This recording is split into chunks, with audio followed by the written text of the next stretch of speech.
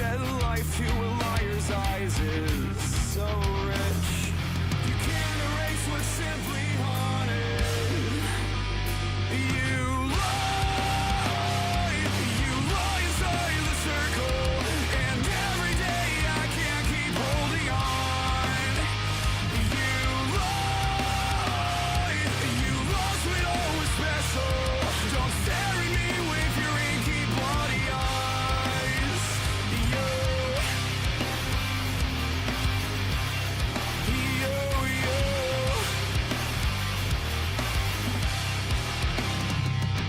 We had to watch her candle shed a brief but lovely light.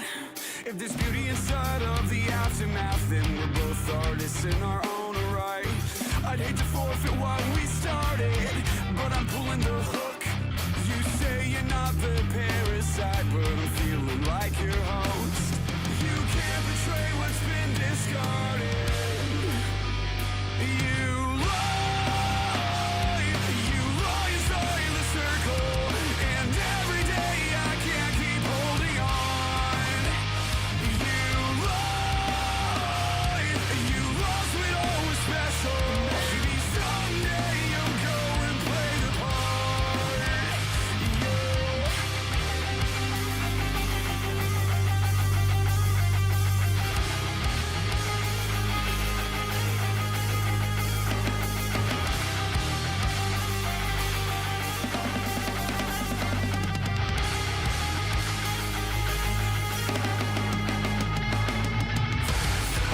Giving up history, our projections of misery.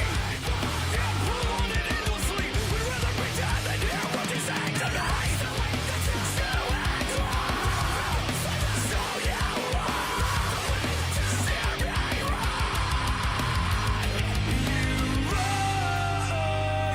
You lie inside the circle, and every day I can't keep holding on.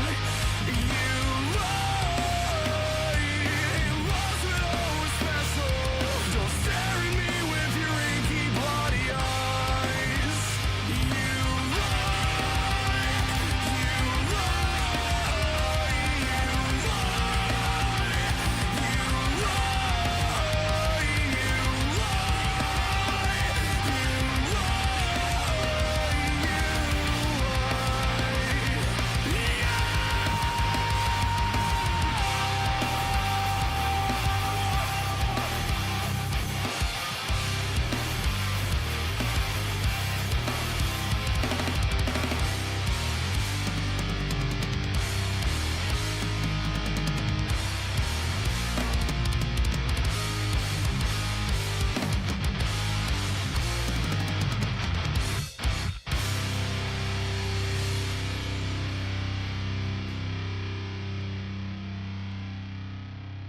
Who the heck is Peptalks? I'm not gay, but I fantasize about Marco Rubio. Peptalks. Let's eradicate the Kung Flu. I'm literally coming. Peptalks. Who the heck is Peptalk? They want our women. They want our children. Peptalks. Sometimes no means yes. Grab them by the Peptalks. Grab them by the Marco Rubio. Obama is a racist. Peptalks. I'm literally coming.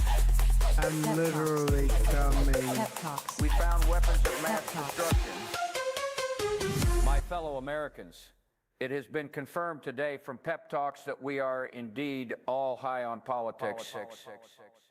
Good afternoon, everybody. Welcome to High on Politics Wednesday edition.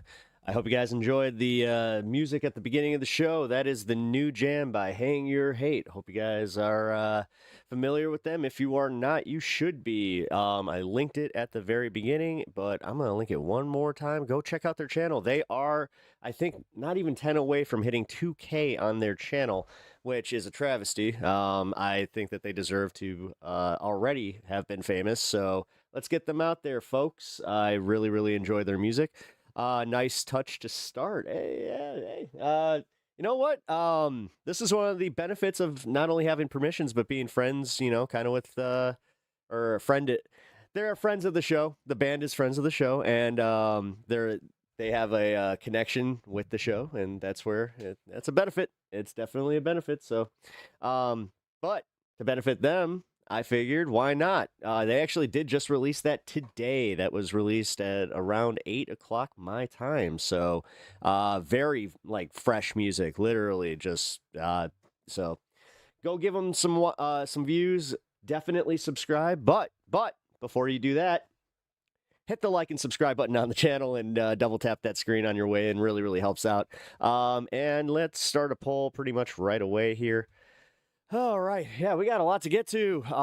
So yesterday I was planning on covering the Owen Shroyer and Andrew Wilson debate. Never got to it, so that is on the docket today. That is about 2 hours of the show. So we're going to be going into the news a little bit sooner here, but that doesn't mean that I'm going to break protocol and not chill for a little bit. So welcome to the chill sesh at the beginning of the show.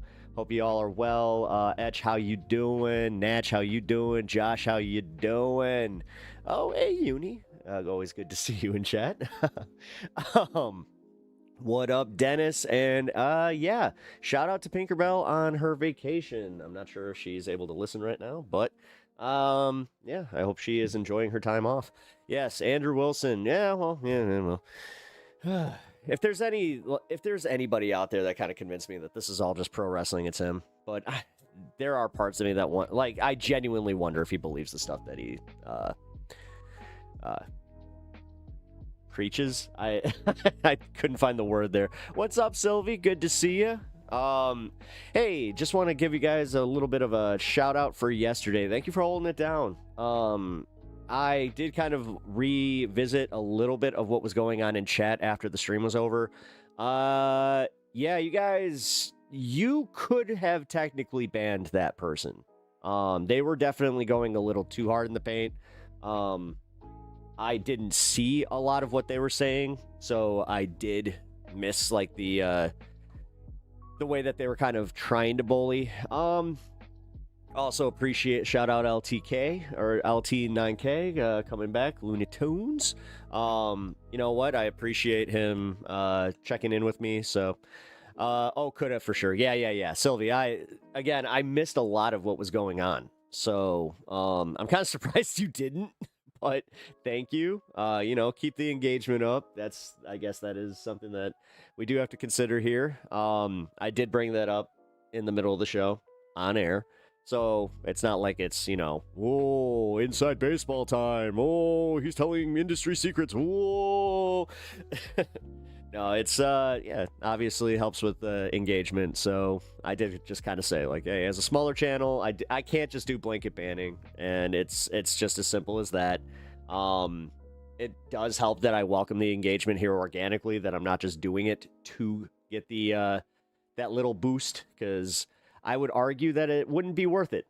It really isn't. It's yeah. It's free engagement. They're idiots. Yeah, and that was kind of the thing. They also went overtime. They decided to go and leave some comments on my videos and all that kind of stuff. But yeah, I'm not sure if they understand the whole aspect to the like aspect that they are technically helping my channel with that. But whatever.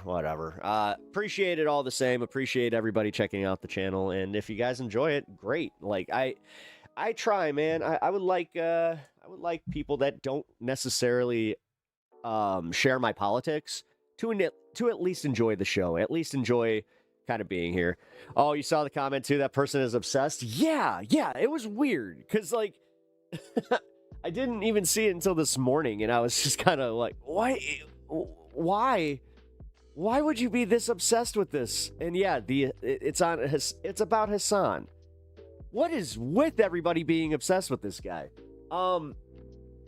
I have to be honest, man. Like, the more that I have covered Hassan, the more that I have kind of figured out that I'm not necessarily the biggest fan of his content as much. Like, if you guys love him and if you guys like his content, great. But realistically, I'm not necessarily surprised by them, by the mainstream media attacking him and bringing up his 9/11 comments and a whole lot of this stuff. Does it make it okay? No. But am I surprised by it? No. So, I don't know. The whole somebody brought this up on Twitter yesterday about how isn't it ironic how every single person that they're going after happens to be like they have ties to like the Muslim community because they were bringing up Zoran and then Abdul al-Said. Dude, Seth, what is up? How's it going, man? I haven't seen you in my chat in a minute, and I caught you on Majority Report the other day. It's good to see you. How have you been, man? I always appreciate the guys that were here during my my startup, otherwise known as the OG crew. So yeah, dude, I hope you're well. Live, it's alive. Oh yeah, also, like I said, guys, at the beginning of the show, I did play the new Hang Your Hate. Please, please, please go and follow them. They are so close to 2K. I really want to see them cross that threshold. I want to see them get bigger. Hopefully I'll be able to see them. They are coming to Chicago soon, but there's some logistics that I have to kind of work out there. So gonna try and get there, but yeah, we'll see. Yes, Hassan the Moderate, Himbo Moderate. Dude, the fact that like people they're using him as the face of like the far left. I genuinely did not see that coming. Hope you are well. Thank you, man. I'm okay. I'm hanging in there, you know. Life is all about taking punches and just being able to kind of get back on your feet. So I've been all right. So realistically, I can't lie. There's definitely been some struggles. You know, I'm not sure if you heard, Stan the man, our good old dog. He's got a little bit of the cancer. Yeah, he got diagnosed with thyroid cancer, so it sucks. On top of everything else that was going on, it's not exactly fun, but yeah, it's been on my mind. Oh, yes. Hey, hello. Also, cheers. Yes, I did. Yes, I did get some good sleep. Made sure to take care of myself and recharge. I'm gonna have to grab a coffee here in a minute. Unless here, let's see. Uni, if you're listening, would you mind? Actually, I'm feeling tea. Easier. Would you mind grabbing me a tea? In one of my insulated cups. That would be awesome. Let's see. Tazo, the Tazo black tea. If you're listening, and if it's possible, if it's not, just say no, and I'll take a trip upstairs. Yay! I'm getting tea, woohoo! And I don't have to go anywhere. Thank you. I appreciate that. Everybody shout out Uni for being so fucking awesome, just in general, but also just yeah, that's awesome. So yes, I was covering Hassan real quick. I don't get why they are all of a sudden using Hassan. It kind of seems like a weak play. Like it seems like the weak play, but I've been seeing that people think that this is DNC shit. They think the DNC is kind of feeding the beast. They think that I saw the biggest one was that they thought they were sending them like the talking points to Fox News of all outlets. So yeah, I don't know. As I said, I've kind of come to terms with the fact that I don't really have as much connection to this as I thought. Yes, I'm a leftist streamer. Yes, technically, I do a similar type of stream to Hassan. I have admittedly been inspired. I mean, hey, dog cam, that was a good idea. When I saw the Kaya cam, come on. I got me a cute dog that is not down here at the moment, but he will likely be joining us in a little bit. Just so you guys know, if you are just joining us and you are not a regular on the show, if you guys donate $2 or more to the show, the dog gets a treat. Also, if the cat's down here, the cat gets a treat. Ironically, a dog treat, because he likes these little tiny mini milk bones. If you kind of like break them up for him, he's obsessed. So, shit. Wow. Bro, Fox has been running Hassan hits nonstop. Yeah, no, I've seen that. I saw that they mentioned him more than any Democratic politician in the last, 48 hours. That's crazy. So it's like, did they just like figure this out? Did they just kind of like, dude, because Hassan is so, this is where I'm kind of like flabbergasted by this. The dude does marathon streams, right? So 8 hours of content, like on, or like, is that his average? It's like 6 to 8 hours. It's about the same what I do. But this is how I know this.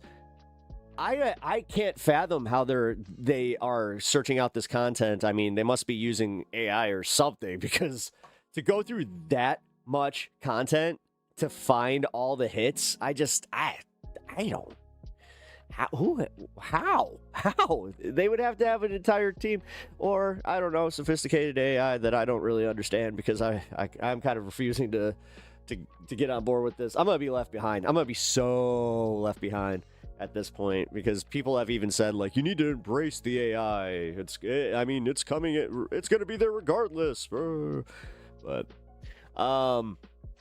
yeah, I'm kind of interested in the whole thing. So what's he do? By the way, I saw that he was in a suit in New York. Like, is he going on like media appearances? Wait, is tonight? Is it the Sean Hannity thing? Oh, that's why they're wait, duh. I just answered my own question here. It's because he's debating Sean Hannity, so they need to get all of the people that are going to see him on Fox News already on board with the fact that he's kind of, he's an edgelord. He's whatever. Honestly, I saw one of the clips. I was just like, this is kind of cringy, but same. Never cared about his son. This is just weird. I don't get it. I don't get it.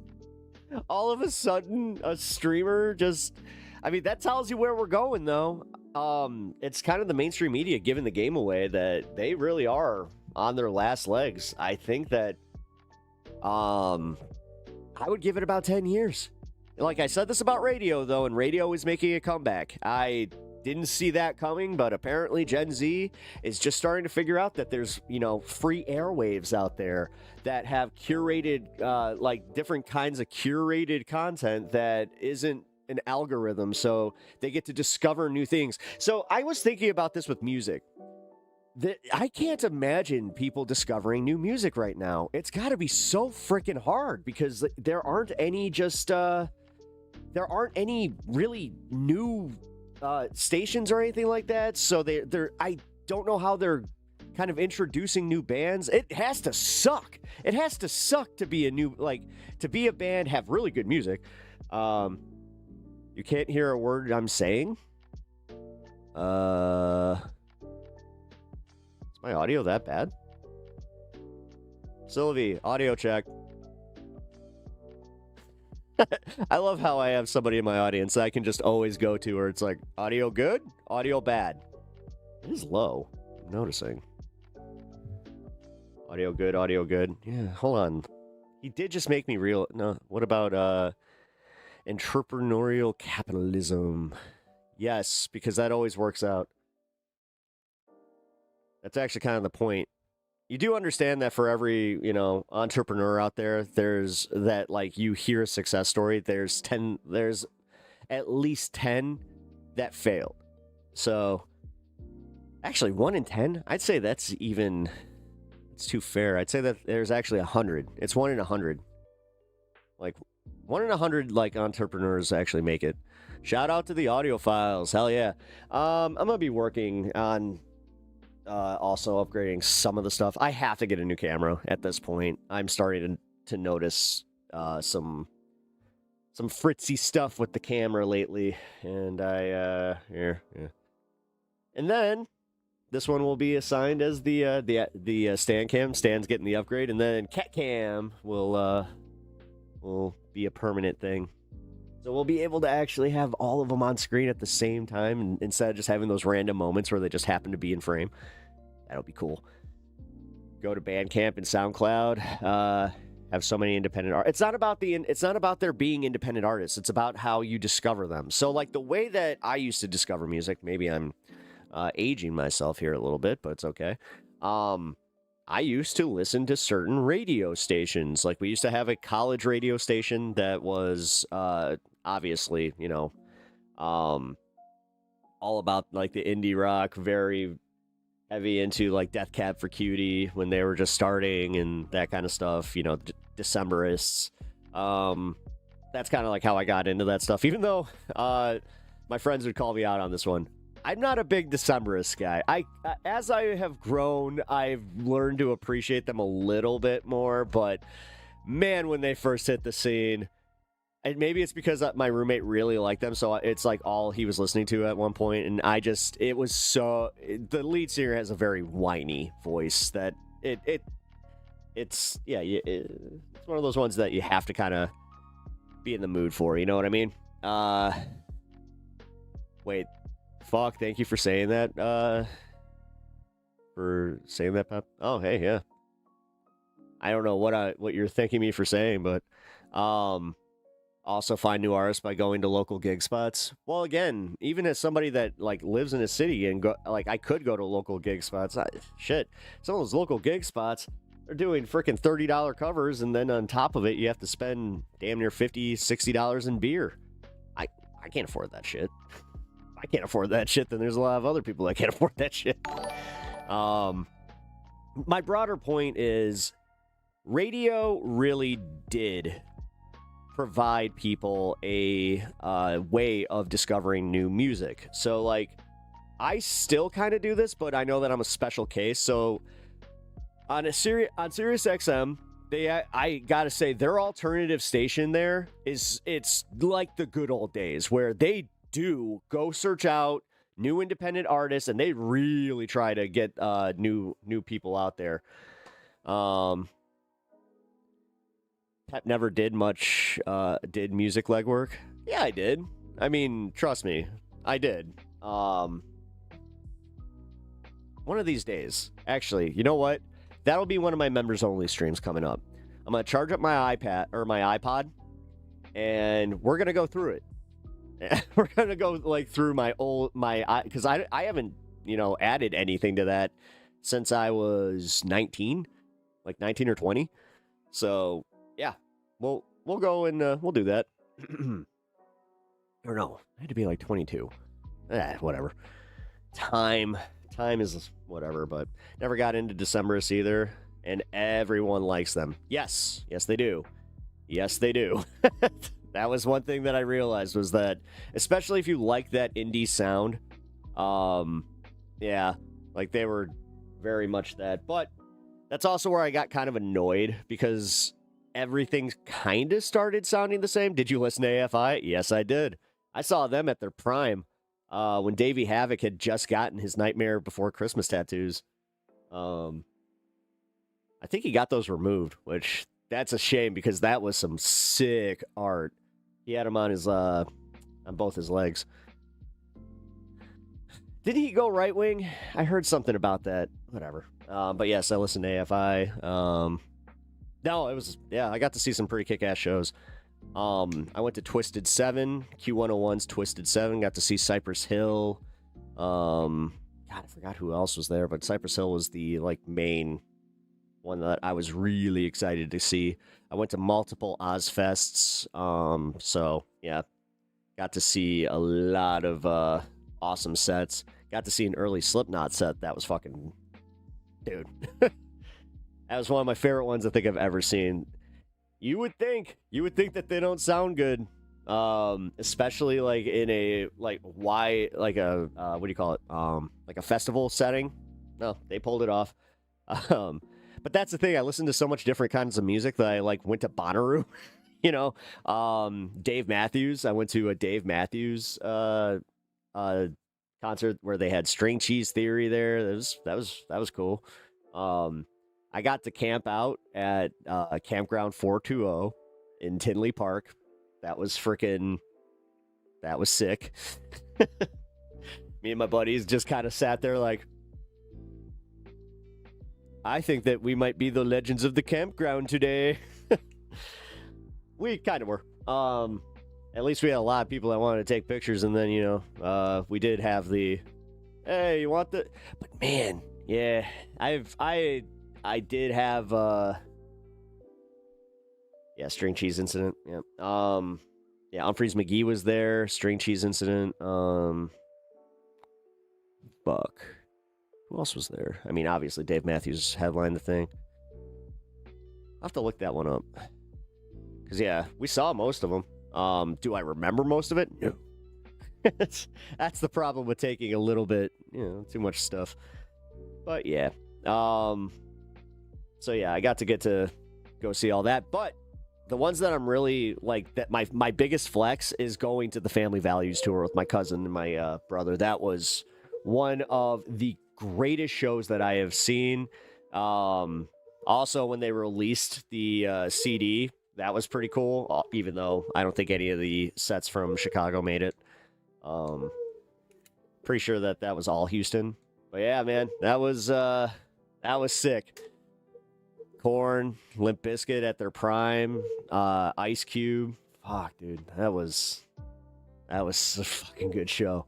But yeah, anyway. Oh, my broader, I was like, I'm trying to think. I'm like, what's my broader point? Radio stations and exploring music. So I did kind of find out that Gen Z is just starting to realize that, yes, there are radio stations out there, and there is something cool about not having to think about it. That's why I love radio, and I always loved radio, was you didn't have to put any thought into, oh, what podcast do I want to listen to? You just listened to the radio show that was on. Howard Stern, Opie and Anthony, like, that's how I got really, really into that stuff. And then, of course, you had your music blocks where they, like, we have a local station here, Q101.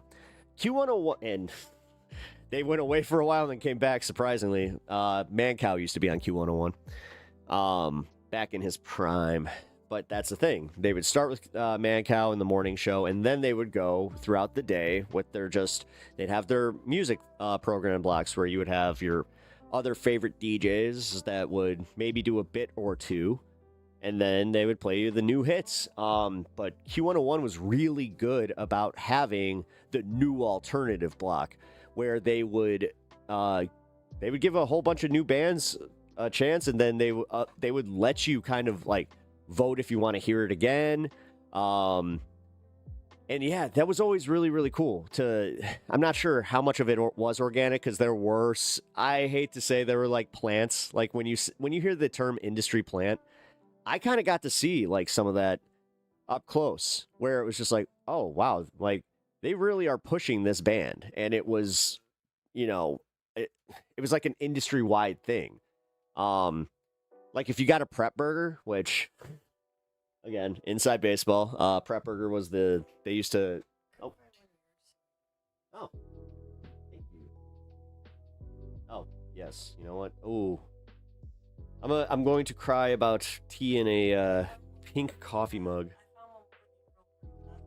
You did? Oh, thank you.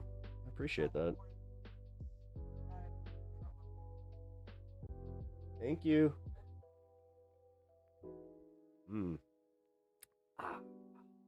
Earl Grey. Needed that. You coming, Stan? Here.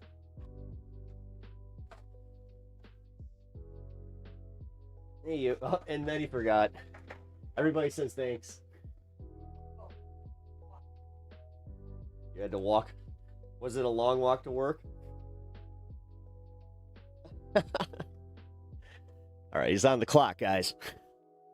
Anyway, I find it difficult finding music these days. Haven't tried a lot. I used to like finding stuff by Sputnik Music, reading reviews and looking at cover art. Yeah, it's another thing. Magazines, music magazines, that kind of stuff. Yeah, it really gave you like a new, like a fresh, a new and fresh. There you go. Way of like hearing music. So I just don't see it working the same way. But then again, I'm old. Sylvie is kind of pointing out that there are plenty of indie bands. I'm sure that there's something on Spotify that if I just turn it on where it's like discover new music or whatever, it'll do that. But I'm old. Like I was saying about the not thinking aspect of it. That's what I really liked was... And you could also, there's like a degree of trust. So for instance, if you found a DJ that you kind of vibed with, just like their humor, and then you also vibed with like their music taste, God, like there was this guy Shark. He worked for multiple stations, he used to kind of talk like this. He's like, you're listening to Q101. This is Shark. You're about to listen to some new Linkin Park. Or something like that. Just gotta try and keep it in the time. But have to drive now, chat. All right, man. I will see you in chat in a little bit here. But yeah, I'm gonna wrap this part up. But it is always nice to discover new music. Hence, why you guys should follow Hang Your Hate. That Bandcamp thing I mentioned has a weekly radio show. Really? See, now I'll check that out.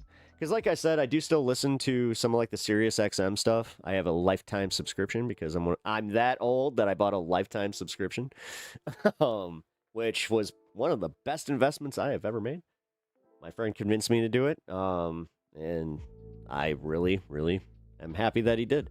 Now, every once in a while, they will try to add something. Like dude, that was shady as hell. Because there was like when they did a merger or something, they did jack up my bill a little. I was just like, wait a minute, I'm on a lifetime, dude. What are you doing? And they were like, oh, we're sorry about that. Here's some money back. Don't sue us.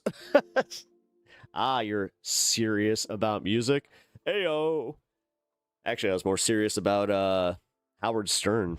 Still listen when I can. See, that's another thing. In the mornings, like when I'm just doing my shit, I just turn on Howard Stern. It's great. You know, every once in a while he'll talk politics, which he's been doing more, like a lot more of. But it's also nice just to get some of the bits, you know, that kind of that fun stuff.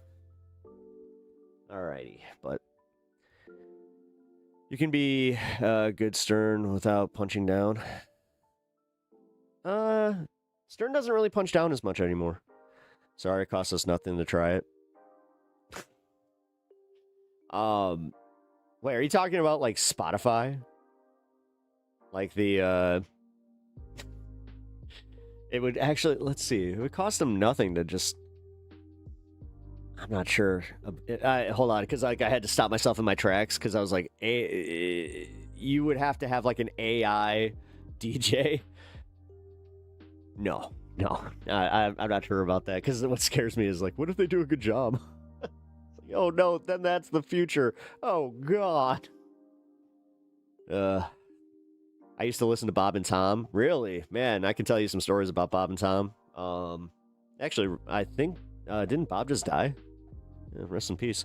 Yeah, Bob and Tom, they hadn't worked in the same studio for close to, I think, 20 years.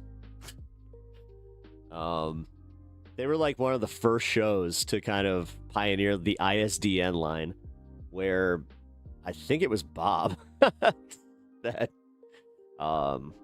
went through. I can hear you now.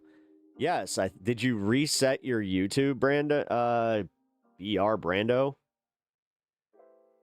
You're still not getting the message? Okay, whatever, dude. Trying to derail the show. Doing a pretty decent job, I guess, because that's the funniest part. Some of the trolls, like the stuff that's tactically effective is when they're just weird, where you're just like, what the fuck? What? I pulled my POS speaker out to fix something and shut. What? Okay. I'm done with this. You can talk to the rest of the other chat. Sorry, it's not about you. Yes, this is about me. You're watching my show. Welcome to Peptalks. You know, high on politics. But you see this? You see this at the top here? At the top of the screen? Yeah. That's me. My show. So, it is about me. Oddly enough. So, welcome to the show, you know. Also, chill out, I guess. You're not even that, like, it's not that he's not even chill, it's just that he's annoying. But I get it. I was stun locking on waxing nostalgic about radio and music and all this stuff, whatever. I mean, this is where I'm always like, wait, right from the beginning. I actually kind of decided to continue the structure of the show this way because it does kind of weed out some of the trolls because they want, like, if it was their way, I would do the news and like the entire show right from the start, like, let's get to the news, boom, and then it would just be, oh, troll, I don't like leftists, blah blah blah. Man, I'm still carrying a little bit of yesterday with me, by the way. Yes, I slept very well, but my brain it still didn't catch up. So it's Pep's world, and you are just living in it.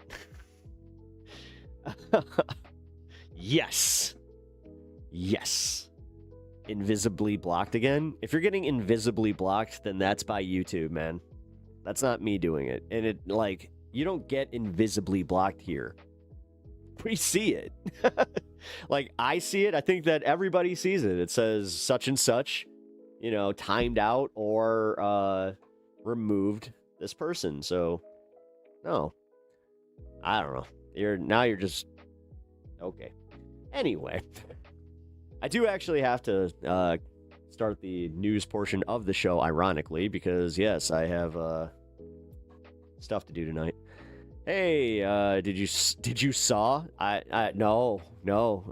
Did you see that weird Hassan resolution clown government? No, I haven't seen a Hassan What's the Hassan resolution? Yes, we do have a clown ass government. There's no denying that. Does that mean Pep has a hate orbit? It seems like I do. It seems like I have a special crew of haters that just kind of cycle in every once in a while. Or, I mean, dude, there's a few of them that I would swear they watch every episode, and they come in here pretty consistently. But okay, cool. You guys forget about me. I'm not promoting myself. I'm promoting my work at the expense of self, because you guys are all about promotion of self.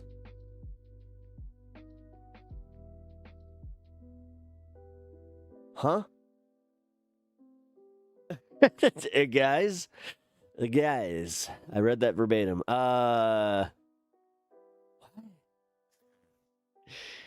Okay. Anyway, top clown in charge, half the White House. Wait, you're going through trains and feels 10 years with tech? What the fuck are you What are they talking about? You look like Kevin Higgy. Yo, dude, I thought I had a random ass brain. Like, this is like, it needs to be studied. Two senators want to pass a resolution to condemn Hassan's anti-Semitism and anybody involved with him, and it's real. Who are the senators? I'm guessing they're Democrats. I wouldn't not believe that. Also, I'll just say, yeah, we're trying to get the anti-BDS laws taken down here in Illinois. We have we got a leader on that one in Kat Abu-Ghazali. I got to say that at least, yeah, she's doing some pretty good things finally. I hope that she does kind of help with the election a little bit, because if Dan doesn't win, then we're kind of screwed. But hey, Jewel, how's it going? Hope you're doing well.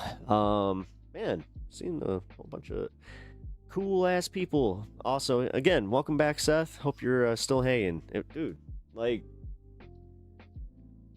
I think I covered this a few days ago, where it's always crazy when somebody takes a sabbatical, which I understand. I more than understand content sabbaticals. Like I said about Hassan, even the little bits of Hassan clip content. I'll get a few clips. I'll watch them through the recommended, and then there will be a period where I'll go a full 2-3 months without even touching a Hassan clip. So I get it, and it's the same with Vosh and pretty much all these streamers, but that's just me. I'm trying to understand where you guys come from as well. Not forget when I was just a consumer, a lurker, if you will. juggling lurking with wage slavery. Oh, yeah. That sucks. But thank you, man. I appreciate it. Like, dude. Yeah, when I caught you in Majority Report, I was just like, oh shit, it's Seth. Yeah, I hadn't seen you in a bit, so I got excited.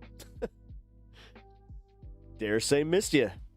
So, a lowly viewer. Don't call yourselves that. You guys, realistically, are what make it.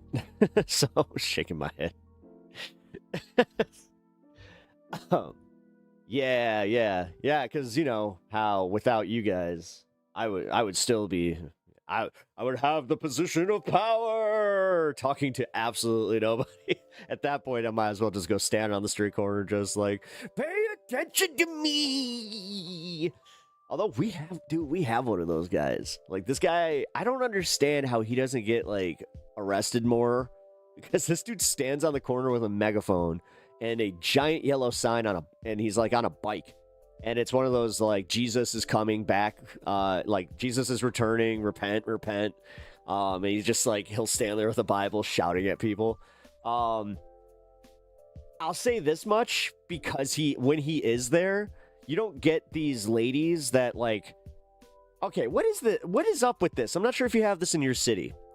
We have these ladies, right, that will stand there with individually wrapped flowers, and they'll sell them for $5 a pop, and they'll just be like, do you want to surprise your wife? Also, it goes to a good cause. It helps us out. Do you guys have that?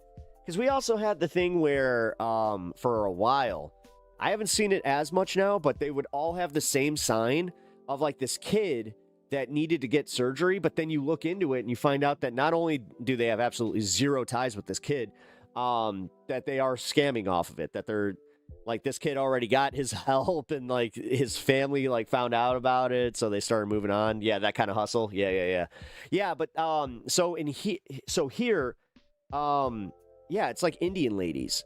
Like we have like these Indian ladies that stand like on our medians, and they will like wait for the red light, and then they'll just be like, they'll walk past the cars like, anybody want one? I mean, this has been a thing in the city forever. Because we got homeless guys that will wash your windows, which, you don't want their dirty ass water. Like sometimes I'll just give them like a tip, or just be like, it's okay, you don't have to wash it. Trust me, you don't need to. God, when I smoked cigarettes though, that was one thing.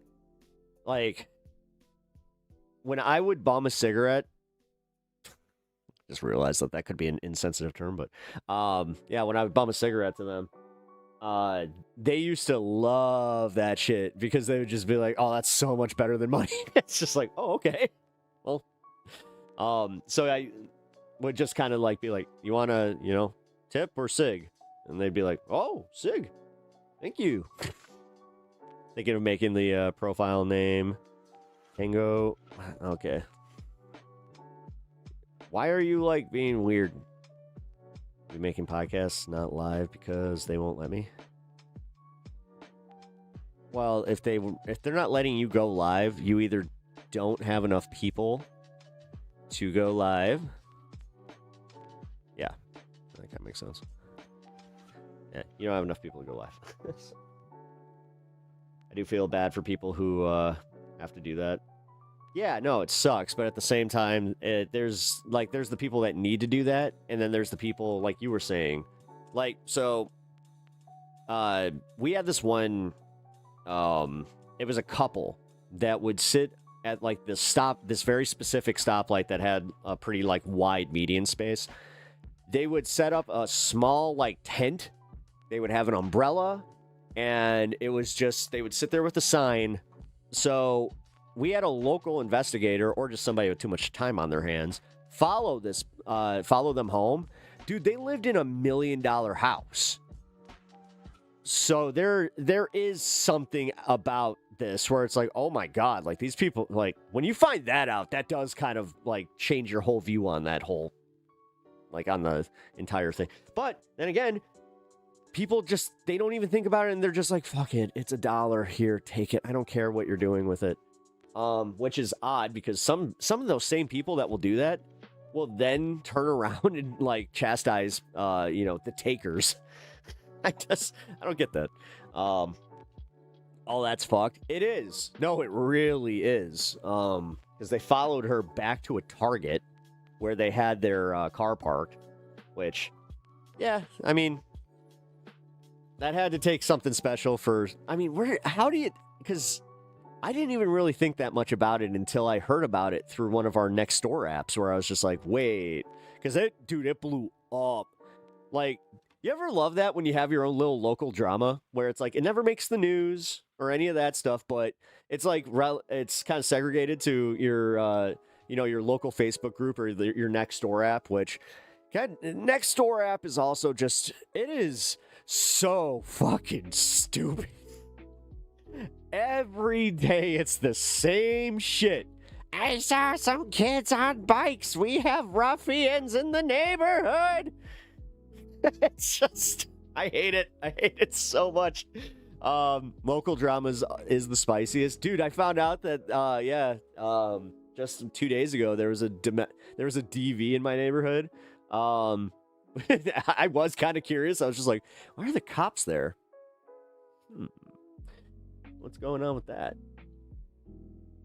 Just started. What just happened? Who just cheered some bits? Who cheered me? Something just happened on Twitch. Cool. Hey, thank you for whatever just happened there. Oh my god, I'm so out of it with Twitch. Their dog keeps eating my flowers. That's not good. Especially if they're tulips. Tulips could easily kill a dog. Quickly too. Like it would be a few hours. Like that. I know that.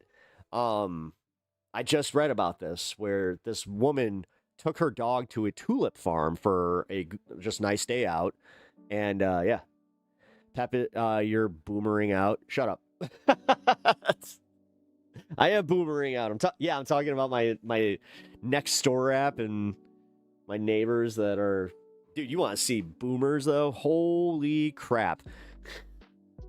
One of these days, I'll read some of the posts from my local next door app.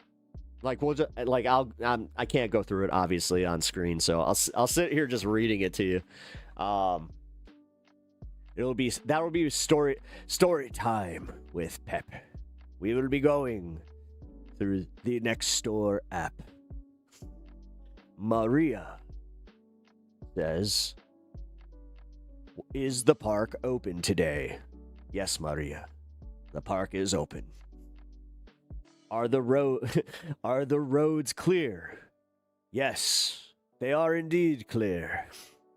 But there will be a storm coming. Theoretically in the next 7 days. So you know what? You might want to hunker down and just stay home because, the possibility of there being a storm in the next 7 days. Just stay home, lady. Just give in to their fears. I swear to God, that's 90% of it. Are the roads clear? Especially when it snows. But dude, even when there's like weather, you will have people just, how's the weather? It's like, you can go outside.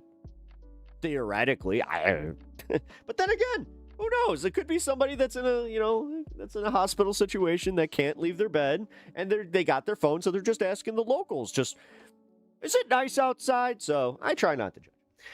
The roads are transparent. You just got me thinking. I'm like, transparent roads. That would be bad. That'd be bad. Also, after long enough, they wouldn't be transparent, just like car exhaust. Yeah, I don't know. I am totally going. I am all over the place right now. So, you know what? We might as well start the day. Somehow, some way, I almost went the full chill hour, but oh man, that Supreme Court ruling hit so good this morning. Honestly, all right, my real quick take on this one, I think that people are freaking out for nothing. I think that you guys, we can use this in a good way.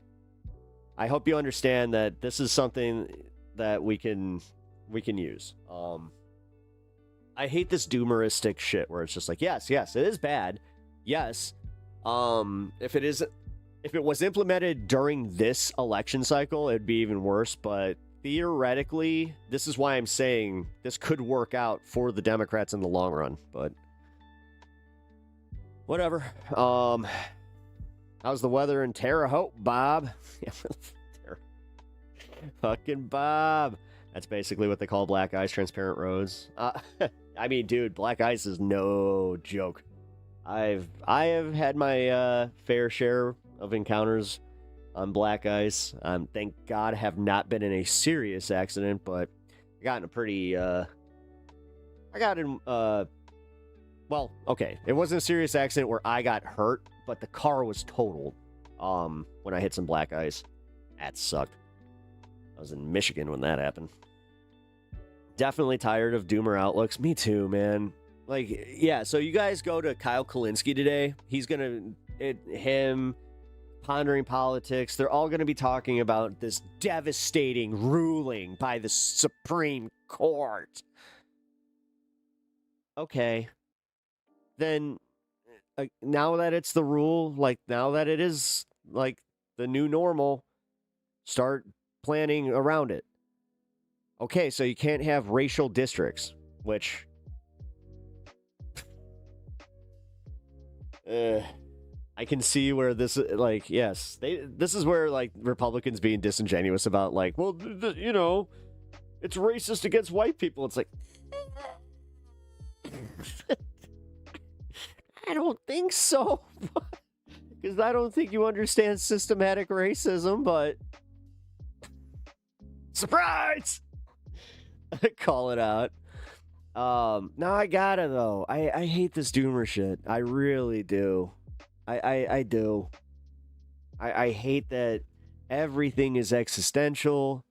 I hate that we can never celebrate our wins because we're always then looking for the other shoe to drop, which from a personal standpoint, man, I've been told that this is something I can't do. Like, my therapist said, just, that is no way to live. And I think that is, that was good advice. It's only doom if you forget most of human history. We did not have even the pretense of elections. Truth. Yet somehow we won them. Truth. See, I like your attitude, Seth. Hell yeah. For whatever their present value.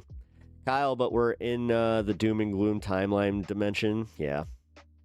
Dog, be real on that, though. Democrat Party cannot. Yeah, I mean, yeah. See, but that's where I guess I can just hope that we can move on this. I mean, if guys like me can see this, maybe there's a few consultants. Am I being a little too optimistic and hopeful on this one? Yes, I will also say that, but precisely because it benefits the Republicans disproportionately. Oh, absolutely. I mean, but realistically, this is a Democratic failure for not thinking that they were ever going to actually do this and preemptively doing shit themselves and always doing this always backing off at the last minute. Like the fact that they are gerrymandering. Now you have people coming out and saying, like, why is this the answer? And it's like coming from like left adjacent people where I'm just like, stop. You can stop that right now. Like, if you're going to shout about how, like, oh, this is unfair. Oh, my God. We're playing into the enemy's game. It's just like, yeah. This kind of goes back to me, like, in the Art of War idea, where it's just like, this is like a basic in the Art of War, where it's like, if you have an opponent that keeps winning and they're using certain tactics, there is absolutely nothing wrong with adopting their tactics to then update your strategy. You know, like when I play chess and I lose and I notice that my opponent used a different technique or they explained their method, and it's like, oh, that makes so much more sense than the way I was going about it. Pepzu.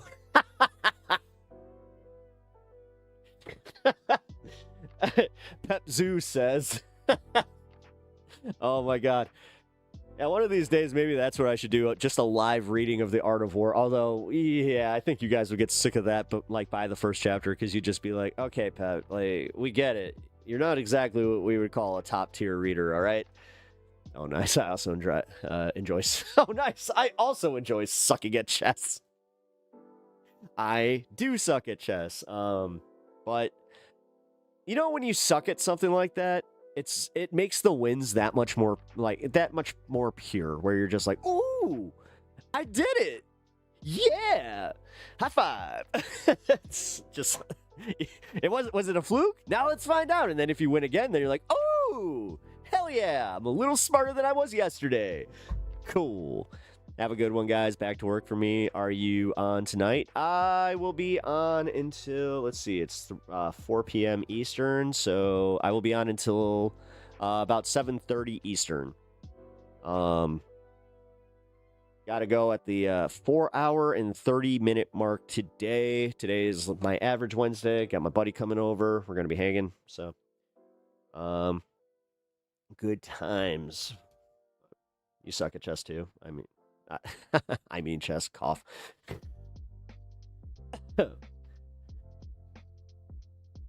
Now, if you drew a chessboard on a chest, it's a chest. It's a chest.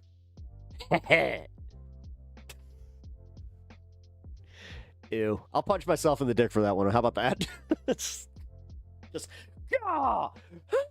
That will remind me not to say such hack things. Ah! My kink is hack comedy. Just a bunch of Fozzie Bear jokes. Waka waka. Gah! Why are your balls so swollen? I make very bad jokes and then hit myself to remind me to not make such bad jokes. But I make such bad jokes, you could call them dad jokes. Yeah! It's the fucking doctor. Stop! Stop! Stop this madness!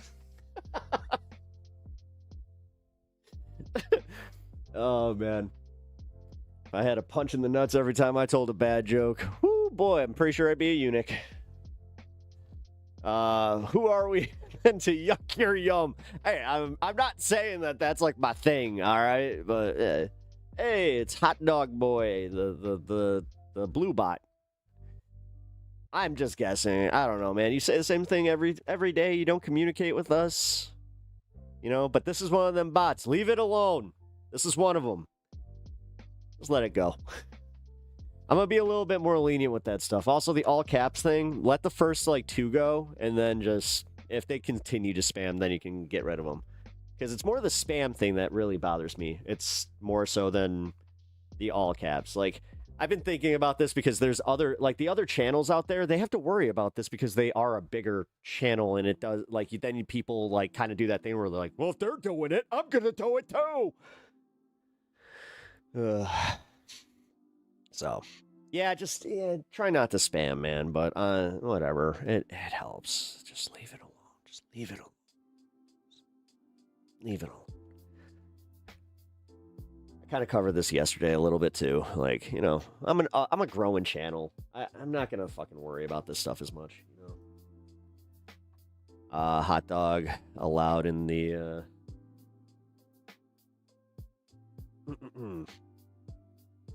Well, I mean, this also goes for the MAGA stuff too, though. I've been allowing a little bit more of this, but yesterday, I will admit that there's also the thing where we should probably ban a little quicker if they, dude, because how many alt accounts did they go through? They went through 2 or 3 alt accounts, and that's what really got me. I was like, oh, dude, what the hell? But yeah, guys, I gotta loosen up a little bit here because I'm starting to realize that when we do that, I see a direct correlation between algo push versus all that stuff. I hate the fact, okay, I can say this much. YouTube gave me a little feedback and they said I'm controversial, but they didn't do, it wasn't in a bad way. They said your show gets lots of engagement and you do cover controversial, you're a controversial streamer because you have many different opinions, blah blah blah. I was like, oh, cool. So they gotta get me to go so should I stop? And then at the very end of it, it says, keep doing what you're doing. I'm like, 10-4. I helped. Yes, Josh, you helped. I mean, you know what helps? I have a moratorium on not banning everybody. Like, I have seen this on other. I mean, shit. I'm not going to call anybody out on this one because this is actually talking about my contemporaries that I do respect a lot. And you know what? This game's hard and it's their choice. But some of my contemporaries are on the same kind of thing as like a Majority Report or some of these other places that have very stringent rules about just like spamming MAGA stuff and just allowing MAGA in chat in general. I want to try to have conversations. I think that the first step is to kind of allow this stuff and also not take everything too fucking seriously.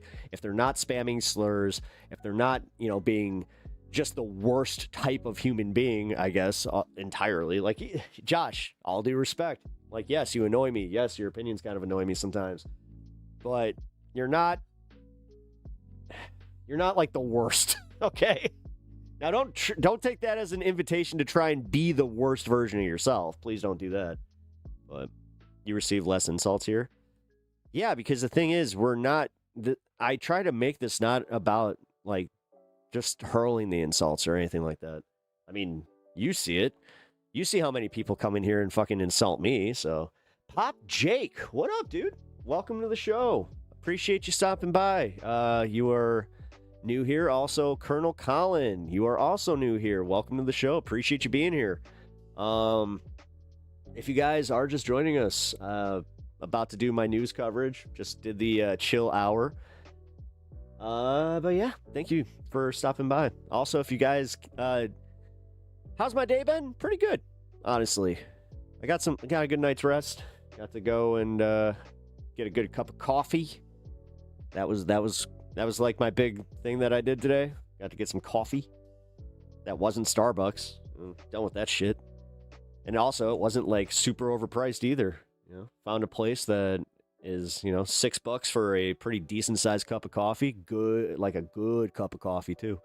Nice hoodie. Thank you. Appreciate that. This is actually Godzilla and Paps. I kind of wish that, yeah, here, check it out. Here's the...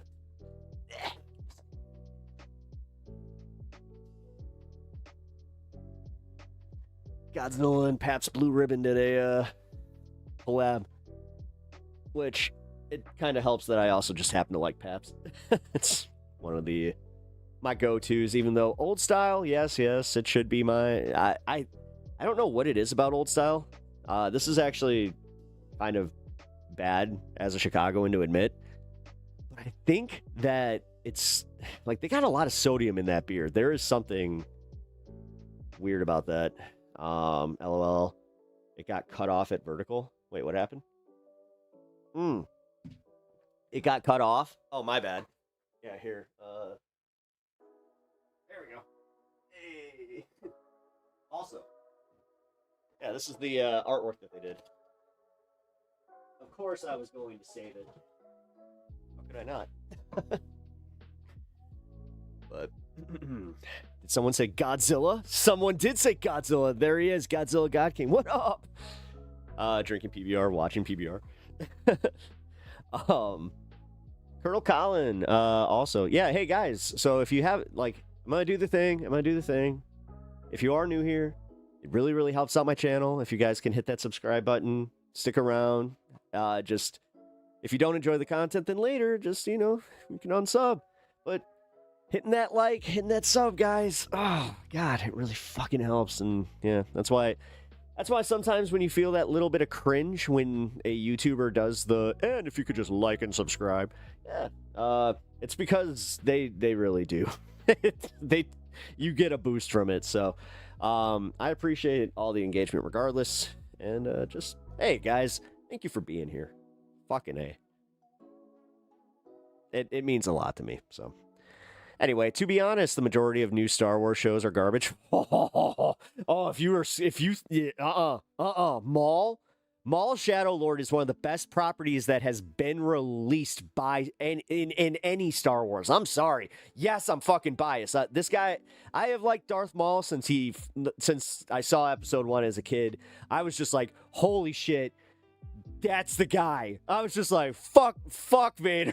Like, I immediately just dropped it. Like, all my Vader toys just kind of went to the wayside, and I just Darth Maul all fucking day. Obviously, I mean, here, for anybody that hasn't seen it, my goalie mask, yes. This is one of my favorite things that I own. Also,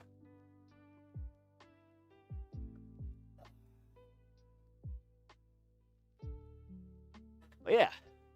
No, Maul's my guy.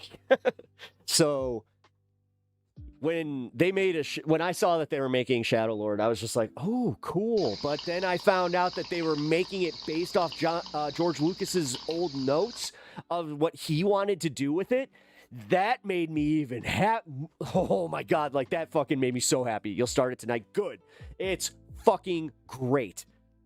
Like, if you didn't like Andor, I get it. Andor to right-wingers immediately is just like, hey, so you're saying we're the bad guys? It's like, uh-huh. So a lot of them kind of got out of that stuff. Just woke Star Wars shit. Even though it is arguably one of the better Star Wars properties, excuse me.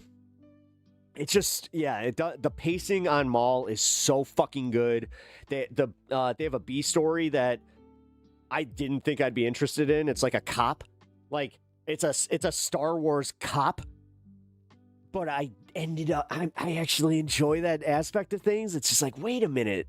Because you don't think of, like, like the day-to-days. Like, again, having your local cops and then having the Empire come in. It's just like, oh, shit. It's a dynamic that you don't think about. It's cool. Mandalorian is good. Yeah, Mandalorian's good. Yeah, I can't really think of anything that's like bad about Mandalorian except for that the Book of Boba Fett is required watching. The Book of Boba Fett was my biggest disappointment because Boba Fett was one of my favorite characters outside of Maul. And then, sure as shit, I was like, oh boy. So I didn't see any woke in it. What do you mean? Like you didn't think that the Bill Burr thing was a little bit woke? I guess, like, whatever. You hated Book of Boba Fett. Most people did. Most people hated it. Okay, when he rode the Rancor, though, that was cool. That was fucking really cool. I gotta admit, hey, you know, fucking seeing Boba Fett riding a Rancor, fucking solid. Anyway. Who needs an asthmatic Halloween character when Darth Maul just drips with dark energy and can saber fight with the best of them? Yeah, dude. And then, dude, his introduction.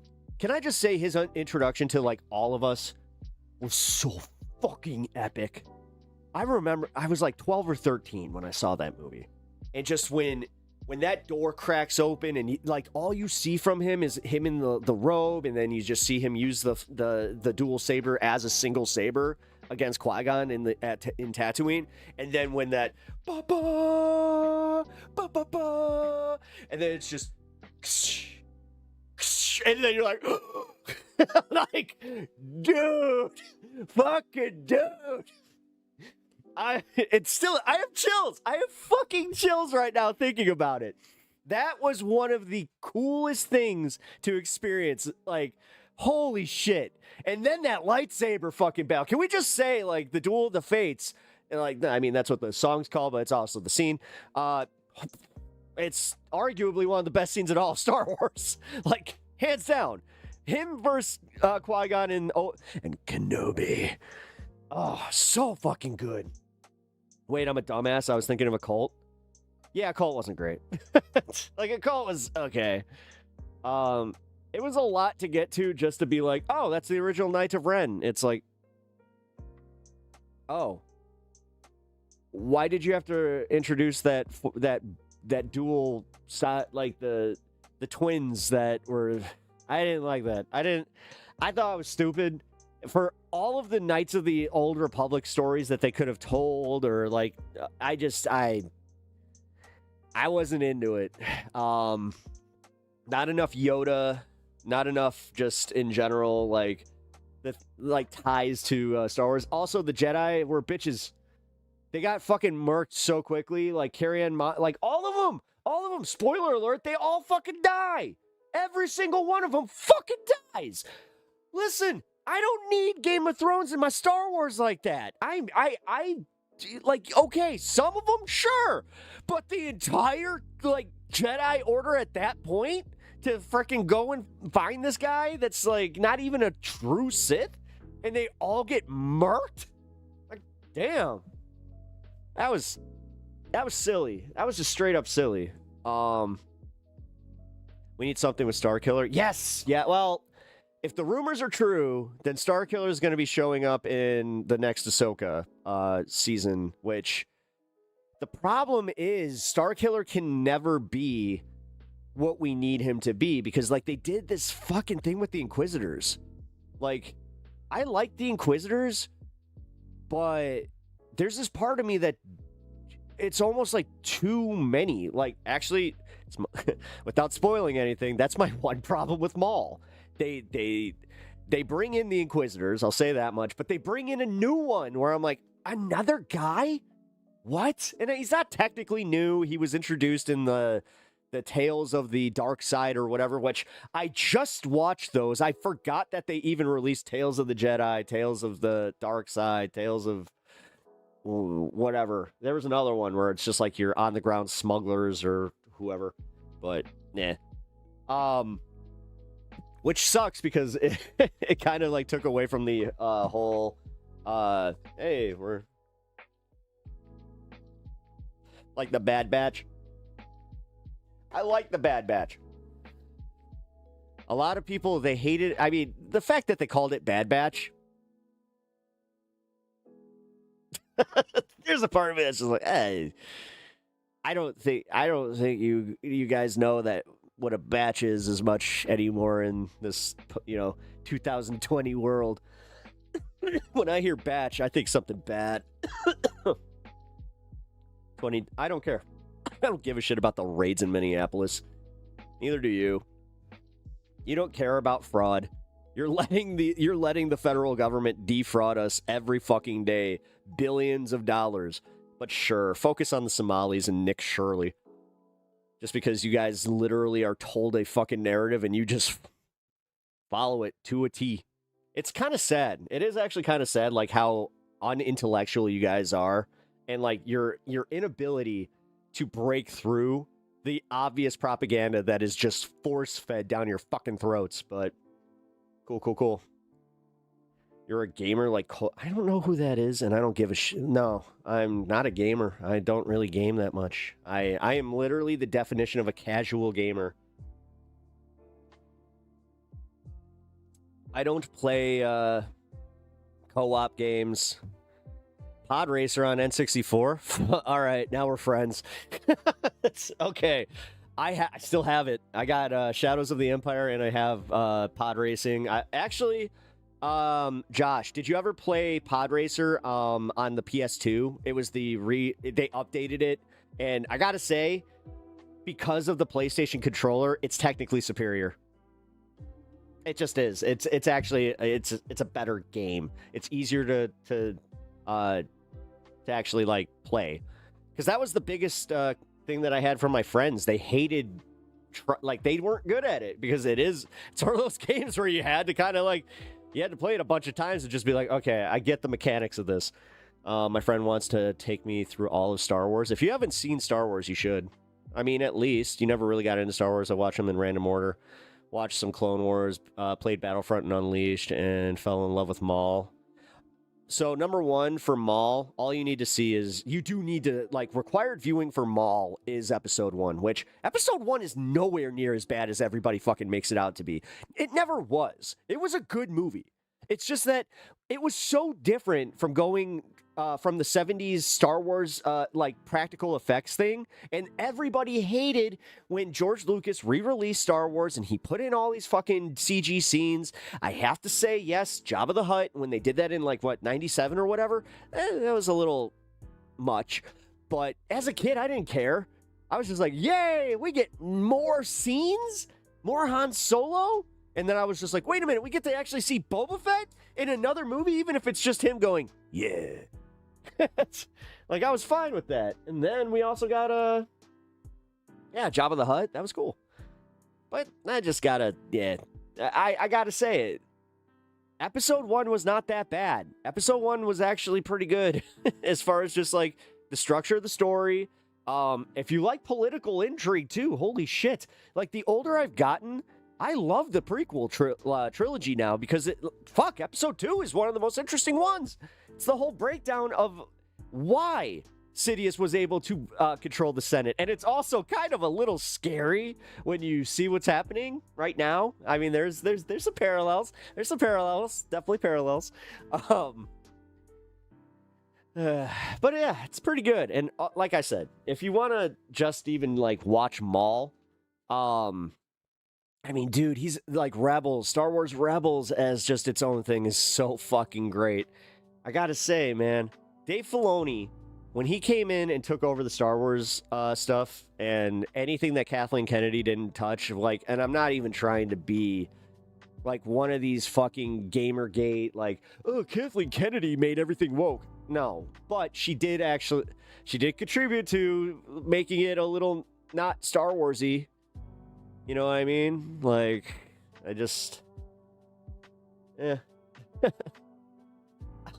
he's a casual gamer. What's funny about that? Oh my god. Hey, my lunch break is almost over. Love the nerd shit. Hey, thanks, Colin. Appreciate that. I love how Jabba in the original draft, yeah, he was just a dude. Yeah, when you see him, and he's got like the fur like all over him. Yeah, he's just like, and he speaks English. Yeah, it was odd. But then you find out, like, wasn't the dude like a pretty big actor too? That they just like removed him completely? That kind of worked out though. I like Jabba as a big slug. Whatever. Dude, I just love Star Wars. Star Wars is fun. It's a good thing just to watch and just like to just fucking be like, okay, our reality sucks. Their reality sucks too. There's something about watching especially like the Rebel arc, like the original Star Wars arc. There's something about it, especially Empire, where you're just like, yeah, this is kind of what life is. Where it's just like there is no happily. That's why Empire is probably the best movie, is because there is no happily ever after. It just ends. Like, Luke gets his hand cut off, and then like the rebellion is at its lowest point, and it just ends. You're like, we have to, because could you imagine, like, if you guys watched the original trilogy in the theaters, please tell me what it was like to wait almost 3 fucking years to get to the next movie. Like, when you guys saw the very last scene in Empire, like that, the closest thing I had to that was Avengers, Infinity War. When they just ended Infinity War, I remember being devastated, just like, like, what did they just do? Y'all killed Spider-Man. What the fuck? That was so wild. So I can only imagine that it had to be something like that, where it was just like, dude, he found out that, you know, spoiler alert, Vader's his dad, and that Obi-Wan lied to him, and then, what the fuck? And yeah, you realize that the rebellion is also on the run at that point. Like, they got decimated on Hoth. Like, they really didn't do a good job of explaining how bad the loss at the beginning of Empire was too. Man, spoiled me. Wait, what? I don't know what you mean there. I watched the midnight shows on day one for all the prequels. Same. I went to the midnight shows for Empire and in Return of the Jedi when they did the re-releases. Then I did the midnight showings of the, or I waited in line for the midnight show of Star Wars Episode 1 with one of my best friends. My dad dropped us off and came and picked us up. He was mad about that, though. He was just like, I have to wake up to go and get you fucking guys. Ugh. That was kind of funny. He was not going to sit through that shit. He was just like, there's absolutely no fucking way. LeMayo, you just said spoiler alert for Vader is his father. Yeah. Hey, you never know. We just had somebody say that they didn't even watch Star Wars. They had only played the games. You don't know. Like, do you understand? Like, I've seen one of those TikToks where somebody showed their kid Star Wars and like that didn't get spoiled for him. So it was just like seeing that happen where they're like, he's his fucking dad? What? Dude. Did he take you roller skating too? Yeah. He used to drop me off and... Yeah? What's wrong with roller skating? Yes. Yes, I'm a fucking millennial. Yes, I'm an old millennial. I'm about to turn 40, bro. Like, yes. Yes. We got to go to skating rinks. That's where I got my first girlfriend, was from a skating rink called Roxy Wheels. Then they renamed it Fireside. When they renamed it Fireside, though, at that point, I was like a teenager that was smoking. I was ripping butts behind the place, you know, also smoking some of that Chiba grass. Yeah. Yeah, what's wrong with skating rinks? Nice. See, like, the thing is, I think that we're all kind of on edge, like, with the trolls sometimes, so it's just like, you making fun of us for going to the skating rink and having a loving family? Like, what's up with this? You picked up a girl at the skating rink? I was like 12. Yeah, I was like 11 or 12. That's when I got my first, like, real girlfriend. You know, got her number. Then, yeah, you know, but my dad also just being like, he's like, you have a friend who's a girl. I'm like, yeah. It's like, are you playing kissy kissy? It's just like, I don't call it kissy kissy. Wait a minute, what? Actually, funny enough, I got multiple girlfriends growing up through going to the skating rink and just kind of hanging. Call her on the second landline. Yep, I did. Yes. Eventually, I did get a second landline.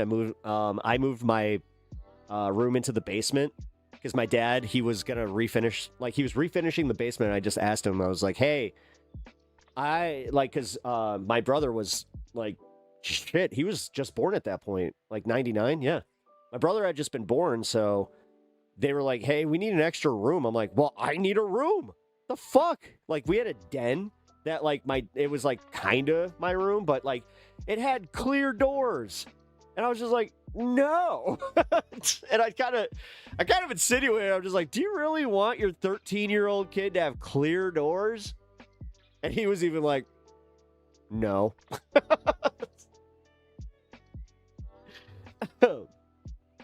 So yeah, my dad, he was refinishing the basement, and I just asked him, like, can you just make a little room? Because he was already putting a bathroom down there. I was like, can you make a room attached to that bathroom? And that was how I got my room. It's pretty cool. The only context in which that... Wait. The only context in which that is... that sentence is acceptable. We was at the deer lease at 11 basement, of course. What? All right, you're being weird. Gotta wait till summer solstice for my 46th birthday. Damn. Wow, I'm not that old. That made me feel a little bit better. Thanks, Mitch. Need that. I'm right behind you, though. Fuck, man. That's the weird part, is like how much I can still like relate. Like, I've always had, you know, like I had my older brother, I had my cousin, I got one of my close friends that is, you know, he's like a mentor to me. So it's always kind of funny when I have like Gen Xers that I'm not too far off because they also, like my buddy, he just turned 51, I think, but he was pointing out that I was one of the last generations that like we had a landline.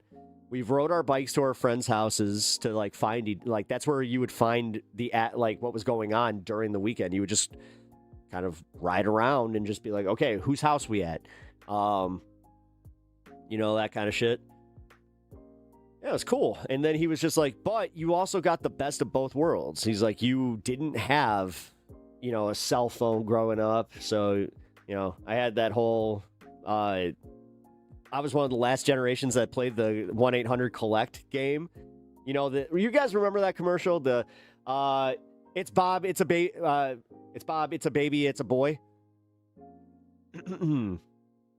Yeah, we used to do that because I would just call, you're getting a call from, and then do you accept or decline? My mom would decline, but I'd just be like, it's me, come pick me up from the mall. I remember when they had something, like, it was like the last year that 1-800-COLLECT was a thing. I remember when they started making it so you couldn't accept or decline, like if they picked up, that was accepting the call. Oh, yeah. Because, like, they were justifying it, like, coming through caller ID. And they were just like, well, these people have caller ID now. This guy, LeMayo, I was hunting like a real man, bro. Who gives a shit? Who the fuck cares? I had friends that also hunted at 11 and did the same things. One of my best friends, Kyle, he grew up on a fucking... It wasn't even like a farmland. He just had hunting land because his dad was that big into hunting. He was also, like... uber rich. His dad was a developer, so like they had, I think, 36, it was like 35 or 36 acres of just land, just random land. They had a nice ass house. They had a fucking nice ass it was like a 2-story garage that had like everything, like they had an RV. Like, dude, they had money. But that wasn't even real money. Like, I used to think that was real money until I actually got introduced to real money, like billionaire money, where I was just like, holy crap. Yeah, they're like, and if I've said this so many times, if you guys saw how billionaires actually live, it would be, it would definitely cause a scene. It would cause a scene. There's a reason that you don't see what they actually do, and like how they actually live. But yeah, he hunted, and he was, I fired my first firearms with him. I wasn't 11, but I was like about like 13, 14 at the time. This is when I decided I'm never going to, fire upon a animal ever again, because I had a little situation where I shot a goose, but I wasn't a great shot, so like it landed in the field, and it's just like, and my friend's dad just walked up and pow! I was like, oh my god! So yeah, that was never going to. Yeah, I guess that counts. Yes, because that's where the story is going, is that exposed me to other things. But like I was also saying, that same friend was at the Star Wars premiere with us, and he was into all that shit with us too. He just also happened to be like not afraid of, running up to a possum and just grabbing it. He was a weird dude. I have a picture of him somewhere, of him just holding a possum like, yeah. Gotta find that. I got a whole bunch of those. One of these days, I'll go through like some of my old photos and just be like, hey, check this out. Sight of food. No, it wasn't about food. It was the way that it happened.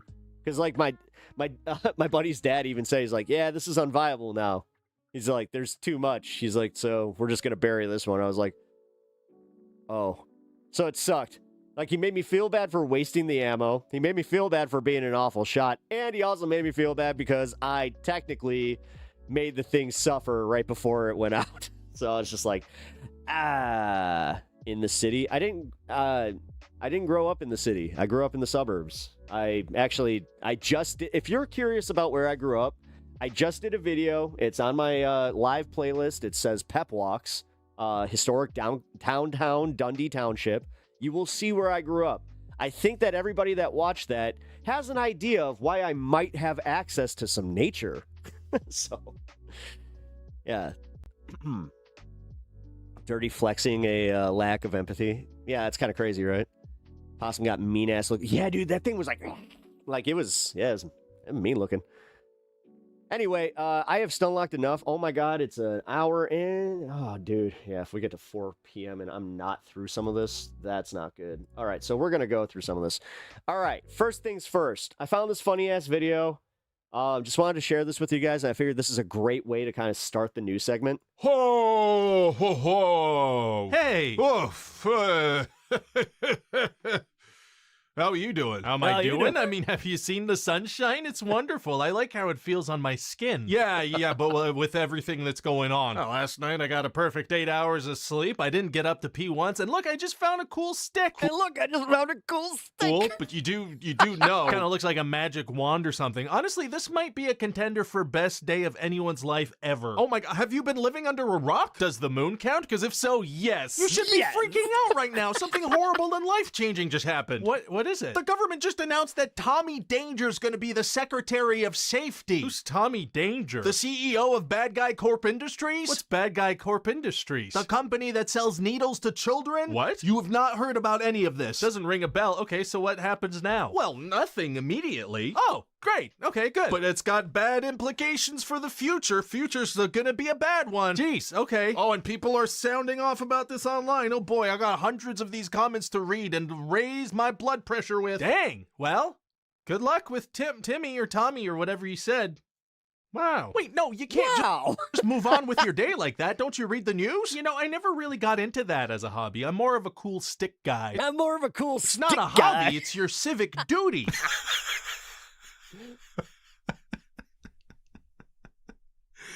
Duty. It's not funny. It's your responsibility to stay informed and be like the rest of us. Oh, I have to do something about the bad stuff? Well, maybe not you personally, but all of us together, maybe. Oh, we can all do something about it together if we join as one. I mean, maybe not all of us. I don't know. Somebody should do something probably, and I'm going to worry about that. So what should I just carry around a bad feeling in me? Exactly. Exactly. Oh, great. What now? The Treasury Great. just announced that the economy rates are going to drop. What does that mean? Our money's going to be bad soon. Oh, I use money for stuff, and this is because of the bad thing you just said? That's right. I bet you're glad that I warned you about it, huh? Is there anything I can do about it? Not really. Well, then no, I feel worse than I did before. Good. That's called stress, and you're supposed to feel it constantly. Well, maybe it won't be so bad. I'm about to ask for a promotion, actually. What do you do for work? I manually enter numbers into spreadsheets, 4, 9, I do them all. Okay, well, I got some bad news for you on that one. Oh, more news? Okay, I have not been enjoying those so far. Oh, more news. I have not been enjoying those so You'll far. almost certainly be replaced by AI in moments, I'd say. What's AI? Artificial intelligence. It's a computer thing that could put numbers in spreadsheets real good. Oh my god, computers can do that? Yeah, I mean, it's 2026. It's not that crazy. Oh my god, it's 2026 already? Oh my god.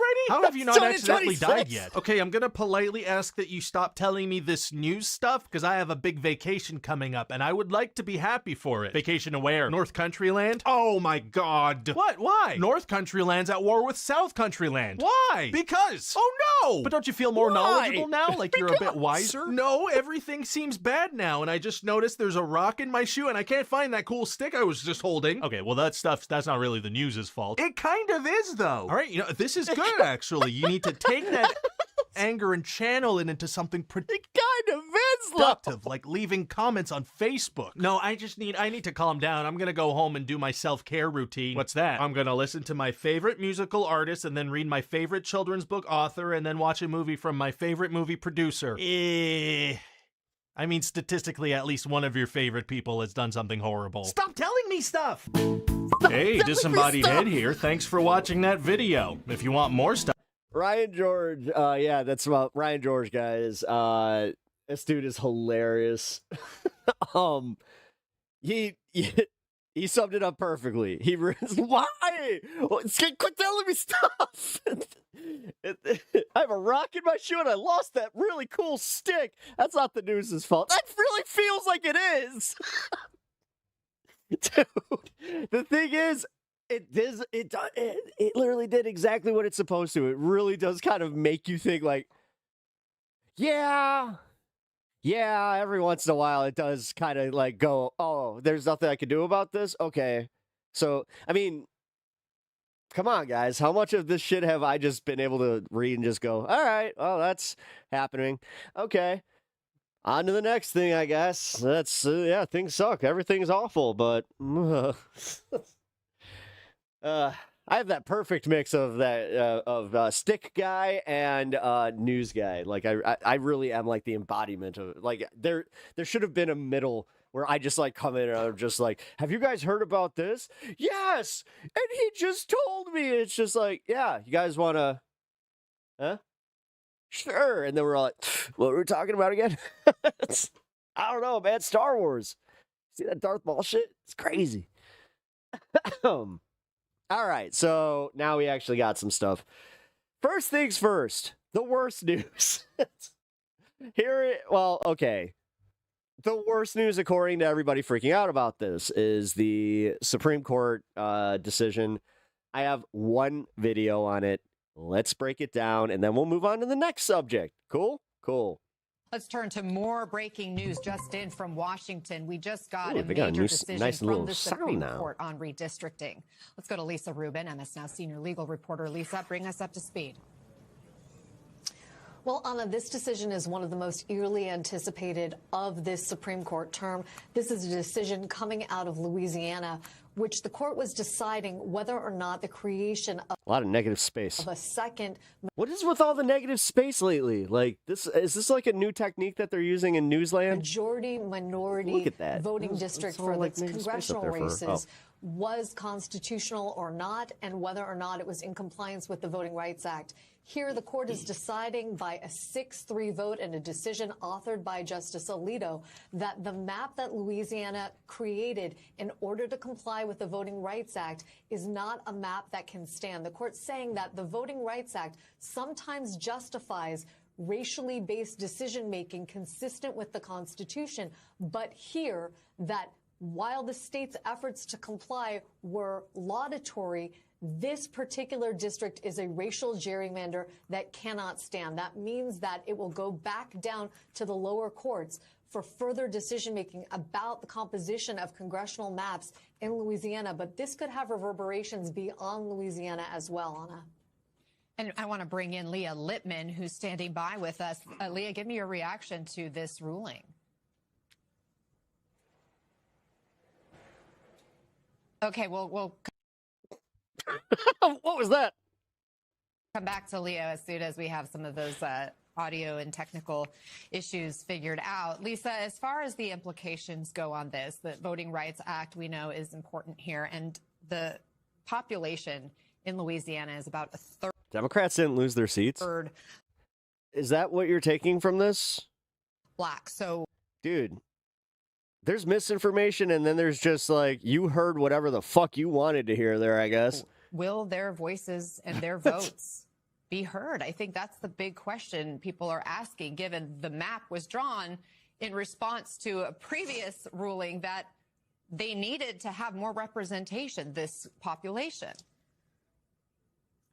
Yes, and what the court I think is the cameraman here, finally. Anna, Yay! No negative. Yeah, that negative space ratio was fucking. Gerrymander. So you have to ask: are the lines going to be drawn in a way that disperses the votes of African Americans in the state of Louisiana, such that their voices will not be heard in the way that we have traditionally understood the Voting Rights Act to support? That's a legitimate question on the table now. How the state is going to redraw these maps in a way that both complies with the Voting Rights Act, but also comports with this court's decision today, an unambiguous decision where you have all 6 of the court's conservatives in the majority, and you have 3 of the court's liberals in dissent. I have yet to read the dissent. We've got 92 pages of decisions here, but this is one that we expected could have large reverberations across the country. And I just want to situate this in the context of some of these larger redistricting fights that are happening across the country.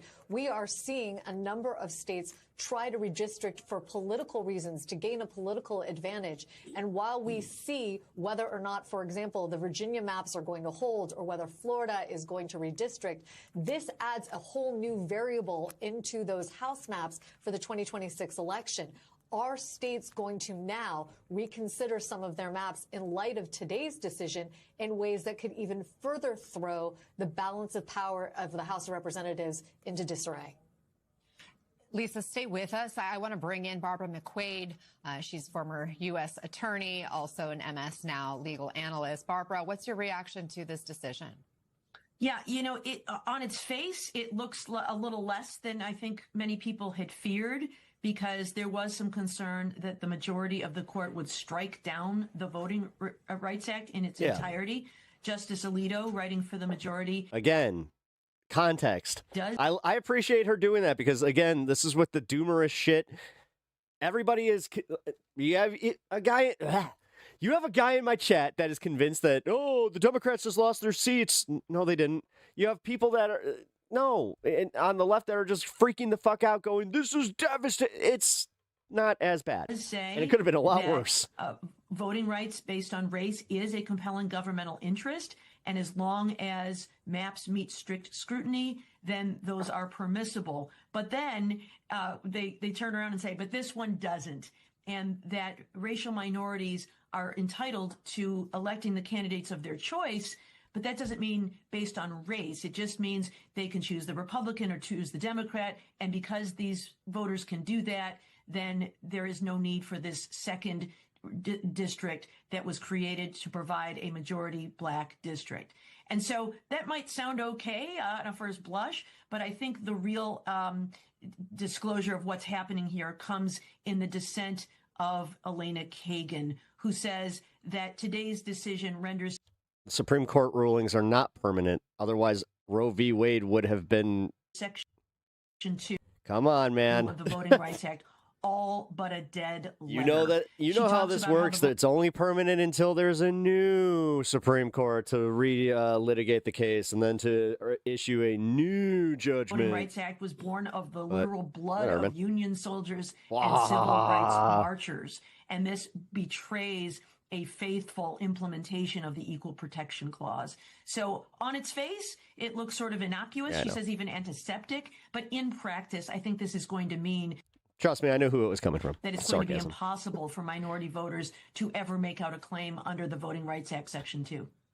Right. And as I mentioned, I want to bring in Leah Lippman for this. The current maps that are now being thrown out were drawn after courts had ruled that the previous map didn't adequately represent the population there and was in violation of the Voting Rights Act. So what is the Supreme Court suggesting is the proper remedy? Leah, Sorry, can you hear me? For Leah? Is that for me or for Leah? So it's for Leah. What the Supreme Court is saying is that the Voting Rights Act actually did not require the state of Louisiana to draw an additional majority-minority district. So instead of striking down what remains of the Voting Rights Act, Section 2, and its protections for multiracial democracy. By the way, Bloodstone by Stars, I'm not sure if you saw, but the Cannabis Cup is coming to New Jersey, and Atlantic City. The Supreme Court has you might want to check into that. Exceptionally narrow. Register to be a judge. It's worth it. It's definitely worth it. Almost never require. I was a judge 2 years ago. It was awesome. Majority-minority 2 years ago or 3 years ago. What the court effectively said is, so long as the plaintiffs who were challenging these maps that states draw can't identify an alternative map that would both provide an additional majority-minority district and retain the same partisan composition as the state's initial map, then the state often isn't going to be required to draw that second district. The reality, however, is that there's racial polarization. I just got an update about it because I was part of the race and party are inextricably mailer linked. And what that means is it's almost never going to be possible. Sometimes spam calls are plaintiffs good. to show that a state can draw an additional majority minority district. Thank you for asking. But that additional majority minority district will still vote Republican in the way that the previous district would have. That's why Justice Kagan, in dissent, is writing for the Democratic appointees and calls this ruling one that renders what remains of the Voting Rights Act a nullity. She situates this latest ruling in a trilogy of cases that the Supreme Court has issued dismantling the Voting Rights Act. She says, look, back in 2013 in Shelby County versus Holder, the court effectively nullified what was the preclearance regime, which required certain states with especially egregious histories of voting discrimination to get the federal government's permission before changing their voting you'd be laws fine. and policies. Then, in a later decision, Brnovich versus DNC, the Supreme Not gonna Court lie, there's a little bit of a homework aspect because you do have to kind of like think about it, but it's fun. We made it Like almost once you get past like the first, especially I know that my wife did pre-rolls. She really enjoyed that. I had to do a little bit more homework because I did it by strain. Challenge what are called which, voting preconditions, rules that affect who Sativa. can vote, That's like fun, a though. voter identification requirement. And since that decision in Brnovich, there have been zero successful Section 2 challenges to voting conditions. The decision today in Louisiana versus Calais completes the set because it effectively dismantles the last leg in the Voting Rights Act's protections, which was for redistricting. Whereas previously, the Voting Rights Act had said when a state draws districts in ways that have the effect of diluting the voting power of racial minorities, of effectively making it so racial. But now this is again, okay. Republicans can play this game, but Democrats can too. Now we don't even have to fucking pretend anymore. They just made it that easy. So like, I just don't want to hear it any bitching about redistricting or the gerrymander. Don't let that fucking shit fly anymore. Minorities vote, especially if it's coming from Fox News or anybody on the right. White voters, and tell them to shut the fuck never up. Elect the candidates of This is what their they wanted. choice. This is exactly what they voted for. Now the Supreme Court has said, go ahead, state legislatures, draw districts, maybe even redraw districts in ways that lock voters of color out of power. Yeah, here, that you'll is get one to of these. undo the Voting Rights Act and what it did for this country, namely make it into a multiracial democracy. Lisa, what happens now with the midterms? Does Louisiana have to create new maps? It does. Anna, So you get one the of very these. end of the decision says that this is going to be remanded to the district court. And by that, I take it to be a 3-judge panel in the Western District of Louisiana for further proceedings, which means that Louisiana's maps will be withdrawn. Unless Leah understands that differently, that's my understanding of today's decision. The other question, though, of course, is whether or not other states will also use today's decision as a basis to further redraw maps in their own states. It used to be that mid-decade redistricting was an anomaly, something that we never saw unless called for by a court's decision. Yeah. But of course, we are now seeing across the country all sorts of reasons for redistricting, and this Calais decision may be a pretext for other states to say, oh, wait a second, we have too many majority-minority districts that wouldn't pass muster under the new configured test for Section 2.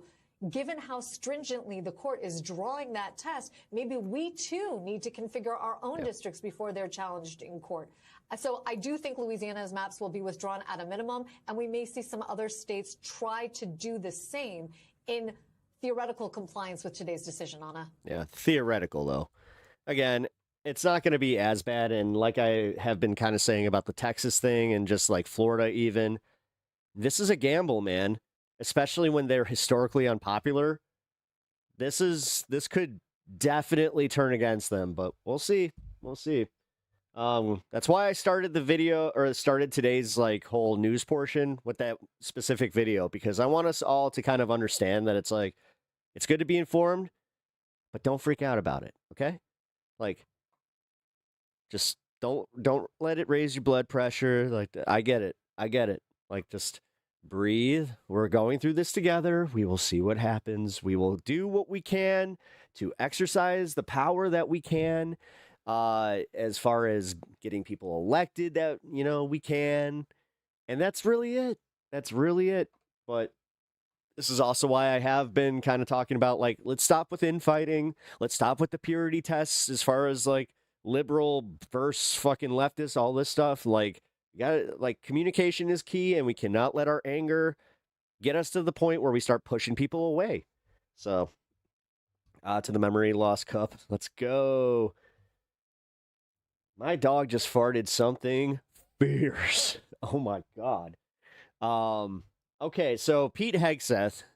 If you guys didn't know, Pete Hegseth is getting grilled by the Senate today. And there's already a plethora of clips. Now, nothing as, viral as Pam Bondi and her the Dow moment, but there's some good ones here, man. So right off the bat, you get Ro Khanna. He went after him, man. Like, this was fun.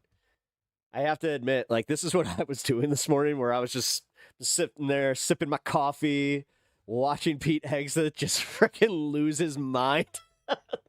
So, let's get this started, because there's plenty of clips to get through, and then, we're getting to that. Oh man, gonna have to start the debate here in a minute. Mr. Chairman. Secretary Hegseth, tomorrow is I'll make 2 it. months since the war has We just might begun. have to not cover Ryan Grimm's whole thing. I might have to save that for tomorrow. You've testified that it was $25 billion in cost in terms of the munitions we used and what we paid for it. But when you add to that the damage that was done to our bases, and oh man, I forgot my stuff upstairs. Buying replacement munitions, I'll be right back. replacement aircrafts, what is the total We have 20 cost minutes been until in my the last local 60 days? time zone, so just give me a second. That number right now reflects the total cost that we're seeing. Including buying in today's dollars the new weapons and replacements, and including the damage there? That's your testimony? If there's under oath? adjustments to that, I would defer to the comptroller on that. And how much are you seeing in terms of, are you asking in terms of supplemental funding just for the Iran mission from this committee? If and when a supplemental is submitted, Yeah, how much? the majority of it would not just be for, What Epic would be the Fury, it would be ballpark for Iran? munitions related to the entirety Just of a what number, we want to sir. get done. A number, what would you submit? What are It you would be requesting? on Iran, it would be less than $25 billion, but there's a lot more we would ask for beyond Well, just Iran. you're saying it's considering- $25 billion. Okay, I would just, if you Okay. come back, you want to revise those numbers, because all the experts are disagreeing with you when it comes to today's dollars and damage, but you can revise it. How much did it cost American taxpayers in terms of the strike to the Iranian school where kids were killed? Do you have that number? This In volume's terms of the really missiles low. we used? As I've said, that unfortunate situation remains under investigation. You don't know how much it 15-6 costs the investigation, but I taxpayer? wouldn't tie a cost to anything. It's a reasonable question, no, sir? I mean, our taxpayer money was going there. Do you know how much it will cost How is Americans he such a charisma hole? in terms I of their don't know. increased cost in gas don't know. and food over the next year? What he because of the says, Iran war? theoretically, how he executes his simply role ask in you what the government, cost you would is think of that he would be Iranian one of the I'm gonna left, give you like that- big I'm leftist simply darlings, asking but what the, Yeah, you're but playing gotcha sir, questions about no, it's domestic not. things. I'm not. You're saying it's a gotcha question to ask what it's going to be in terms of the increased Why cost won't in you gas answer what and it costs to prevent Iran from getting a nuclear food? I bomb? give you that, sir. But let me. What if you would could it just cost? ask my What would you pay to ensure Iran doesn't But get a nuclear can you- bomb? Do you? What would sir, you pay? I reclaim my time. Do you not know? You had no one do the analysis of what the increased cost of gas and food on the American people are going to be?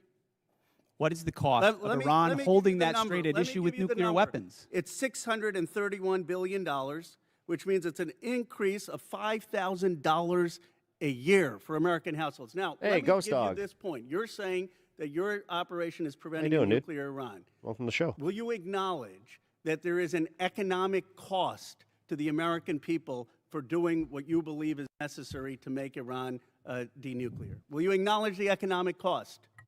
We have an incredible economic team that's managing this better than Yeah, but what the previous but administration to did to our acknowledge that- economy, to acknowledge what the there's a previous cost. administration You- did you with don't even inflation, know what the previous upsetting. I administration reclaim my did with time. You know, COVID, Secretary, and you're going to Secretary, lecture this I reclaim It's administration. the same. It's literally but Biden, previous administration. Don't focus on us. Don't focus on what we're doing. Don't focus on how we're fucking everything up. Previous administration. It's all their fault. We are literally faultless. About the economy? You know what is upsetting? Incredible. At some point, somebody just needs to stand up from like any of this shit and just be like, "We get it. You read Rob Cohen. We get it. Trump got in your ear and told you never admit that you're wrong. Just never admit it." Even do the analysis on how much it's See costing how the it keeps American working people. out for you. It's one thing if you said, okay, it costs the American people $5,000, but we think it's worth it. It's pathetic. That's It really what we've is. done in World War II and other wars. Here's what it costs. You got to pay for it. You don't even know what the average American is paying. You don't know what we paid in Which terms of explains the a missiles that hit the Iranian school. You lot. don't know what we're paying in terms of gas. How the you don't fuck know do you what think we're America paying in got terms in of this food. position? Your Uh-huh. 25 billion number is totally Yes, it's all off. Biden. It's the incompetence. Yes, Biden started It's the that war that incompetence. sent Let me gas ask you fucking this. sailing. Certainly, maybe here we'll find agreement. There was Okay. still 440 pounds of Okay. low-enriched uranium, God correct? damn. When President Obama, after the Think for yourself for once and stop. Like, you do understand it. Like, I'm not sure if you care, but you're the antithesis to like punk rock. Just, yeah, I trust everything my government says. JCPOA, is that accurate? They're telling me the truth now because that the- last government was totally lying. Mounts and types are classified. Okay. Will you acknowledge that there were 907? Dude, Biden or fucking Obama did just fine. He gave Trump a fucking booming economy. What the fuck's wrong with you? pounds of uranium enriched after Jesus. Trump tore up the JCPOA? Oh yeah, everything is The Biden and JCPOA Obama's was fault. a terrible Yep. deal that allowed Iran a path to I a know nuclear bomb. You deal with vague No, they weren't. platitudes. I'm asking Everybody. you about numbers. Yeah, you deal you in don't know vague what gas platitudes. That's costs. all they you don't know have. what food costs. You don't know what the operation costs. You know, I get sound bites, but how about numbers? Do you know how much the enriched uranium was after you ripped up the JCPOA? Trump did. I'll give you a number. I know that, as was stated by early on, the price of gas is twice as expensive in California, your home state, as anywhere else in the country because of the horrible policies your state pursued. You know what? It used to be that type of stuff worked, and then you started to lose the people that you campaigned you wanted to be for, because you said you wouldn't get us into bad wars. You said you would bring down the prices. You know what I'm sad for? I'm sad for all the people who voted for Trump. I'm sad for them because you betrayed them. You betrayed a lot of that MAGA base. And you know who knows that? J.D. Vance knows that. Gentleman's time's expired. Chair now recognizes the gentleman from Nebraska, Mr. Bacon. Gentleman yields back. Chair now recognizes the gentleman from New York, Mr. Ryan. Thank you, Mr. Chairman. Head wounds, heavy bleeding, and then just shrapnel all over. So folks are bleeding from their abdomen, bleeding from arms, bleeding from legs. Secretary Hegseth, do you know who said that? You're lying. I just looked up 81 stop in El Reno, 501 North Coctaw Avenue. Regular right now, 352. Mid-grade, 379. Diesel, 462. You're lying. You're just blatantly lying. You didn't think that I was going to cross-reference that, especially when you gave the exact fucking address, numbnuts? I'm not sure I do. It was one of harder. our soldiers describing the devastating Iranian drone strike at Port You literally Shuaibah, lied. March 1st. 232 and 239. You are fucking lying. Wait, as you know, You're okay. 6 of our soldiers killed, over 30 wounded. Secretary, do you know? Don't ever let these shitheads get to you with their fucking misinformation when you can easily cross-reference it. The range of the Shahed 136 one-way attack drone, approximately? It depends on the variant, but it's got serious distance. Several hundred miles. Do you know how far Port Shuaibah is from Iran? Come back with some bullshit? Uh-huh. Because, you know, the national price index tracked by Gas Buddy, literally the one that every single fucking other outlet is using. There's a reason why you just got roasted like a motherfucker, dude. we took It's extreme I'm gonna measures reclaim for my force time. protection I'm because gonna we reclaim understood my the time. proximity challenges. Mr. Chair, I'm going to reclaim my... Yeah, as opposed to one dude in comment that's blatantly lying because you have an agenda. Take your agenda, shove it up your ass, and then go cope about the gas prices being that high. Time. It's well under Hope you 100 don't have miles. diesel. Before But in the war Oklahoma, you started, might be driving a diesel truck, so Right. whatever. there was clear This is all they have, guys. Vague platitudes and lies. Blatant lies. intelligence that Shuaibah was high on Iran's target list. Internal analysis had said the site was indefensible So, from aerial have attack fun and with should that. not be used, yet you sent our soldiers from the 103rd Sustainment Command. It's not the national average, numbnuts. It's that exact gas station's gas prices right now by the minute. There anyway. Is that true or false? Want me to true do that or again? false? Here you go. Straightforward question. Are you going to give me a chance to Jesus. answer or just play gotcha? Did you send them there or not? We took proactive I'll measures take that from the as a yes beginning to and ensure reclaim my force time. protection and defensive Now, posture were let's talk, maximized Mr. across Secretary, the theater. Let's talk about what defenses they had. Prior to the attack, officers on the ground knew our troops were vulnerable. In fact, they requested additional force protection. Did they receive it? I knew you'd come at it with some Okay. Wherever humanly possible, force protection and not. counter You knew UAS I would fact check always made you, or available. I would have They did fact not. checked you, and you In fact, when still asked came to at it with describe the blatant base's lies. defense, Cool. one survivor who's Cool. come forward from the unit said, Cool. quote, I mean, $5 in Oregon. I would put it in the none category. From a drone defense capability, none. So let's be clear, no counter-drone capabilities, no counter-rocket systems, no counter-mortar or counter-artillery, not even the basic overhead protection that you and I had 20 years ago in Iraq, and now 6 of our soldiers are dead. The next day, you downplayed the attack.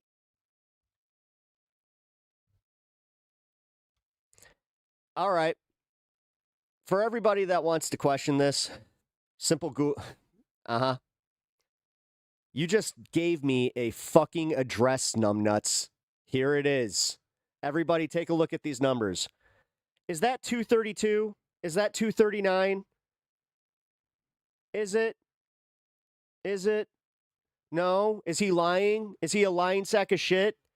Is this chatter to be taken seriously in any regard anymore because he's just such a lying sack of shit? He's not even good at it. He's not even fucking good at it. Jesus Christ. Attack. You said it was a squirter that squeaked through fortified defenses. Wasn't expecting that. But since then, thankfully, brave survivors have come forward. Man, I've never seen somebody just openly clown themselves this easily. Set the record straight. One of our surviving soldiers told CBS, quote, painting a picture that one squeaked through is a falsehood. Another said the unit was, quote, unprepared to provide any defense for itself. He's literally, It was not a fortified position. Another survivor said the building's protection was... ChatGPT, can you give me a better summary of the gas prices? I literally used Google to get there, you fucking dumbass. As weak as one gets. Secretary Hegseth, that is obviously... I haven't dealt with somebody like a chatter that is legitimately this stupid in a while. In direct contradiction. Hey, we got a new Bob on our hands. To what you said from the Pentagon podium the next day. So are you saying that these soldiers, our soldiers, who survived this horrific attack are lying? It's not every day that you would give me the exact address of that exact gas station, and then I look up the gas prices for this exact moment.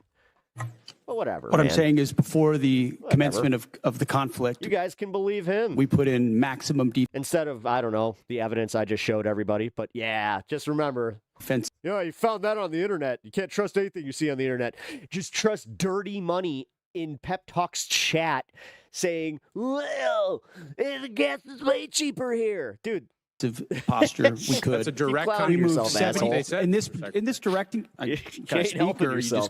Dude, I'm telling you right now, this is exactly what got this is what lost Democrats the election, was the whole Bidenomics. Everything's great. You're not paying more at the pump. You're not paying more for groceries. Inflation's going down. Monologue falsehoods. Keep using the exact same tactics, except with more blatant lies. All over the place. It's not a falsehood. We moved 7,500 troops off of the X based on the intel. Stop. Based on the intel. Stop. Reclaiming my time. Because you yell doesn't make you right. Just because you yell doesn't make you right. I'm reclaiming my time on behalf of these survivors. You just said what they said is a falsehood. There's a much larger picture. There's a much larger picture at play here that included integrated air defenses, bunkers, moving people off the X Mr. to Secretary, ensure that they were not part of the target. We moved those troops and all across the theater. thousands of troops off the X, off of their bases, because we knew what Iran was going to try to strike, and we knew there could be a tragic moment. There could be a tragic moment where something could get through. Of course, that's the consequence of conflict, and we remember those 6 every single day. I want to finish. Don't play games with. Right, I'm not playing games. I want to finish with one more quote from a survivor of the attack, and I put this on the record. Telling the truth is important, and we're not going to learn from these mistakes if we pretend these mistakes didn't happen. Secretary Hegseth, those soldiers told the truth. Those soldiers are braver than you are. I commend them. They are asking for accountability. They deserve accountability.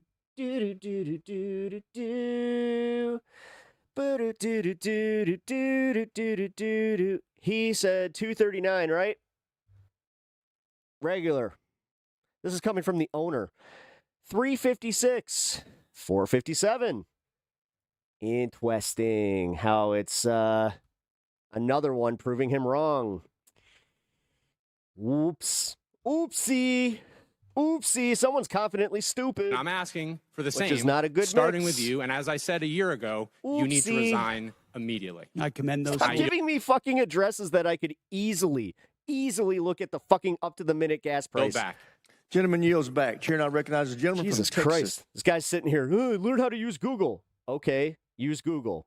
Takes me to Gas Buddy, which Gas Buddy gives you the fucking up-to-the-minute gas price of any gas station in the country. That's all lies. That's all lies. You got to believe what I'm saying. It's $2.39. It's $2.39. It's $2.39. Oh, man. Why? Why would you clown yourself this hard? It's literally $3.56 right now as the low. And that funny enough is the lower gas station that you gave me here. So, why you clowning yourself? Why so much fucking makeup? Why you got the tiny car? Dude, those fucking big shoes, you gonna trip on those, motherfucker. God damn. Gentleman's time's expired. Chair now recognizes the gentleman from Massachusetts, Mr. Keating. Thank you, Mr. Chairman. I want to talk briefly about the current U.S. doctrine and conduct of the administration in a particular event and a series of events, actually. Again, that was fun. As everybody, I always like when they really do it, where they totally troll themselves. Where it's just and like, the witness dude, table is aware. The wow. Department of Defense Law of War Manual specifies that any order to kill shipwrecked. Dude, you keep getting proven wrong, like hardcore. You might want to stop. You're clowning yourself here pretty bad, bro. Persons in an illegal and order. Now you're just spamming misinformation in my chat. Here, I can do this too. Guys, I'm actually gonna take the time to do it. Fuck this guy. Would constitute a war crime. It isn't suggested. There's a specific example to show a clear-cut example of what this entails in our own manual. With that in mind, let's look back a few weeks ago when a fishing crew ended a long day of hard fishing, scoring a full stock of albacore and swordfish on board. Without any warning or expectation, this small Ecuadorian fishing vessel, operating about 200 nautical miles off the Galapagos Islands, was militarily engaged by U.S. forces. It was hit once, then it was hit again. Not a warning shot, not an interdiction, 2 drone strikes. Survivors described chaos and severe injuries. Our U.S. forces then handcuffed the crew at gunpoint. Thanks, Pep. Thanks, Google. You're welcome. And Google also patted me on the back and told me that, yes, thank you. Say thank you for me. Placed black hoods over their heads, seized and scrubbed their devices, and then held them for days. Fuck this guy.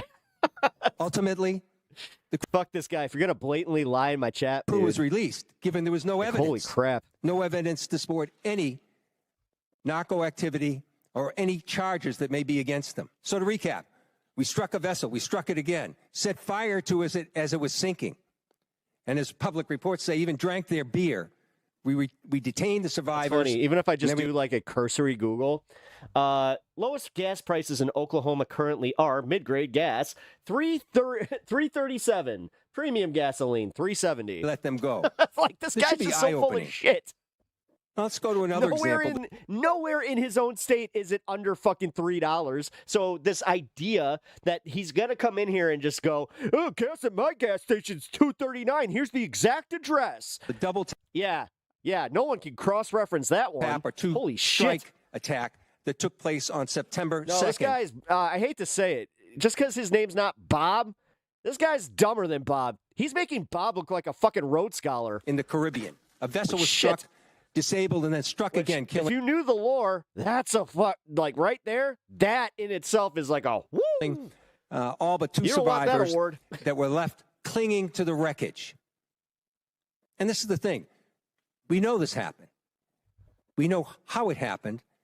And the Defense Department still refuses to release the follow-up video of the killing of the shipwrecked survivors, even though they released the initial one to the public in major news networks worldwide.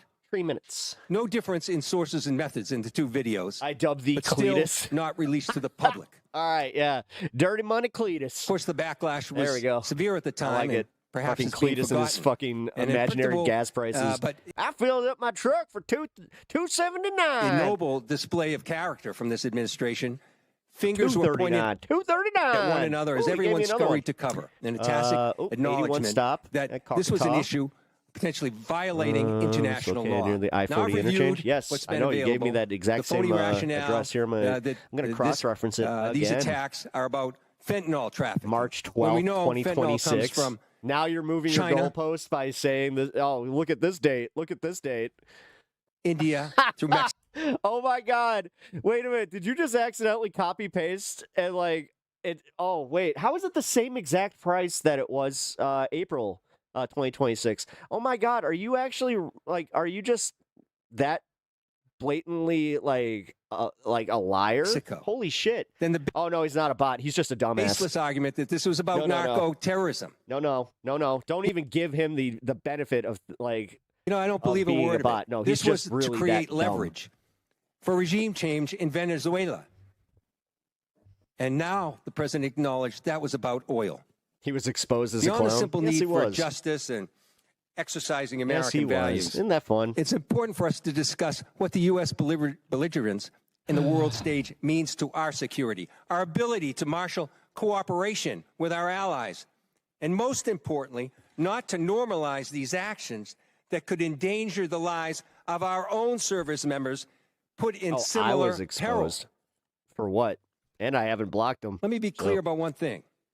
Whether it's these particular strikes discussed here, the one that killed 11 others off the coast of Venezuela, whether it's the 178 other killings, with each of these extrajudicial killings, the administration is pirating American values. We'll continue to investigate this.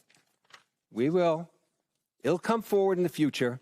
Some days that second video will be released. But we've got to stop also using our precious resources that are being taxed so heavily all over the world on action. Look at it. Look at just how silent he is with this one, too, because he understands that, he may have committed war crimes. And, if he doesn't get that pardon right away, then he's kind of fucked. That hurt our military. They hurt our military, and they hurt our standing internationally. 420 coming up here. And they're hurting our standard here at home. I hope that we can move forward. I hope we can review whether these are justified, because I found no justification.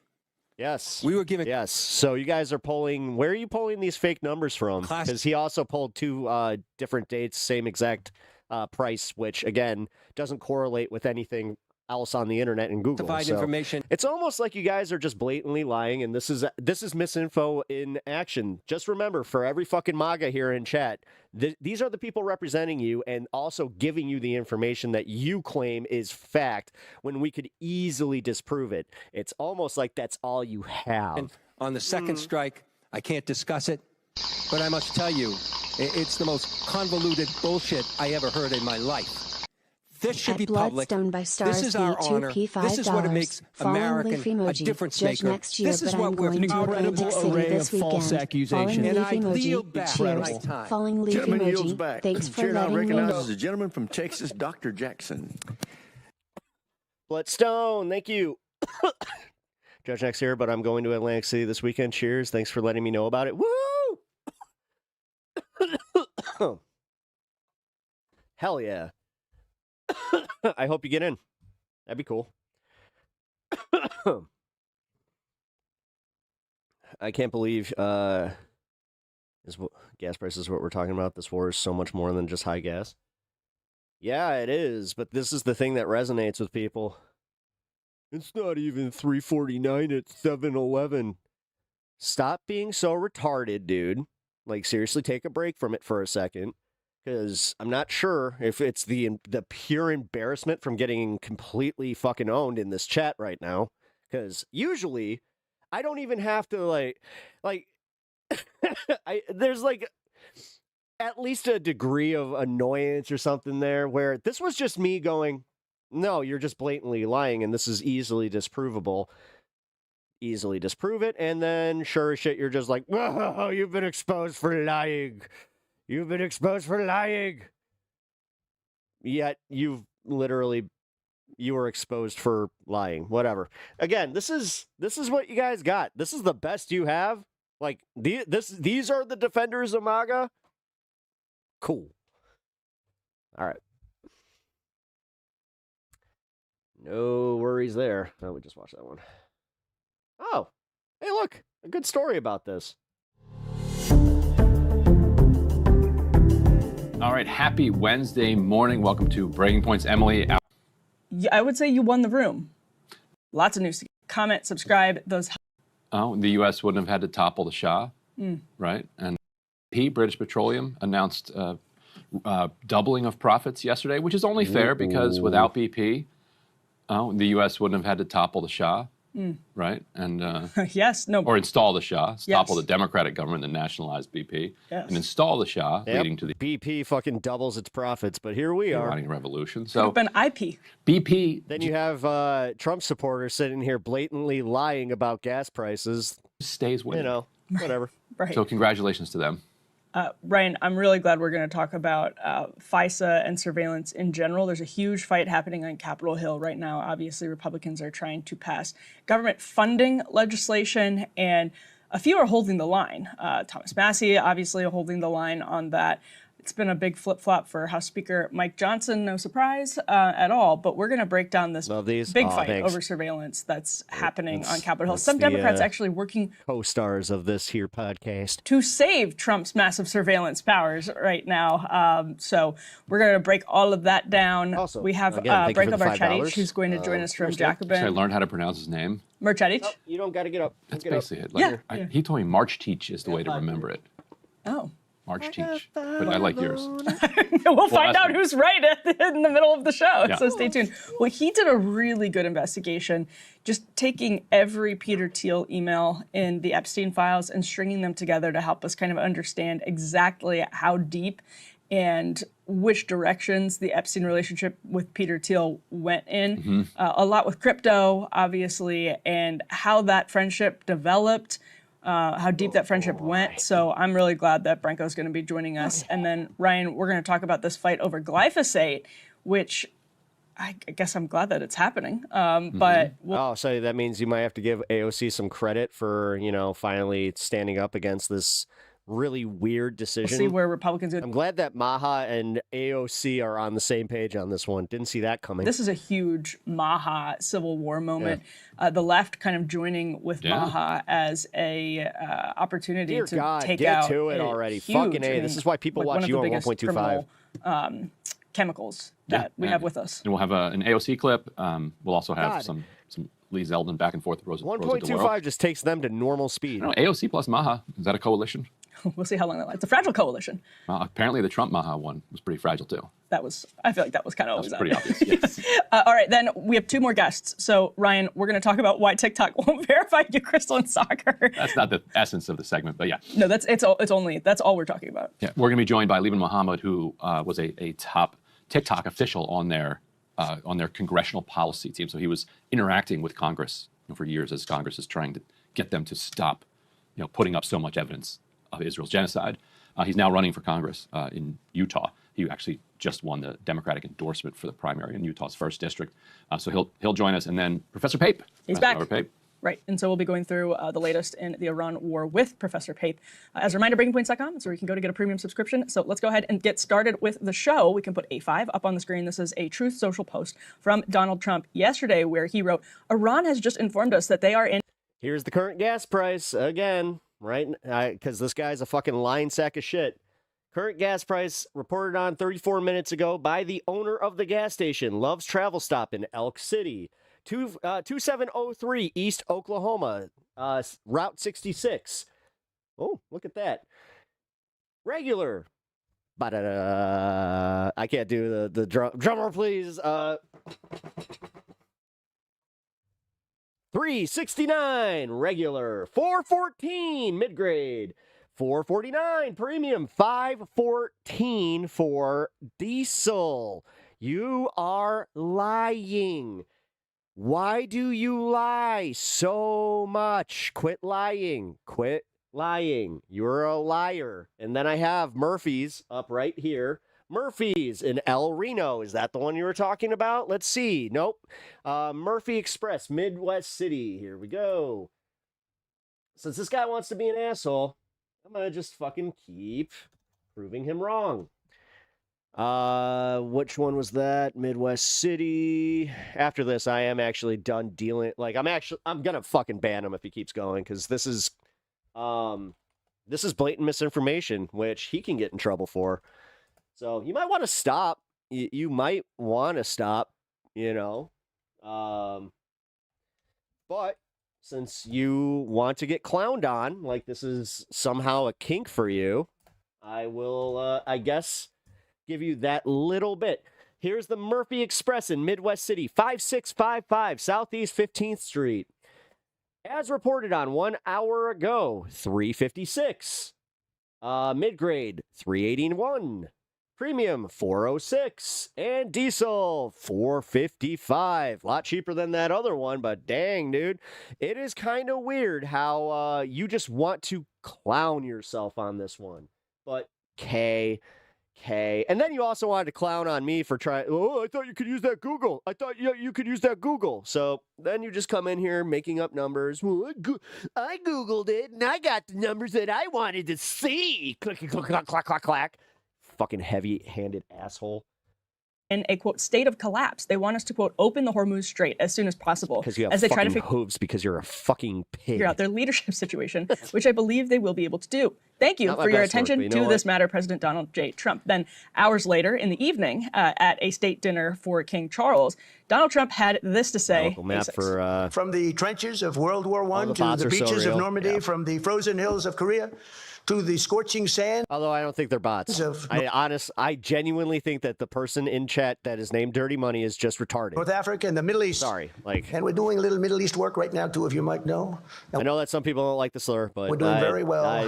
I try my best not to overuse it anymore. But militarily defeated I can't help it. That particular opponent, and we're never going to let that opponent ever. Charles agrees with me even more than I do. Are getting timed out. We're never going to let that opponent have a nuclear weapon. They know that, and they've known it right now very powerfully. If you keep lying in my chat, I am going to hard ban you. 225, 277, often found at love. Often found. Oh my God. Like I said, they deserve the R word on this one because they're literally copy pasting ChatGPT and oh my fucking God. I just, at this point, it's pointless, but they are just lying. They're just blatantly lying to you. So, guys, just so you know, this is hilarious. I'm glad that they gave me that content because I don't think you understand what you just did. You just proved that MAGA have nothing but lies. Invoking Good job. King Charles saying he agrees even more than I do, that we must prevent Iran from getting a nuclear weapon. A6, we pop this up on the screen and then get your reaction, Ryan. Anne-Marie Horden over at Bloomberg put together this No one cares, dude. Move on, please. Reporting. Oh, no, people do care. People care about the gas prices, trust me. The Wall Street Journal yesterday and where negotiations stand. About it. NYT, Trump has told advisors he is not satisfied with Iran's latest proposal to reopen the Strait of Hormuz. Doesn't know how to use Google. Hormuz and end the war, according to multiple people briefed on discussions in the Situation Room on Monday. The Journal, Trump and his national security team are skeptical of Iran's offer of a deal that would see the Strait of Hormuz open in discussions about its He's nuclear just proving that you're easy to rage bait. I'm actually not. U.S. officials said. Ryan, dude, when you're coming in, the only thing that really does kind of bother me is when you're so confidently stupid and easy to disprove. Help us to the best of our ability. Understand what's happening. For living. Just for fun, let's put A5 back up there. Me interact with this guy made my brain go. Because this is one of the most delightful, the truth, like now I'm fantastical, like productions of his mind that we've had splayed up on Truth Social. So, if we're to believe the president here, Iran called him, or maybe they went through mediators and said, "That's not a debate. We are in a quote state of collapse, and please open the strait." Yep. And you just got we'll get back to you very soon when we have figured out our apparently you don't leadership know how to situation. act. You And get Trump, 5 minutes. Then, in parentheses, has great confidence that they will soon be able to do that Fun. because he produced regime change, as he reminds us. These lefties, they censor me because I'm giving it alternative information. No, you're giving literal lies.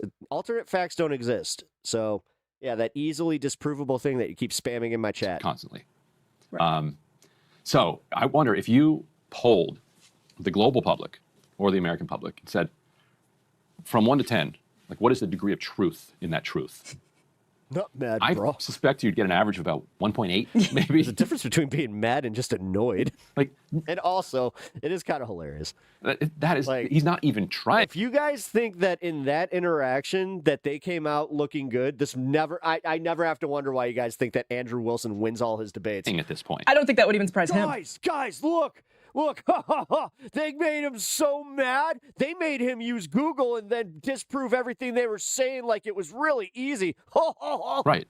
I mean, he is still trying. So actually, while you were sleeping, Trump posted this Truth Social. Crashed? This is 9. Do you not even know how to say crashed out because you're that fucking boomer? 29 a.m. Seriously. Right. Go play pickleball or something.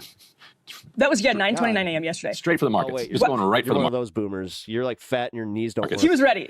While you were sleeping last night, 4:05 a.m. Obviously. Eastern time, Donald Trump posts, Iran can't get their act together. They don't know how to sign a non-nuclear deal. They better get smart soon. President DJT with a photoshopped image of him that says in all caps, "No more Mr. Nice Guy," American flag emoji. He is holding what appears to be an AR, and he's in a black suit with bombs raining down in the background of like some Middle Eastern country behind him. So he's still, I mean, that one's not for the markets. That one's just for the love of the game. Crashing out. And for our viewers who are not day traders, warn you. the markets That's all open at 9:30 a.m. Eastern. If you think this is crashing out, holy shit, you guys don't watch a lot of my show. And so literally he posted that at 9:29. And that's on He's you. sitting around. Like he had to pre-write that. Well, you know he was like he was sitting there with it open. He loves waiting to press publish. But he loves that. He loves manipulating markets. The markets were not manipulated by that one. It's a thrill They're like, that he gets. yeah, we're pretty sure that this didn't happen. Now, yes, Emily, I'm so glad that you could observe that it's a thrill that he gets. Like you're not even bothered by it. A6 is, I think, a little bit closer to some version of the truth, which is Iran. Iran did not put a quote unquote proposal together that would say, okay, you do this, we do this, we do this. Our understanding of what Iran did is they said, if you lift your illegal naval blockade, this is how our management of the Strait will unfold and how ships will get through. Just to be clear that ships will be getting through, but we will still be effectively in control. So it wasn't if you do this, we'll do that. It's just this is what the world would look like. And then we will sit down and we will discuss whatever else you want to talk about. Talk about the nuclear file more, talk about proxies, whatever you want to talk about, we'll talk about that. But this is what the Strait has to look like first. Well, yeah.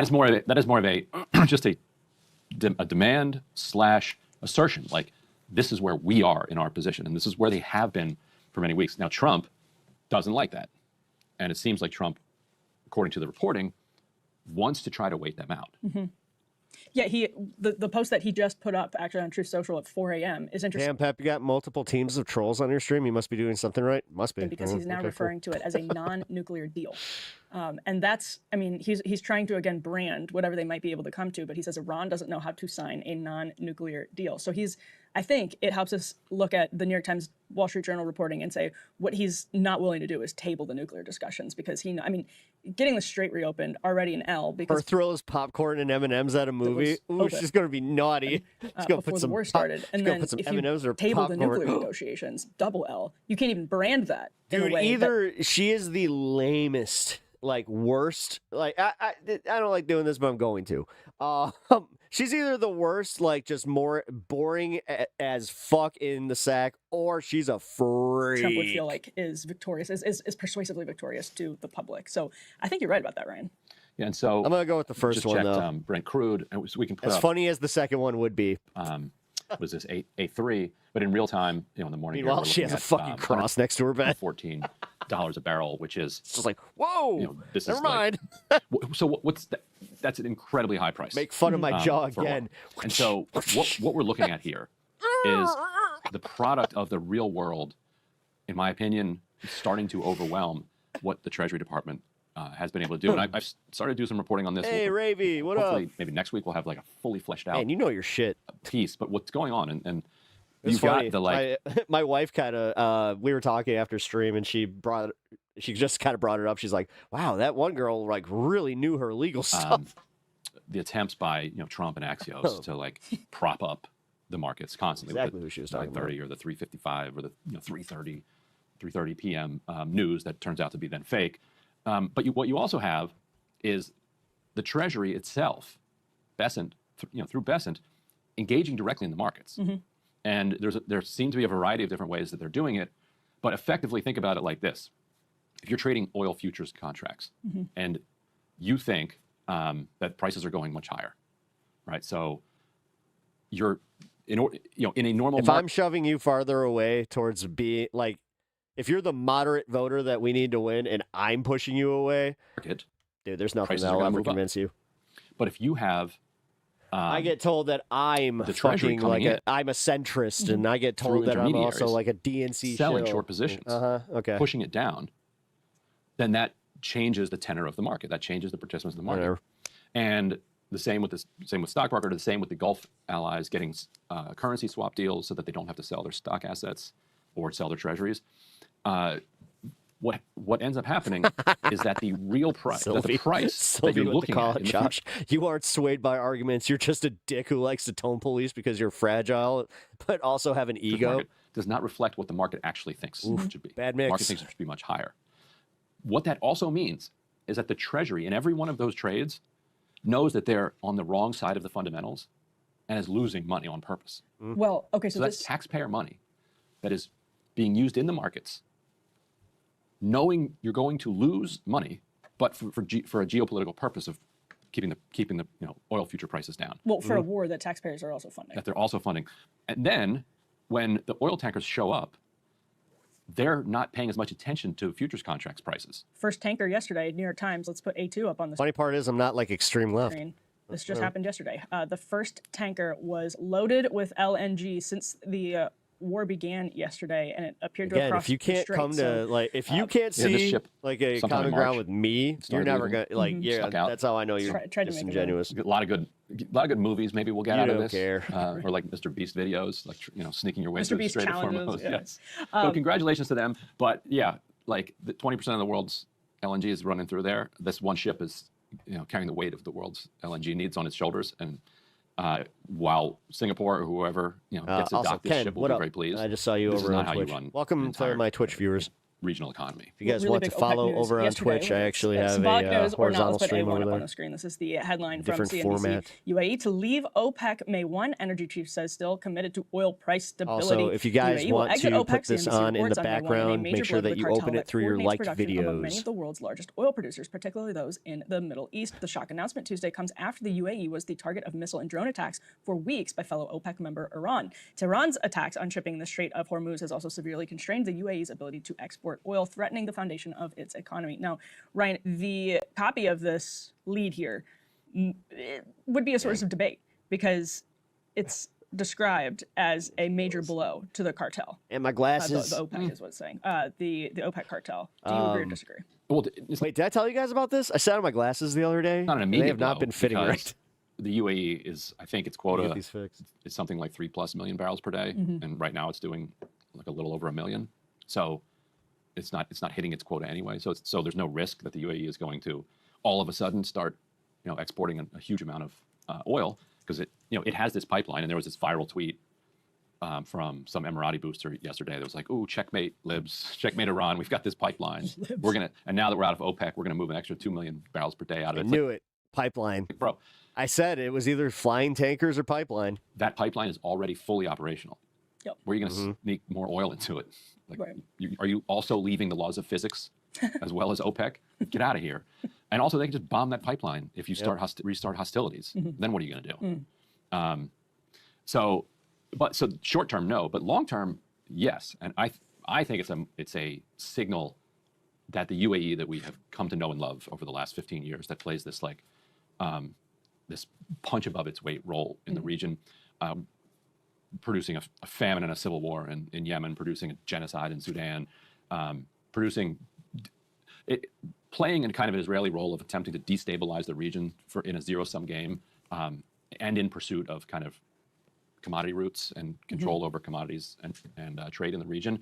Like that UAE, who we don't actually love, by the way, I think is coming to an end. And this is a kind of flailing death throw of it. And I also think that they are, as they've acknowledged, clearly short on cash flow. They feel like if they can get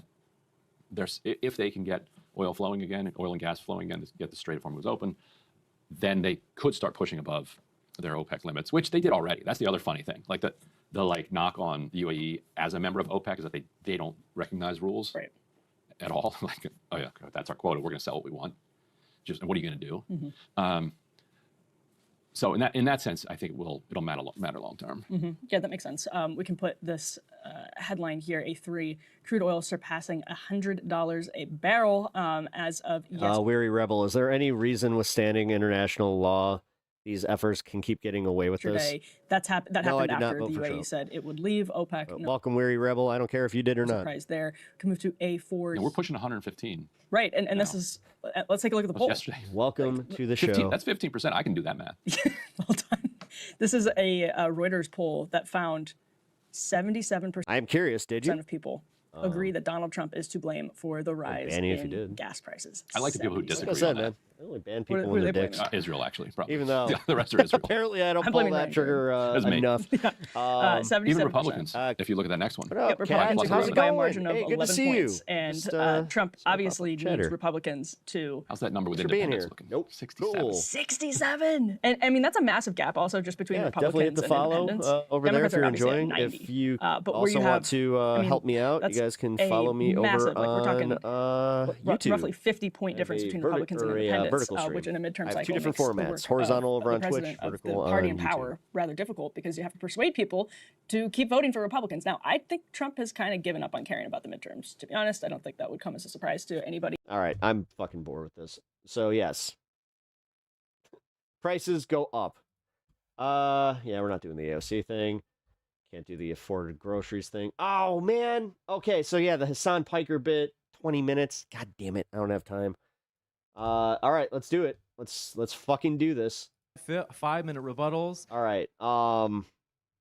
Here is the debate between Andrew Wilson and Owen Shroyer. A crossfire section of 40 minutes. We're going to watch this and comment on it, and by audience Q&A for 30 minutes, and then 3-minute. Probably won't watch the full thing. So if whatever we don't watch, I will make sure to link it, and you guys can go watch the rest. But until then, this is the pretty much beginning. They front load it with a whole bunch of like other stuff that's unnecessary. The affirmative going first. Andrew, the floor is all yours.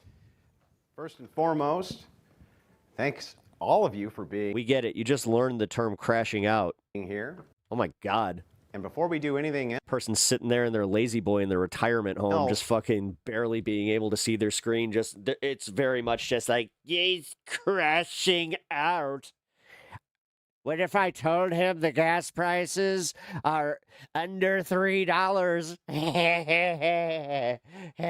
I'm going to tell this millennium that they don't know how to use Google. He's not going to be able to prove me wrong.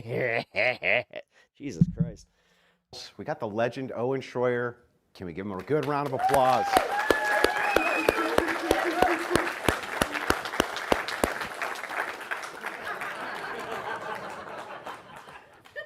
That said, you're still going to get stomped. So, first and foremost, let me clear up any misrepresentation when it comes to my... Says the guy who got bested by a pickle jar. I am anti-Zionist and anti-Christian Zionist especially. I have done many debates on the topic, and I've won them all. I'm also very anti-Islam and consider the ideology just as poisonous as... This is is news to me. The ideology of Zionism, especially Christian Zionism. Okay. I am not a war supporter in Iran. Or more been. doom than they think. Cory I Booker, say this Schumer. at the beginning of the debate, so when I mean, bad faith trolls who are on foreign accounts try to influence American politics in the comments, claiming that I'm in some way a Zionist, pro-Israel, pro-Islam shill. AOC's done too. You can shatter the lies by simply showing them the beginning of this debate, which they won't even watch, and you and I can laugh at their stupidity together. That said, I also don't believe Jews or Arabs are ontologically evil just because they are Jewish or Arabic.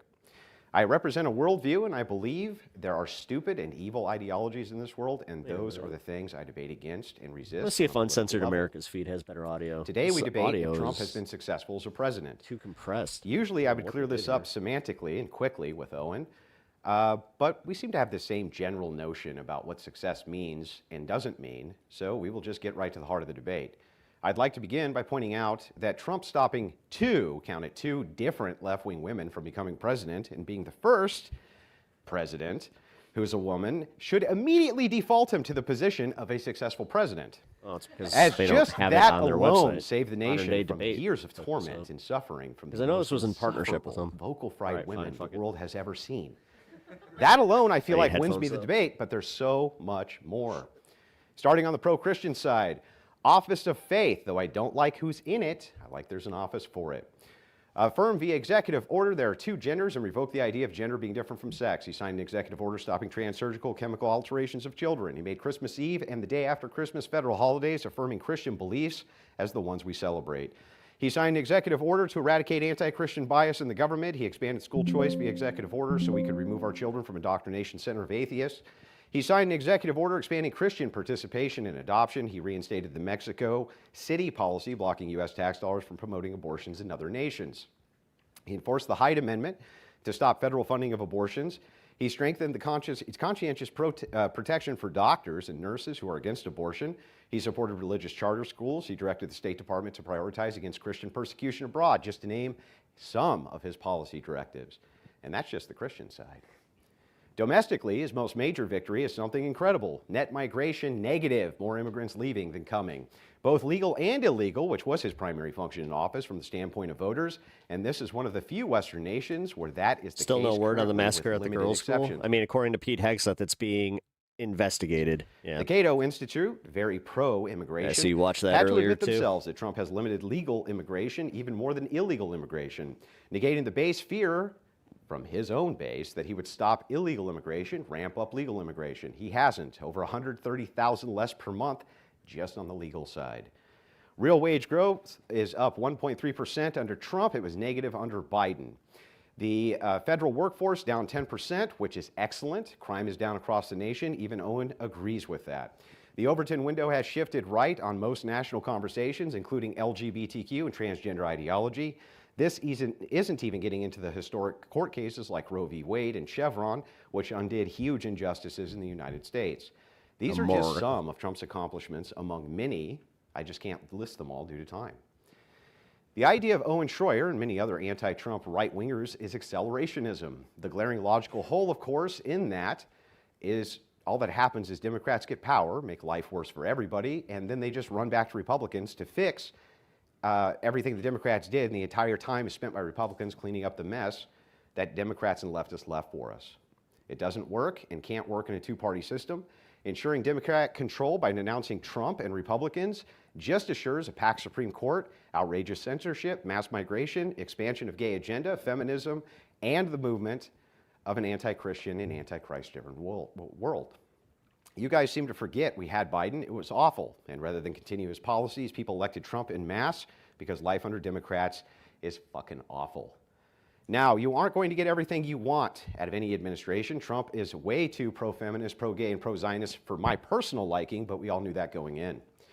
He was still... This is weird, because like they're both kind of pieces of shit with their politics. Vastly superior to the alternative to Democrats and their cohorts, especially Harris, who want to roll back tax breaks 30 seconds. and tax as an offset instead of tariffs, which is Democrat policy as usual.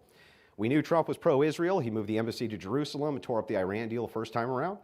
We knew this was part of what we were getting when we elected him, including Owen Shroyer, who, by the way, was put in solitary confinement by Democrats and held, in my opinion, as a political prisoner. That's what's in store for us under Democrats. I will cede no ground. Just remember this. Just remember, they think it's perfectly fine. To Democrats under. That's the one thing that I keep telling people now, where it's just like, guys, you do understand that they kind of, it's not the whole like, oh, we can't be hypocrites thing. It's like, no, they just made it okay. In any circumstances, just remember that there's no alternative. There's nothing. Now, do they have moral consistency, and we're kind of like not falling for the trap? Yeah. Give Democrats power, period. And with that, I'll cede the rest of my time, but just note that progressive ideology is always waiting to strike, and going against Trump is not going to help against that fight. Thank you very much for that opening.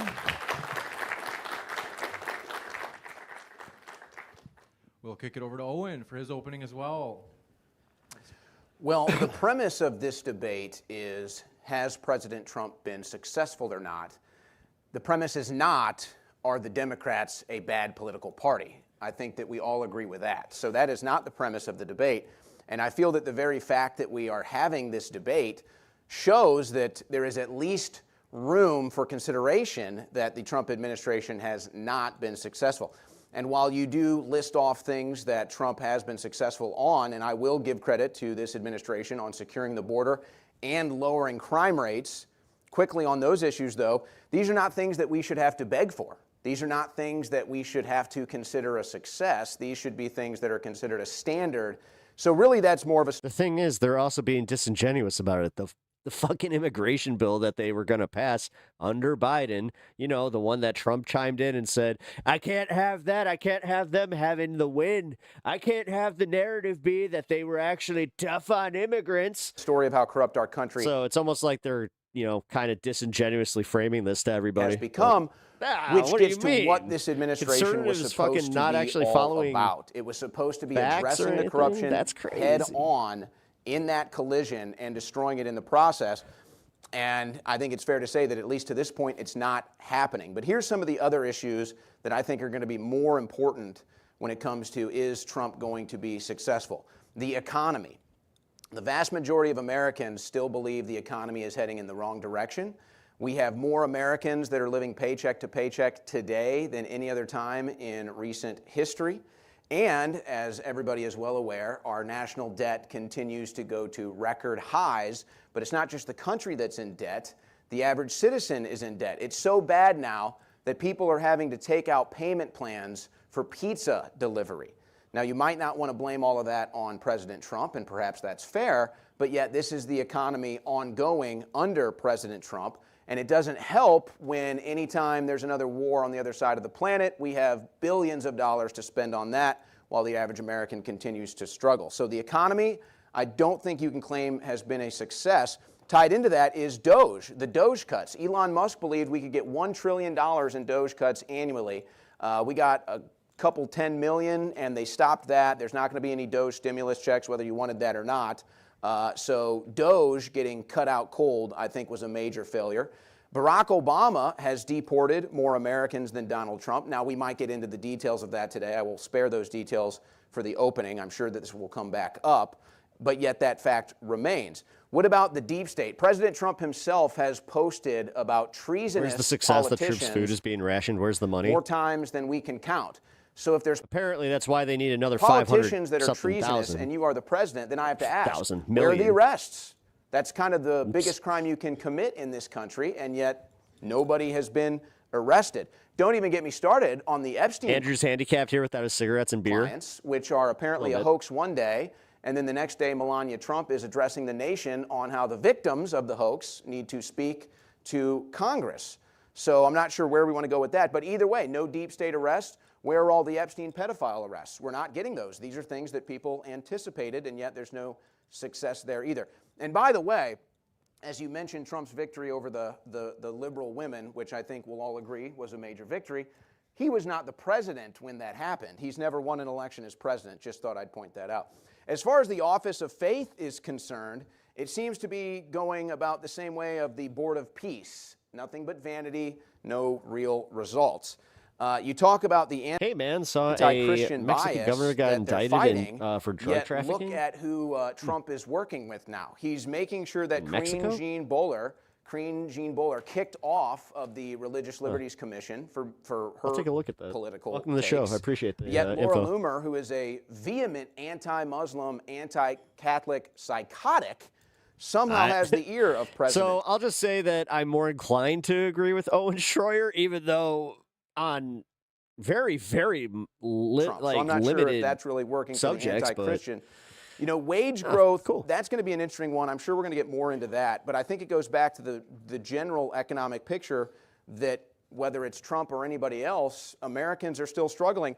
And I think if we be honest here, if we're going to be honest, a lot of this economy is actually Trump's fault. And I know he likes to blame it on Biden. But if you go back and look at it, it was the COVID economy that caused the permanent damage. It was the COVID economy that resulted in 10 to 15 to 20% inflation. Those are Trump's policies. Now, Biden was obviously a disaster. I'm not here to promote anything Biden did, but that was the Trump economy. The COVID economy is the Trump economy. Now, as far as accelerationism is concerned, I'm glad that he's saying that. I believe I ever publicly supported that. I do understand the concept. The sensibility come through where you're just like, oh, I'm not here because I want Democrats to win. And I think this is a very important statement for me to make because much like in your opening statement, you wanted to clarify some things that people get wrong about you. I want to clarify this. I do not want Democrats to win. As has already been documented in this debate, Democrats have put me in prison. In fact, I was put in jail 4 times for supporting President Trump, including the last one when I was put in solitary confinement. So believe me, I know how dangerous the Democrats are. The problem is, it's not up to me. This is Trump. If Trump... Or that's not the Democrats, it's just the law. ...cannot get the Republicans... Dude, this is what I don't understand. They're still, like, they need that narrative that it was politically motivated just because what they did was politically motivated. ...over... What they got handed was a legal sentence for criminal trespass. That's how that works. The finish line in the... Half these motherfuckers weren't even charged with insurrection. Midterm. This is what happens when you break into a fucking government building of any kind. That has nothing to do with podcasters. It has nothing to do with accelerationists. But they were on a tour. And it has everything to do with President Trump and the GOP. It was a 3-hour tour. And ultimately, that's going to be the major measuring stick as to whether or not he's successful.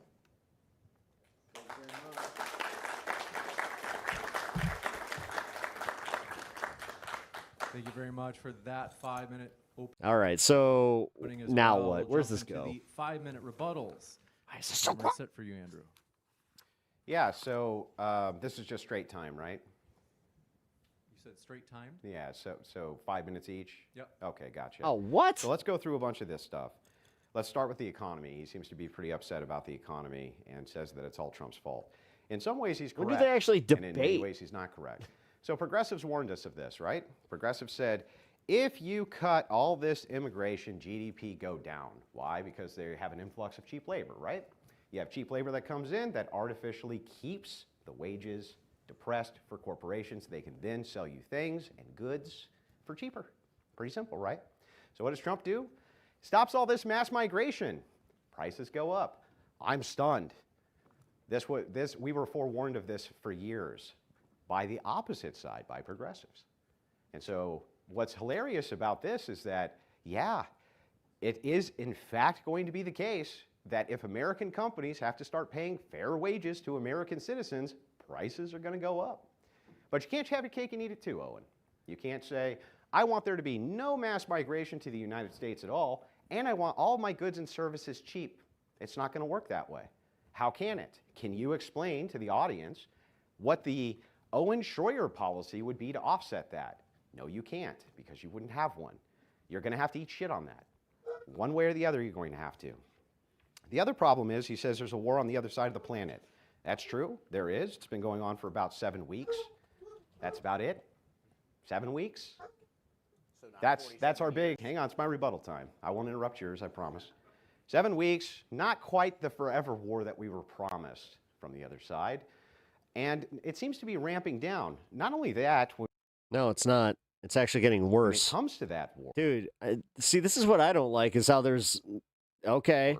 What we find is that most no rebuttals are just, this is weird. They're going to China.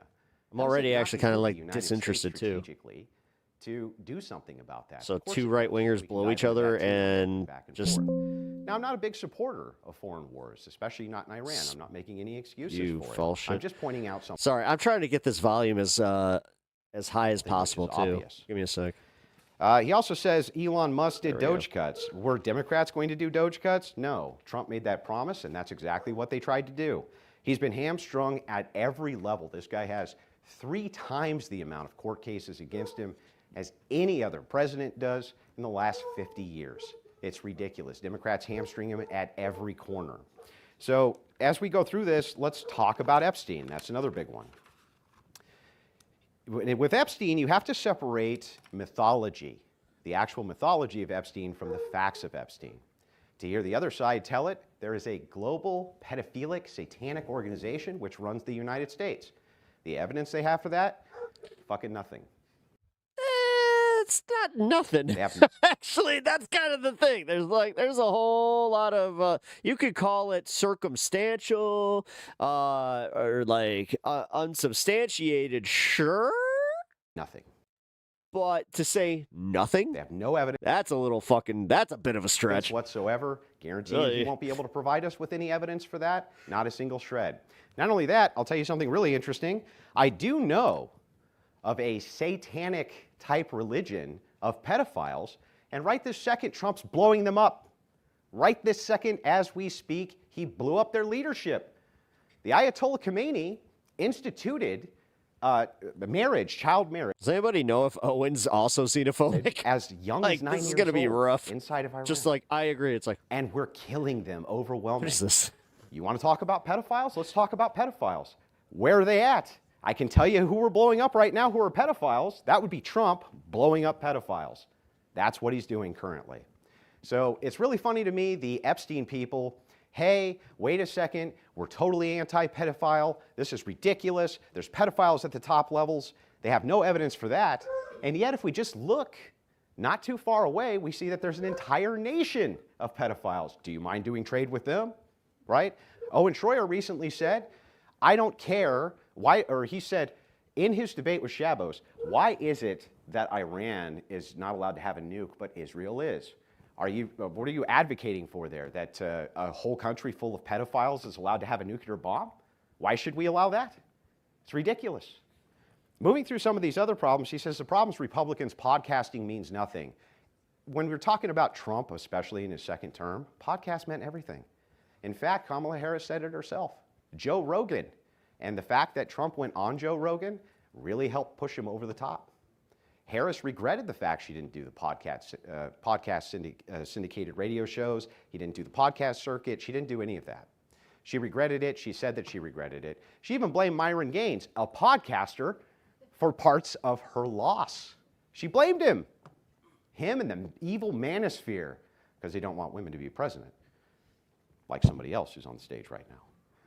So as we go through this, I'm kind of happy. I'd like to get into the back and forth as quick as we can so that we can see if any of these criticisms actually hold muster. He says he's not addressing corruption. 15 seconds. Yeah, he's not addressing corruption head on. It's like, wait a second. What do you mean? He's going after the SPLC right this second. As we speak, super corrupt organization, which was working with the deep state, by the way. Just pointing that out. With that, we'll kick it over to Owen for his 5-minute rebuttal as well. Floor is all yours, Owen. All right. Well, as far as when this war started, obviously there's a lot of contention in the geopolitical debate realm, but at least for this administration, it started last June with Operation Midnight Hammer. And since then, we haven't gotten a lick of honesty, because we were supposed to have annihilated or obliterated, was the official word from the president, their nuclear capabilities. And then they came back a few months later and said... Okay, so Owen Shroyer is just a Republican, a Republican that just happened to be, have eyes and critical thinking skills and doesn't just do the thing for debate bro sake. Iran was weeks away. Where it's tied to his identity or whatever. Away from a nuke, and so now we're... You'd think that going to jail for Trump would be, kind of do that, where it's just oh, yeah, you'd think that his sunken cost would be way higher. But over there again, it and seems I think he kind of saw the light where he's like, I'm not going to just blindly follow this asshole. as just another regime change war. Now, you may not care for Iran's leadership. You're not going to get any pushback from me on any of that. And yet the facts remain. This was a regime change war. They lied to us about it from the very beginning. There is a major contingency of Trump's voting base that voted for no new wars. It was part of the campaign promise. In fact, Trump himself, for decades, has been talking about how we've wasted blood and treasure in the Middle East, wasted it, his own words. He ran against Bush's wars in his first campaign in 2015 and 2016, and he even said specifically no more regime change wars. So that's just a total reversal of policy on that, and this has people wondering who's making these decisions. I don't need to get into that now, but we're not even getting consistency on the messaging in the last couple of weeks. The strait is closed. It's not closed. We've won the war. The war's not over. We need to go in. Nobody really knows. And by the way, I think Trump does that strategically. But nonetheless, the truth is that we don't get any honesty from this administration. Well, he's doing it strategically to fuck with the markets. I mean, come on. And everybody's catching on to that, even the markets. That's why he did his... Dude, do you know how embarrassing it is that it doesn't work anymore? He waited until the last minute. You guys ever done something that, like, you wanted to buy something like a exclusive piece of merch or something that was dropped at a very specific time and you were like, you had to be in the queue or you wanted to get tickets to something? Well, that's what he did, where he was sitting there with his tweet or his truth already typed out, ready to go, and he waited until 4:29 to go send. All right, let's watch the magic happen. And then he just watched it go boom, and he's just like, what's going on? The strategy with China and Russia, I'd like to think that this is all going to work out in our favor. I'd like to think that that's the play that Trump is making. However, it doesn't appear to be going in our favor. I think that most of the world is looking at the foreign policy of this administration, and they're seeing it as very, very favorable to Israel, which is essentially a pariah of the entire international community. And so instead of perhaps these countries maybe driving away from Russia and China, I think they're driving to China and Russia and away from the United States because of Trump's aggression, again, in the Middle East, as the world views it, on behalf of Israel. As far as the Dems, hamstringing Trump, I think that happened a lot in the first administration. I'm not really seeing as much of it in this administration, but this gets back to the deep state. I thought we were talking about criminals. I thought we were talking about the Obama administration committing treason. We were talking about them illegally. Like I said, this is two idiots. And yet now President Trump says, I'm okay to give up my liberties for... You know what? Fuck it. Let's enjoy it like the playoffs. You know, my analogy about like how we don't necessarily have a team in this, so just let's see what happens. Safety. I'm okay with them illegally spying on you. That doesn't really sit well with me, and I think the Dems are going to look at that very favorably when we get to the midterms. Israel does have a nuke. It is it's a violation of the nuclear proliferation agreement. They're not supposed to have one. Everybody knows they have it. In fact, technically, they shouldn't even be our ally because they have a nuclear weapon, but somehow they're above all of these rules. Now, again, I'm not here to take any ground in defense of Iran, but I will point out the fact that Israel is famous for repatriating pedophiles. That is a fact. Everybody knows it. American pedophiles are able to flee to Israel and get safe harbor there. We have many, many instances of this. Now, the Epstein files, I don't know how... That's an angle. It's a little new to me. How deep we want to go into this. This one is a little confusing to me. Is that a thing? You say, show me evidence that there is a pedophile ring. Well, I would slap down on the table, not even 50% of the Epstein files. We don't even know how many we've gotten, but it's 50% max. There's not a single Iranian in the files, not a single one. Now, there is a certain group of people that are in there, but we don't need to get into that. But they all are rich, and they're not in prison, and that's where they should be. So I don't really want to have to think about Iran's cultural issues. These are Americans. I feel like this would actually been a better program if there was like a leftist person also included. And people that were using them for blackmail to get leverage that would have over been our interesting country. That's it how would have most been people like, perceive let's see where these Owen Epstein goes. files, of which we don't even have the entire files. But in them we What see side will he references, take? what appear to be killing people, taking women, young women, babies as sex slaves. Who knows what else is going on in these files? There's very obvious code language. I know this. If I was able to get one of my kids' cell phones, and I'm reading through this cell phone, and they keep talking about pizza and grape soda and jerky, I'm going to pull one of them aside and I'm going to say, hey, what are you talking about? And if they say, oh, I'm just a pizza connoisseur, me and my friends just make beef jerky and eat grape soda, I'm going to say, bullshit. Tell me what the hell you're talking about. If I see you saying, I'm going to get pot from my friend, I know you're not talking about a potted plant. I know you're talking about drugs. So it's obvious the same thing is going on in these emails. Where is the investigation? If your kid brought that to you, you would not believe them for one The investigation, second. I mean, was You'd say this is clearly code language, and I'm going to investigate what it is. I think we should continue to investigate these Epstein files instead of continuing to cover them up, because I do think there is a there, as most other Americans do, and that's something that Trump campaigned on and many of his administration talked about for years. All right, so do we get a back and forth now, or is this 5 minute, 5 minute, 5 minute? I ain't doing that. We're going to jump into the crossfire. Oh, thank God, crossfire. Minutes. Okay, So here we go. This is fully up to you guys. If it gets too rocky, I'm going to jump in and put it into 90-second responses. So the floor is yours, gentlemen, for open dialogue. So I wanted to start, if we could, with Israeli repatriation of pedophiles. So you and I both agree that this happens and it's abhorrent. Do you know that what the numbers are, roughly? The last story I read was a CBS story. It was a couple dozen, I think. I think total that I could find, I was being as charitable to your view as I could, it's about 200. That's a lot. It's a significant amount. But it's nothing in comparison to the Catholic Church. Nothing. Which is somewhere around 100,000 children, perhaps, or more.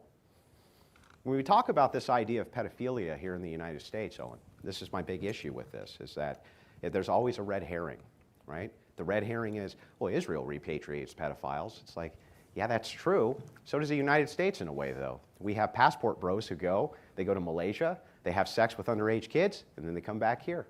It's the same exact principle applied. The only difference is there's no official right of return. There doesn't need to be. They're already U.S. citizens. Yeah, you know what's funny? I've seen some of their YouTube channels. There's a certain person that's a little right-wing coded that happens to talk a lot about the Philippines and how much he loves being there. But when we're talking... One of my favorite things that somebody said about the Philippines is how it's like it is the mecca of mediocre white dudes. Talking about this, we know where the groups of pedophiles are. We've known this for years. The Catholic Church, for instance, again, part of one of the largest pedophilic scandals in the world. Which church do you belong to again? Is it Catholic? I have no qualms with what you're saying about the Catholic Church, whether I identify as one or not. So go ahead. I will sit here all day as a confirmed Catholic and ridicule their pedophilia. Yeah, I'm just saying that when you use the red herring of the Israeli repatriation... How is it a red herring if it's true? Because the red herring happens when Didn't you admit it's hundreds? When you say, hey, wait a second. Yeah, hundreds. So it's a real thing. So it's not a red herring. No, the red herring portion of it is when you obfuscate away from the argument on the Epstein files as though there's a global cabal of pedophiles. I point out in Iran, there's an open cabal of pedophiles. You say, well, Israel harbors pedophiles too. It's like, no, they don't have official policy for pedophilia, dude. They don't. Hold on a second. You just admitted you're talking about people that have been actually charged with crimes of pedophilia that Israel knowingly takes in. They are very well aware. That's not in every instance. That's in they are very well aware. Sometimes it's suspected. One of the big key ones was an Australian case I'm sure you're familiar with. That was one of the big key ones, but it's not always the case that they're charged with anything. Lots of them are just suspected of this. There was just the same way that the United States is suspected. Hold on. There was just an IDF security official, Alexandrovich, who just got charged, caught in a bust, and he fled over there. He's gone. Of course. But you're going to find... give me a comparable story this year to the Catholic Church. You can find the same thing. Show me the Catholic Church. Show me the Catholic Church finding a pedophile and saying, come to the Catholic Church. They moved them to other churches. What are you talking about? To allow them to continue to offend hundreds of thousands of cases. So show me. Weird to actually agree with Andrew on that, where it's like, that's right. I'm supposed to remember every name of every bishop? I just gave you one name in the last year. Tom Alexandrovich, IDF security official. Are you denying that the Catholic fled to Israel. Church doesn't move around pedophiles? No, I just said they do. I can talk about the Catholic Church all day long. No, and this is where Andrew fails at this shit, where it's actually kind of like this gas dip shit, where it's like they get met with fact, like and a name, and then he's just like, can you provide a name? And on top of it, he's also not saying what Andrew is insinuating that he's saying. Then why are you But we're arguing talking about the point? Trump administration dealing with the Epstein files. That's what we're talking about. So here. as we're diving into the Epstein files, give me your biggest piece of proof that Donald Trump in any way knew about any pedophilia. Yeah, and it's name definitely two actual idiots names of people arguing you're willing about, to say are pedophiles in that administration. Go ahead. Okay, I never made either one of those claims. Exactly. But I will respond to your question. Yeah. Howard Lutnick lied when he said he hadn't been to the island since he found out. He got caught lying. He took his family there. This was after Epstein had already been a convicted pedophile. Now, if Donald Trump wants to claim he has plausible deniability as far as Epstein's activities are concerned, I suppose that's fair enough. Are you even claiming that guy's a pedophile?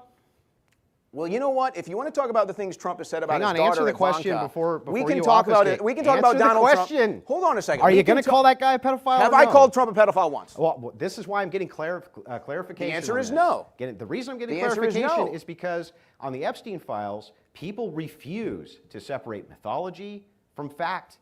And there's a lot of mythology here. And this mythology that you guys continuously talk about, that Trump is in some way associated with this global cabal of satanic pedophiles, but you never name names, you never give evidence. Your only evidence is they don't give us evidence. Why would you trust the evidence that these people give you anyway? Why would you even trust that anyway? You don't trust them, the evidence that they've given you so far. So why is it always the demand is like, I want endless evidence of a thing that we always make claims about, but can never demonstrate? Why? So Trump is obviously maybe mentioned more than anyone else in the files. If you want to claim that he has nothing to show illegal in the files, that's fine. Howard Lutnick, however, lied when he said he hadn't been there. He is still in the Trump administration. He was just running point for their meeting at the Oval Office just last week. And he's in the files taking his kids to Epstein Island. So would you take your kids to Epstein Island? Well, okay, so are you saying at the time there was media scrutiny that this was a pedophilic island? Yes, 100%. 100%. Epstein. RTP is. Oh, hey, shout out RTP. He's actually somebody that. He'd already been charged. He'd already been in jail. Are you saying this guy took his kids to the island to get them raped? I don't know. Raid over on Twitch, but yeah, he's. Took his kids to the island. Yeah, He he denied a it. lot more. He By the denied way, it. by the way, he denied it. This again He is lied. absence of evidence means that that's evidence. That's not evidence. No, you no, guys no. never Howard will Lutnick, actually hold on. name. Did Howard Lutnick go to the island? I'm not sure. He admitted it. He's in the files. Yeah, He took his kids. I'm not sure on that particular, but it's irrelevant. Why play that game? The particular, because even Jesus. if I grant the particular, you won't actually call the guy a pedo because you don't have evidence. You never have evidence, just claims.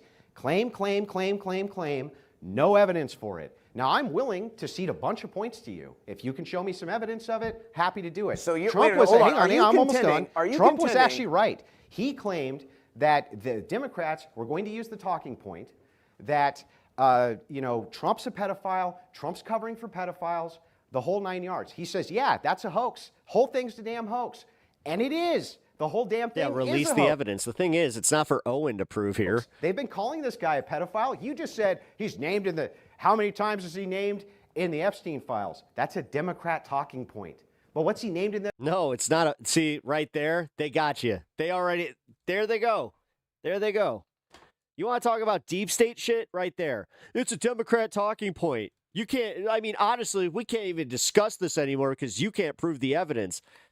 This is, it's genuinely insane how these motherfuckers got manipulated into just being okay with this shit. There are actual victims here that have testimony.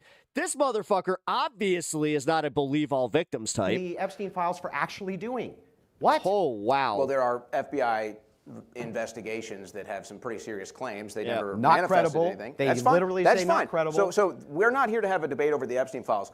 But You I brought do, it up as but a I reason do he's a find it failure. odd. No, you are the one that brought it up. But I do find it odd that you're going to pretend like Howard Lutnick didn't lie about going to the island after Epstein was convicted and took his kids. The point. Are you going to tell me? Hold on a It second. doesn't help your Are point. you going to tell me? Are you going to tell me that Donald Trump was not friends with Jeffrey Epstein? He was initially friends with Jeffrey Epstein, so but he he also banned him from his properties. That's fine, and he might have helped bring him in. Hang on, too. he banned him from his properties, and he was also front and center at pointing out to people that Epstein was a creep. That's one, and two, everything that's mentioned in the files. Michael Tracy has done great work on this. He's gone through them ad nauseum. So the have I. things which are put in there about Trump are ridiculous on their face. And the claims from various people about Trump are noted inside of these files most of the time as being not credible at all. Here's what's credible. Alex Acosta is the one that cut Jeffrey Epstein his sweetheart deal. It was so bad of a deal that they had to re-examine it and rearrest Jeffrey Epstein and put him back in jail in New York City. Which administration did that happen under? Where he was ultimately killed. Yeah, which administration did that happen under? The Trump administration. That's right. He got which is actually starting to look a little more administration. suspicious. It's actually starting to look a little more suspicious now. Yeah. Yep. How is that more suspicious? Yeah, no, it is. He died in jail. What administration? How did he die in jail? What administration did Acosta? Trump's. Was he in when he cut the deal? He wasn't in office. Trump wasn't in office. Yeah. Acosta was an attorney. Whose administration was that under? Obama's. Obama. So Obama, we have Acosta, goes ahead and gives him the sweetheart deal, right, under Obama. Under the Trump administration, they rearrest Jeffrey Epstein. Isn't that amazing? The guy protecting the pedophiles.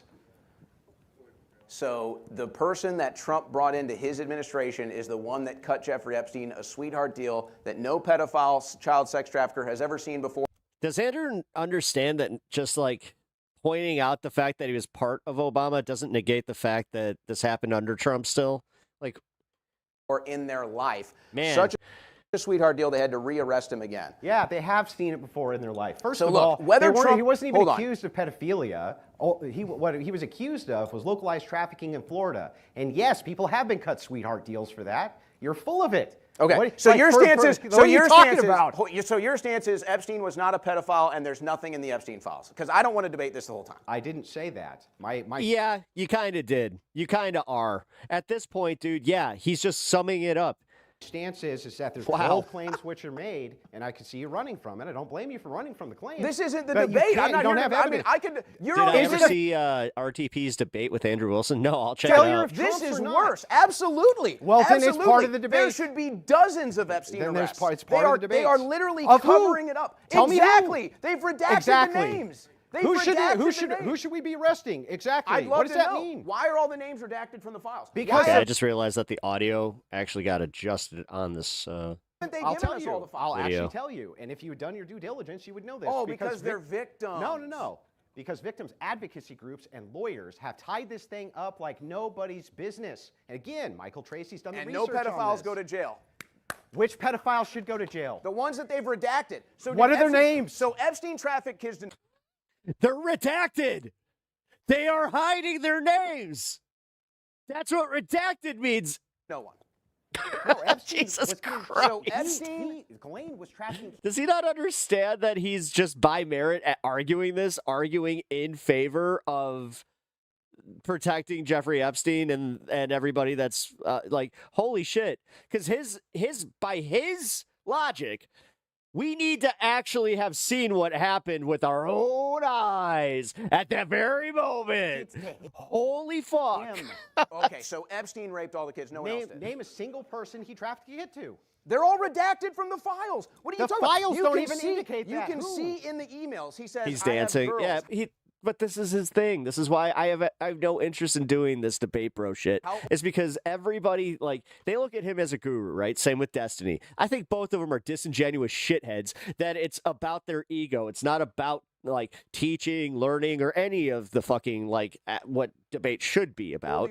Understanding, maybe trying to concede a point or two, or kind of learn a new thing or two. No. There's literally none of that here. I don't like yellow. This is all just blood sport. That's all right there. That's not him. I'd call it an intellectual blood sport, but between these two, I don't see much intelligence. To do So with pedophilia, as far as you know, show me. fake alpha So shit. as far as Yeah, you know, it it's does. fake Wait alpha a shit. second. Yeah. Absence of evidence is not evidence. Do you agree with that? No, I'm using your logic against you. If you're saying My it logic doesn't works prove for anything, me and not for you. Okay, so I'll accept this because I don't want to debate. So Epstein was not a pedophile. He was not trafficking children to anybody. He was not friends with I'm Trump. willing to see They're that not. You don't want to debate, but you got paid to show up and have a debate. Now I'm actually kind of like, Owen, no. Covering up. They're not covering up the Have files. your I'm fucking willing to see debate, the bro. distinction between the mythology of Epstein trafficking children to all of these various pedophiles is a mythology. I'm also willing to see that Epstein himself may very well have been a pedophile, but it seemed like the trafficking was going to him. And you have no proof to the alternative of that. And even when you point at Acosta, So what is this Epstein happens doing? under Obama, rearrested under Trump, Trump's the only one who released any Epstein files at all, signed in the Epstein Transparency Act. Yeah, Congress after they redacted them for weeks, they still haven't released everything. They still haven't released everything, by the way. How would Trump unredact million? Can you explain that to me? Well, they shouldn't be redacted at all. Yeah, but how would Trump unredact them? Well, it's actually... He could easily do it with an executive order. You know how you guys believe that he can do anything by executive order? Well... pretty easy. I think he calls them and says, hey, no, unredact these No, that's the judicial branch. That's a different branch of government. And he can call them and Trump's tell them allowed to do that with classified documents. Not allowed to do that with redactions. Those redactions are going through the judiciary. So what should Trump do here? He can easily declassify. He can easily release everything. They're not classified. They're redacted. Then why aren't they released? He did release them. Not he all released of them. millions of documents. Not all of them. The thing is, in the law, it's supposed to be unredacted. It's written in the... Owen, get better at this. It is written in the law that they have to unredact the perpetrators and redact the victims. And there it is. They went out of their way to fucking make that a part of the law. Tough titties for anybody that disagrees, Mr. Wilson. And not only that, again, how would he get them unredacted? Tell me. Not even all of them. They're Tell not me even how all he would released. get them unredacted. How? It's very simple. You bring out the investigator. You go to the... You literally just say, hey, they're covering this up. What the fuck? Like, and you go back and you revise the law. You know, you just make an addition to the law that you can then prosecute anybody that is hiding information in the redactions.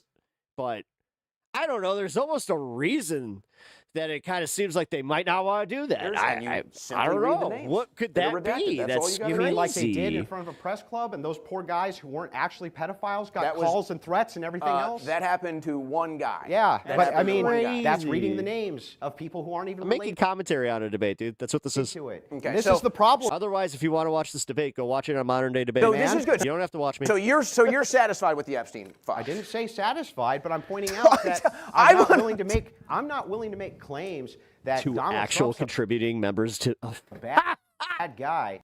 Listen, I'm not trying to overstate my contributions by any means, but if you think that these motherfuckers are like the bastions of contributing to society, wow! Based on redactions that he's not responsible for, you can't. My guy, your average McDonald's workers offers more than all of us. Tell me shut the fuck up. How he should unredact them? You can't tell me it's who very simple. I want the victims all the are. files. You Show can't me tell me all any the of files. this. What do you mean the victims go in front of Congress every fucking day? I only want to jump in just because, given that we have only 40 minutes for the open dialogue, though it's been epic so far. I just want to be sure if there are other topics you want to cover. We have 8 minutes left.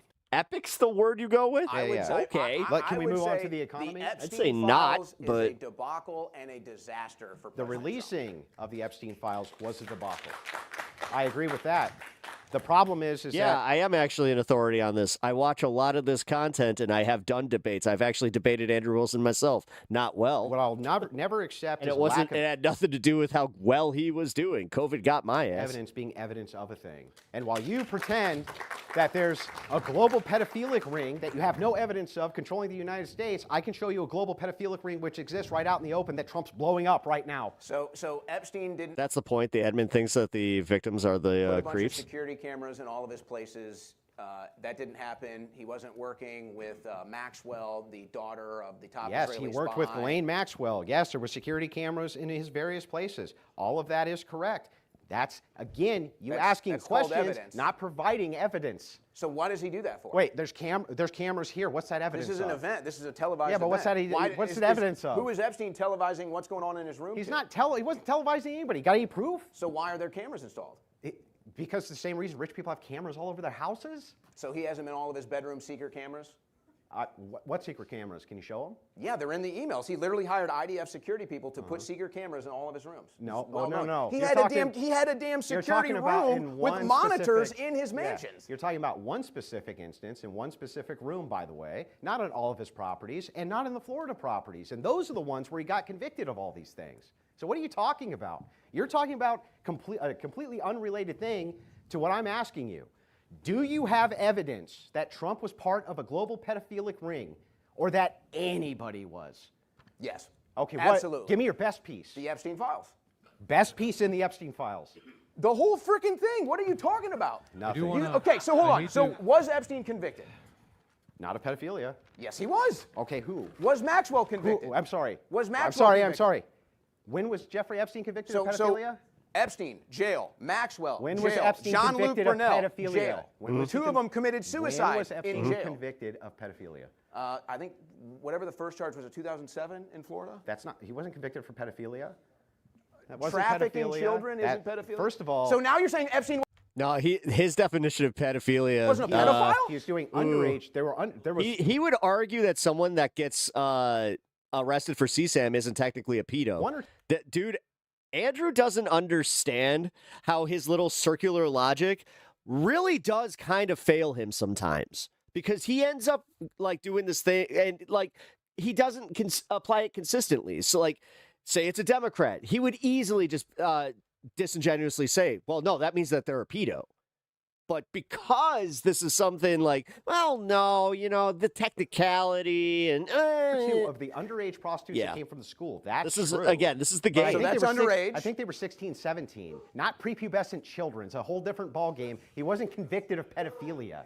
Okay. So Epstein wasn't a pedophile. Glad we got there. I didn't say Epstein wasn't a pedophile. I said you haven't given us any proof he is. Got some? There's no proof Epstein wasn't a pedophile. Oh, guys. I'm going to No use an proof. argument from incredulity. He killed himself in jail. Nothing to see here. And we should probably pardon Maxwell, I'm too, totally at this rate. I'm totally incredulous, but I have no evidence of my claims. Just because the economy is another topic we might want to cover still while we have time. We do still have about 25 minutes. Anyway, so I try to operate off a facts basis. What happened, I'll just not very well. And wait a minute, dude, you're an Orthodox fucking Christian. Facts. And then I'll give you the last word. Jesus Christ. I Half of his shit comes down to him having faith. He believes in an imaginary sky daddy, but facts. Summarize it very quickly on Epstein. Jesus Christ. This is what I mean about him not being able to apply this logic consistently at all. Been a pedophile and likely was himself a pedophile. But when you make these claims about demonic global pedophile rings which control the United States, I want some fucking evidence. I do. And I'm not willing to throw the President of the United States that I voted for. What's going on with Letterhack? He is just taking a sabbatical to focus on his art. Plus, without any evidence. Nothing crazy. He needed to focus on and I gotta respect that. Like he's doing something big. He's got a big project coming up. I think that he's talked about it, but I don't want to step on toes. So, if you want to tie it off, you can. Well, I'll just say we also saw in the Democrat emails spirit cooking. We're also keeping the seat warm for him. But there's no evidence of pedophile. Waiting for his return. I'm sure none of it happened. Not sure if you saw. Also, the Angry Ginger is making his comeback. The big art project, spirit cooking. Podesta, that's right. Yes, Leon Podesta, who was part of a massive art project for spirit cooking, along with. How about we talk about Rocket Pizza? Did they have babies underneath there, Owen? Did they have children in the basement, Owen? Good opportunity to go into the economy. Yeah. All right. So moving into this, I just got a single question for you. Owen, how would eliminating mass migration into a net negative not cause economic downturn or higher prices? How is that even possible?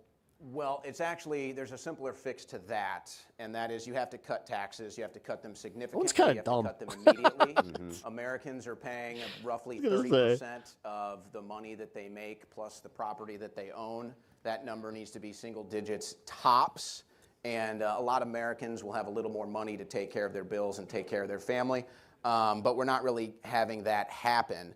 Now, I feel like this whole argument is assuming that Americans don't want these jobs. No, it's assuming they do. In fact, my argument to you is just, I'll simply state it. If it's the case that we bring in, 100,000 immigrants tomorrow to California, let's say, okay, and they're willing to take $10 an hour less than the Americans who are there, would you agree with me that that'll probably save you prices in goods and services from whatever that corporation is or company?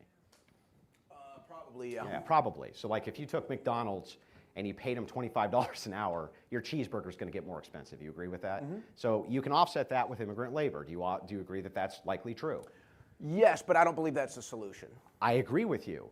But if it is in fact the case that Trump is doing his job, which it seems like he is since we have negative net migration, why wouldn't it be the case that if we're deporting all of these illegals and they're self-deporting at an overwhelming rate, of course your localized food prices are going to go up because most of these jobs are now going to Americans. In fact, this is exactly what Cato is saying. They're saying we're getting hurt mostly in the economy because Trump is not even letting legal immigrants come in. I thought that was what we wanted, man. We want to stop that legal and illegal immigration. But it's like, not if your fried chicken's going to go up 30 cents. What are you talking about? We want that, right? Well, the deportation numbers are not where they need to be. I don't know how much that falls into the economic realm of things. Obama deported more people than Trump, so we're not. There was a lot more people to deport. But I think that there's other reasons for that. I think that this gets into the, let's say, failures at the Department of Justice, which maybe they're just starting to get into with the SPLC, but I don't know. We'll see about that if we come back to that. We're being told as Americans, hey, buck up and pay more for gas. It's this war in Iran. You've got to buck up. It's your patriotic duty to pay more for gas. That is a war that's being fought in the foreign and special interests.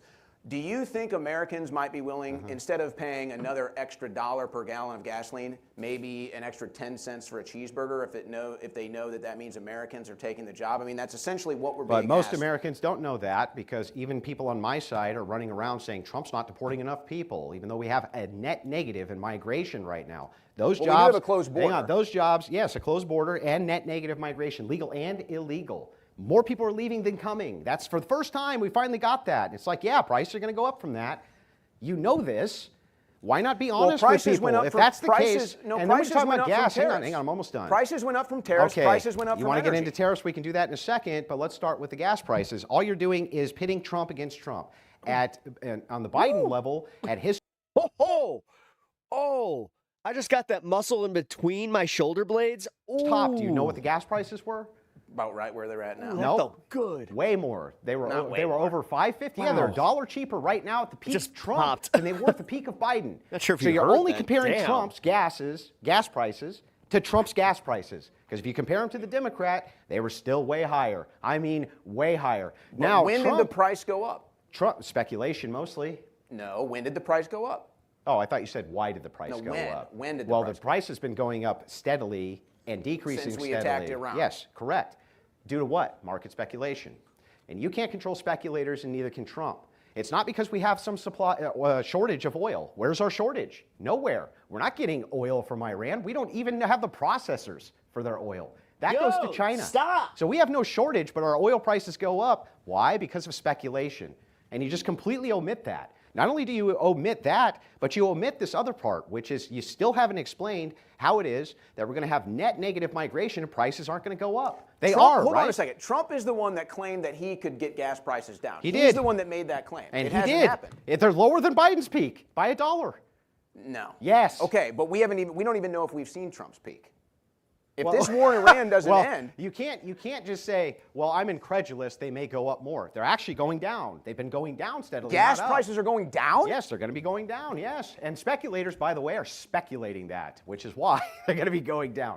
Interestingly enough, when we're talking about oil prices, though, and gas prices, yes, at Biden's peak, they were $1 more than they are. Did you do like I suggested, get a tennis ball for between the shoulder blades and push it against the chair? Right this second as we're talking. I even made sure but that's this not what morning did when we it. came I in. just like I did to that be sure. pop and it just went. Yes, that is in fact the case. So it's like you're only comparing. I just Trump felt to it Trump, go and all the even way down. with I was him like, oh, blowing the shit out of yeah. pedophiles in Iran, like the Ayatollah Khomeini, he still managed to give you $1 cheaper gas than Joe Biden did. Bro, it's about to spike to $6.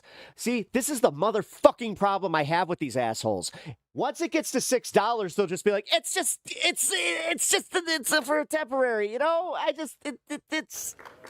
They don't understand that, like, by playing this game and not recognizing, like, how, number one, the gas prices have been higher at a consistent rate than Joe Biden. What happened under Biden was Ukraine went to war, or Russia invaded Ukraine. Spike happened, right? Because the global destabilization. And also a mixture of, like, the back end of COVID and our reserves. Released the reserves within, I think it was like 1 or 2 months, just fucking plummeted. Completely plummeted. That's not going to happen, and that's why oil futures are also like they're kind of, they do this weird thing where they plan into, like, you know, the summer, August, September, looking for the new quarters, and also just recognizing objective reality where we're not any closer to ending this war. The Strait is not any closer to getting open. And then you have fucking the UAE leaving OPEC, which is going to just skyrocket the fucking prices. But they don't want to, they never want to bring this up, which this is doing their base a disservice. This is doing their fan base a disservice. They should be honest with you. And them do it, like, again, this intellectual dishonesty is only going to come back to bite them in the ass. But you just said it Also, what up, Rebecca? Trump. You How's just it said it going? was the speculators. Now you're giving credit to Trump. So I don't know what, I'd like a little consistency. Okay, so wait a second. So you're going to blame it on Trump instead of the speculators. But when I say even under... He is the speculator. He's the speculator in chief, motherfucker. He's literally moving these, like, the markets based on a fucking poop tweet. I say this all the time. Circumstances, it's $1 cheaper. That can't be because of Trump. It's not. It's just objectively not. It's like, oh my God, that's also a fucking lie. No. Here's $1 cheaper. It's 60 cents. 60 cents cheaper than it was at the peak of Biden. And we're edging very close. I want the consistency. No. Here's my metric. No, you don't. You're such a lying sack of crap. Trump said, God damn it, on his campaign he would get gas prices down. He did. He hasn't done it. Yes, he has. He's even admitted that we had to take a detour off of America First to do this war. He said it's over. It's not a war. It is a war. Gotten the gas prices down. Gas prices have gone up since we started the war. Yes, gas prices went up when we started the war due to market speculation. So Trump started a war, and now gas prices are higher. That's the fact. But you're only comparing Trump to Trump. And if you're going to compare him to Biden, gas is still cheaper than the Democrats. This administration to this administration. Exactly. Gas prices have gone up since he started this war. Yes, and if you follow Trump's plan, gas prices are likely going to bottom out because he has control of oil there. That's a nice control that would be great. For oil in Venezuela. That'd be great, but it doesn't seem like that's the reality we live in. It spiked again. Dude, we had a 59 cent fucking spike. Do you understand how fucking absurd that is? Over all of it. Venezuela oil won't be ready for probably months. But we still have control of it. What did I say? In the future, it'll go down. We'll see. I hope that's the case. And that's just within the last week. I hope that's the case, but that's not the case right now. And Americans are struggling financially, and now here we are in another war in the Middle East, and we're sick of it. Are you going to blame market speculators? I'm going to blame Trump for getting us into another war on Israel's behalf. Yes, I am going to blame Trump for that. He did that. So help me out here. Can you tell me all of the downsides of Donald Trump killing pedophiles in the Middle East? Just busted him. Notice how he calls every Muslim a pedophile. Every single one. He's saying the entire nation. But he minces words for, well, it's not technically pedophilia for Jeffrey Epstein. What a fucking clown. Seriously, how do people look up to Andrew and how does he not see it? First of all, do you know every single person? Were those schoolgirls pedophiles? I understand that he is good. He's good at he's good at the charade, but he's not good with, again, practicing what he preaches as far as consistency. Institutionalized in the Iranian Constitution. We're the 200 schoolgirls pedophiles. We want to make sure that they're so that's weird because you know those pastors that keep getting caught? Lives odd, Tara. They get raped. But that aside, no, of course not. But there's going to be deaths inside of a war. Okay, so it is a war. Huh? How'd I get that? Because I listened to his entire last segment on Jeffrey Epstein where he was mincing what a pedo is. Yeah, I didn't say it wasn't a war. And what his whole does he need congressional approval? What you need to prove to him. God damn it. Even though there's no ground invasion, there's no boots on the ground, there's none of that. Stuck in my head. I just want to know, how is the global interest served? You're so concerned about pedophiles. He killed one of the most major ones who's ever existed since the late 1970s. Well, he was friends with He put it inside of the Constitution of Iran that you can marry 9-year-old girls, dude. And by the way, Khomeini, that's good. Khomeini, hang on, almost done. Khomeini was married to a 15-year-old. Perhaps by the lunar cycle could have been 14. His son was married to a 14 or 15-year-old. A lot of his high command were married to children as well. Trump killed all of them without a single boot on the ground. Great. And I'm sure after we've killed thousands of Iranians, including young schoolgirls and the entire family, I'm sure that the Iranians are going to be less radicalized because of that. So I'm not radicalized. What do you mean? How do you get more radicalized than marrying children, dude? What do you think they're going to stop? What are you talking about? You think they're going to stop? No. Well, I'm just saying. How do you get more radical? You're like, oh, the Iranians are going to get more radicalized. That's how that works. That's literally how that works. We have CIA reports dating back to the fucking early 90s about that, dude. Burying kids? Well, that's what, like, that was a major thing that even the Bush administration was recognizing. I remember Donald Rumsfeld kind of coming out and even just being like, these are the radical sons of some of those killed in the Iraqi region during Operation Desert Storm. The United States blowing up the pedophiles is going to really make them mad. How many countries has Iran been bombing? This is why Owen sucks at this, though, is the fact that he's not going to correct him on something like that, and also just it like kind of remind him of what his whole barometer for fucking proof is. Well, Iran is a state sponsor of terrorism. You agree with that? And is Israel a state sponsor of terrorism? You could argue that for America. You could literally argue that for America. Iran-Contra anybody? Literally just talking about I think that Israel's done many terrorist actions. Is America a state sponsor of terrorism? I don't think that America generally is a state sponsor of terrorism. Okay, no. well, in the... well, then you're full of shit, and you're, again, it's completely disingenuous, and this is almost a waste of fucking time. The Obama administration, it's very well known we were arming for both of these guys, moderate and me, rebels that and all of us. I think we all lose in this. So America backs these proxy groups. The CIA backs these proxy groups. But that was due to Bush doctrine. Most of and that now Trump isn't. Now Trump is Bush. Trump has when? Where's the forever war? We're in the Middle East. Not a single boot on the ground. We've been in the Middle East the majority of Trump's administration. Is there a single boot on the ground in Iran? We have been at a war in Iran question, bro. since. Is there a single boot? Yeah, Karg Island. Okay, look it up. That's like 5,000 troops deployed to Karg Island. What was that for?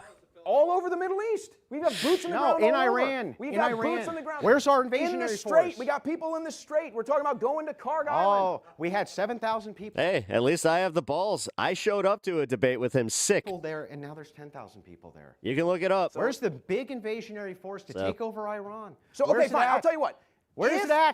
If they do go into Iran, what will you say? Yeah. Then? God. Well, at think that point, back. You're done. Okay, fair enough. I don't think, like, let's see, November, I've drawn the line for myself that if there's January, a ground February, invasion in Iran, and that's when I did it. So I was only in, I literally was a streamer for like 3 months when I did my debate with him. That would be a continuation of the Bush Not that policy. that makes it any better. Hang on, let me finish the point, and I'll get to casualties too.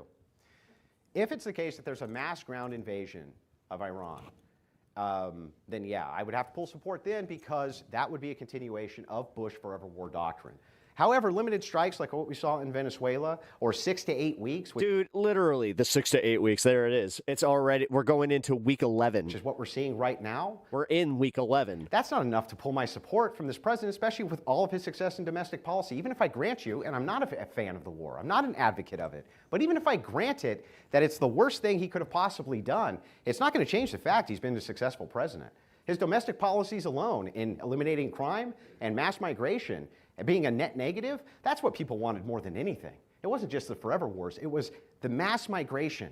No, actually, this is like hockey. Hockey's a way better analogy. This is like when you have a shit team that can't score, so you just start taking like you try to draw out penalties. That's what Trump... You try to do a bunch of like these fucking tie-ups. Always harped on. And he's been after it and after it and after it. Yeah, trust me. And he did deploy the National Guard to protect these various centers in these cities while ICE... I've also been on the other side of that where it's like, yeah, I've been on the other side of losing pretty poorly, and we were just like, fuck it. Let's just play aggressively. Let's at least have some fun. People from the nation. Democrats did everything that they could do to stop them, goalpost including moving. court cases, I mean, they're good at it. terrorism against them, and everything else in between. So it's like, all of those show me that the guy is very successful, even if I grant it to you how bad Iran is.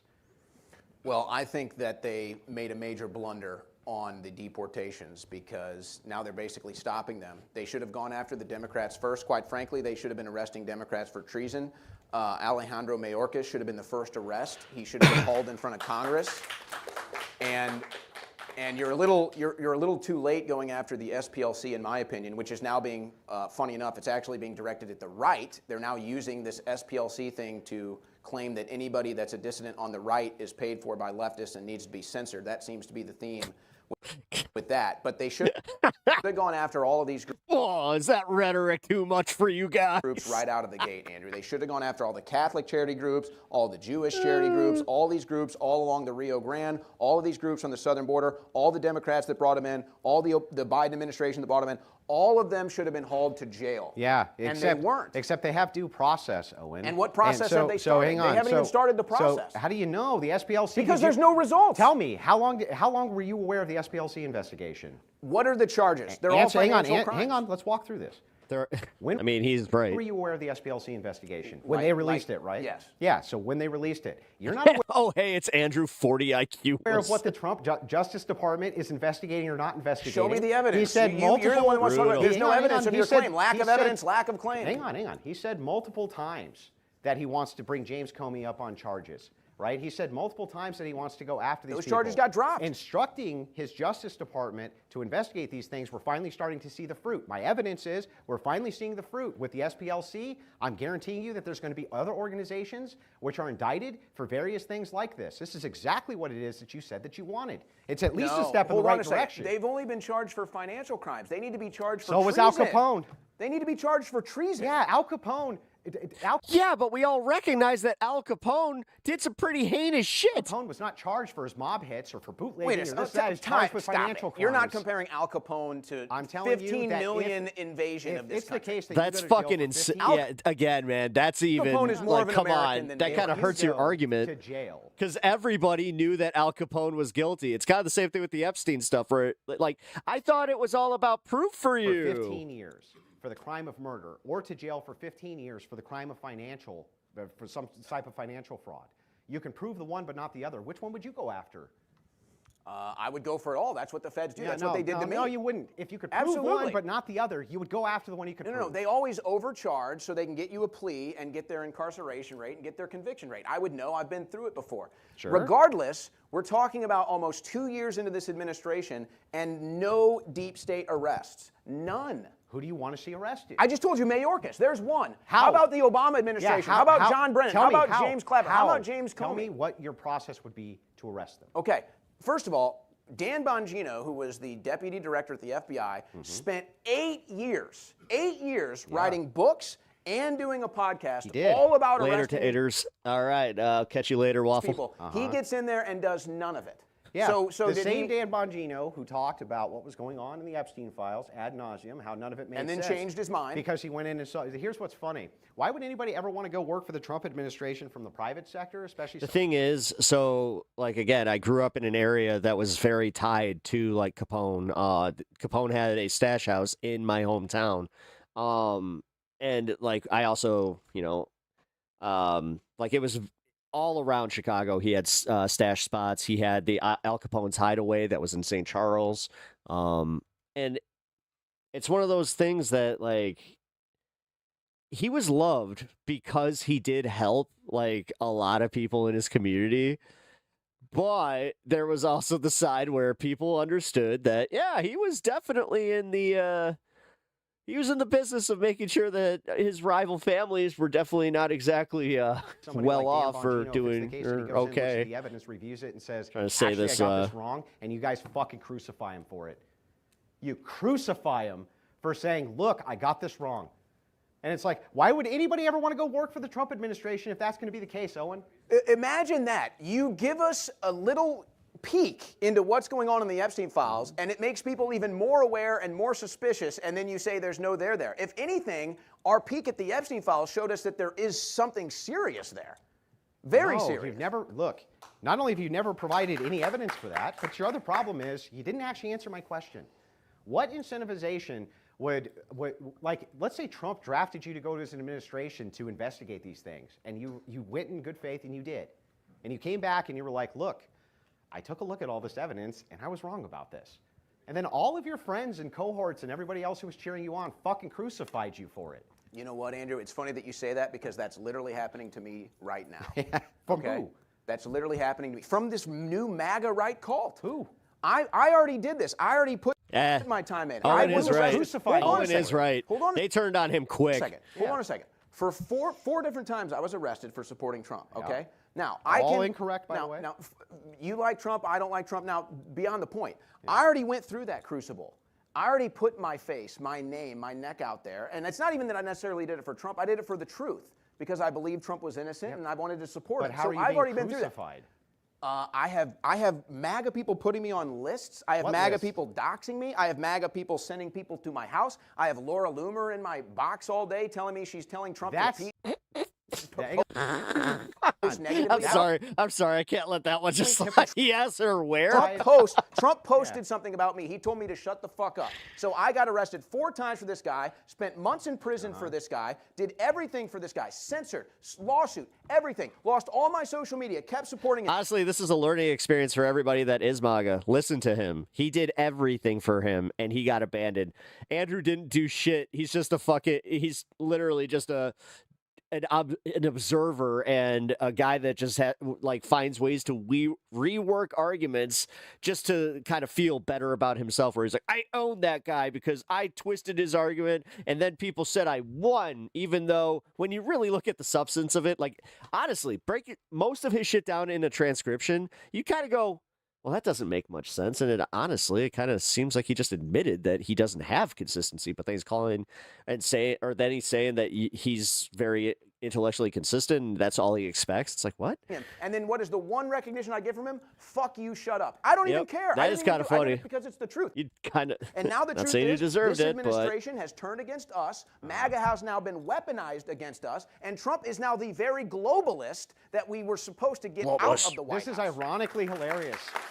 So the first thing that you claim, you say, hey, look, I was crucified for my support of Donald Trump by Democrats. Do you agree it's by Democrats? Well, actually, first it was by Republicans because we were going up against... Never Trumpers. Yeah. Like you are right now.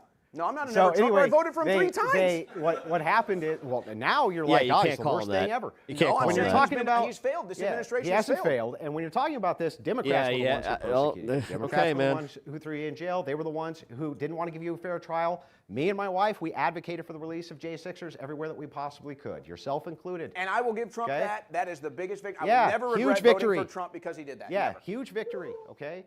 But not only that, let's dive into this a little bit deeper.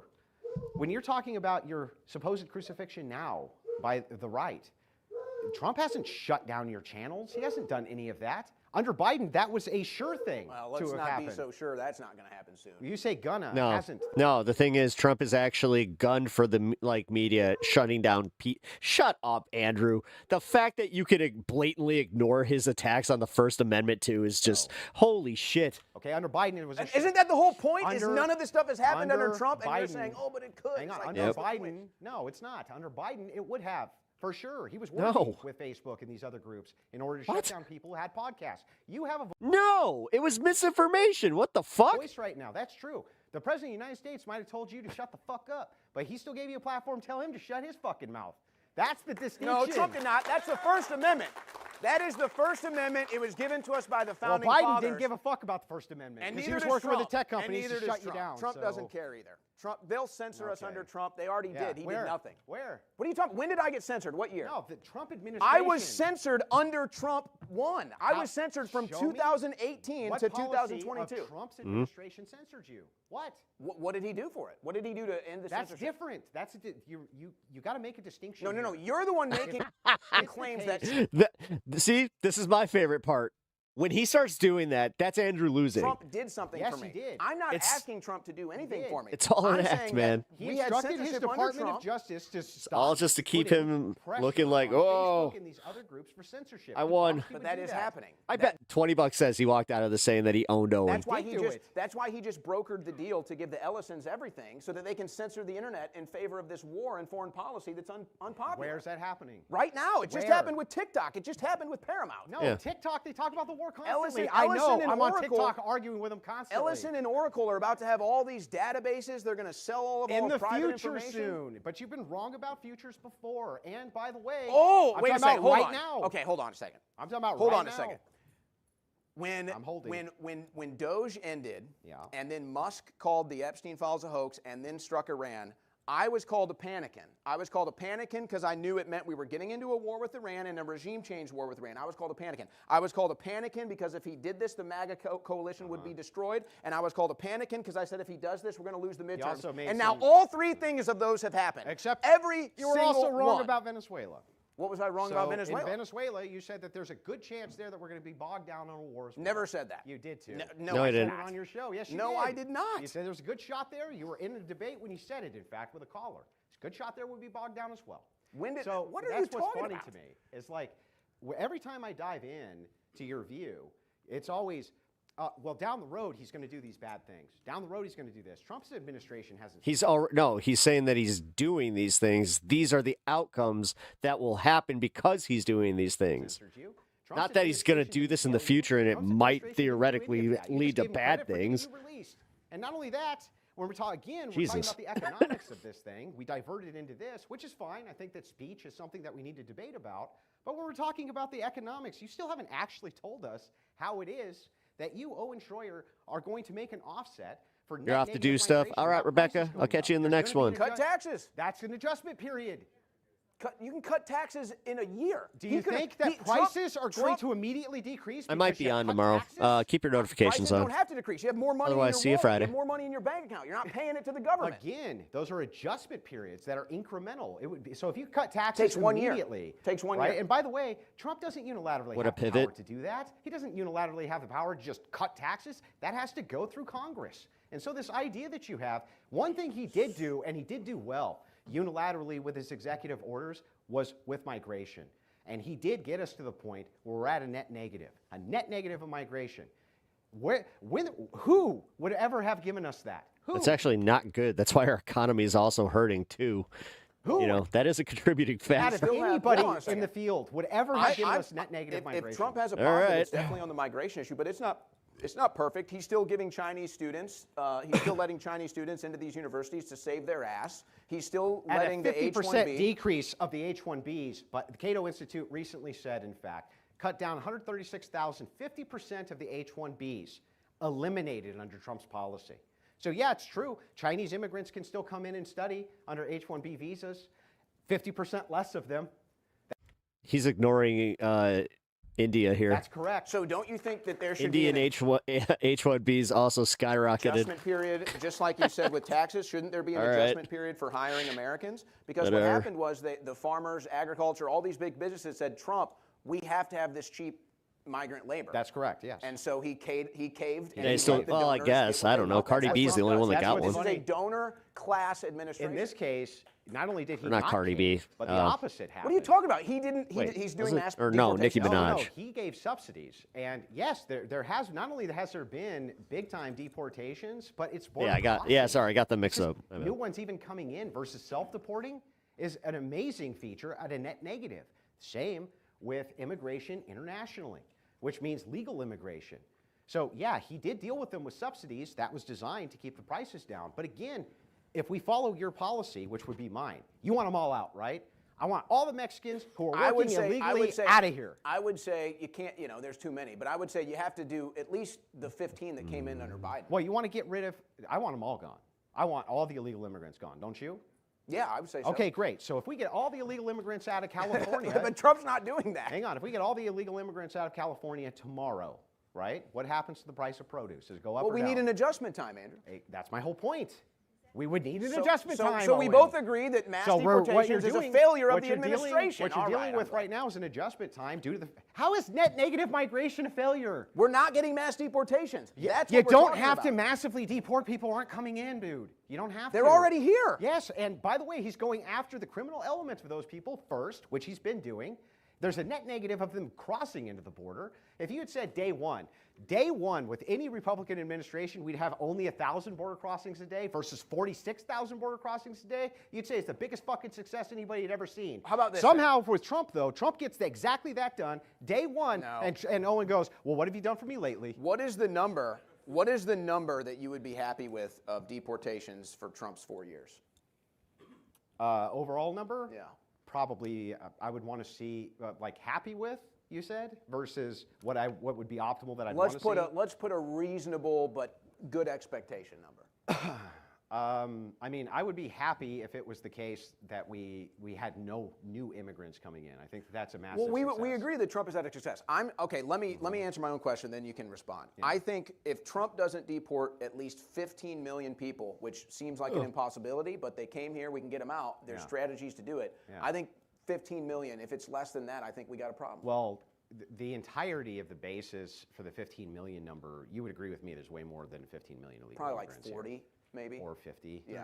It's very high. Yeah. So if it is the case that it's very high that we have this amount of illegals that are here, that's going to take a long time. And Trump has Trump has been hampered. He was moving towards this. He's been hampered in the courts, again, 3 times the amount of injunctions any other president when it comes to illegal immigration. And he's trying to unilaterally do this because Congress isn't working with him. He's hamstrung at every level. He's using executive orders to push that through. And it's been wildly successful. Wildly successful with the tools that he Difficult Truth. has. What up, man? Thank you for the raid. Also, hope you had a good stream. Have to say that that's Welcome successful. in Raiders from Difficult Truth, a fellow this spacer. A net negative. Also rad dude. I said that that's the one success, but I just That's don't the think, big success. I just don't think that it's thank you going for the to be where follow. it needs to be. I think that he's caved on the mass deportations. Wolf and at Glenn, the end thank of you the for that. day, as much as both of us would like to see. Yes, we were watching 2 insufferable dum-dums debate each other. Every single illegal immigrant deported. Also, thank you for the But if they are, the prices are jewels. going to go up, right? I think that you can negate that by not getting them into another war in the Middle East. The war in the Middle East, are you kidding me? You think that that's the budget buster in comparison? Absolutely. Hey, He's thanks, Michael. asking for $1.5 trillion in the next defense budget. Nothing. We pay $1 trillion in interest on our debt. Do you know what our entitlements are in comparison Cut 'em to all. military spending? Cut 'em But that's all. my whole point. When we're talking about entitlements, the number one spending, not military. That's one. I think the second, I think interest is about to take entitlements. well, maybe, but the number one spending right now is entitlements is 3 times higher than military spending. 3 times higher. Most of those entitlements are coming in because of illegal immigration and mass migration. You know this. I've heard you say it yourself. I have a zero tolerance for any welfare. Yeah, I've heard you say it yourself. So if that's the case, you're not going to be able to do this without a transitory period where prices go up. It's been a when year. you see all It's of been these over jobs, a year. first of all, real wage growth have gone up 1.3% because the jobs are finally going to The Americans. economy's bad. You can throw numbers every day. The economy is bad. More Americans are living paycheck to paycheck. Are real More wages Americans up are or in down? debt. Down. Okay, Down, so yes. how far down are they? Dude, this is not a good argument to have. My God. Do you know how many debates I had to listen to this guy say the same thing I kind of have been about how, well, Biden didn't do you any favors by pretending that the economy was great. That's exactly what you're doing now. They're as down as they've ever been. And I gotta say, not a great message to take from the Dems because it really worked for them. They're as down as they've ever been, Thank you for ladies the and thumbs gentlemen. up for Anybody the 10 can cook these numbers. These wages are as down as they've ever been. No, the wages are up. Are you going real to tell Americans that they're doing good financially? I didn't today?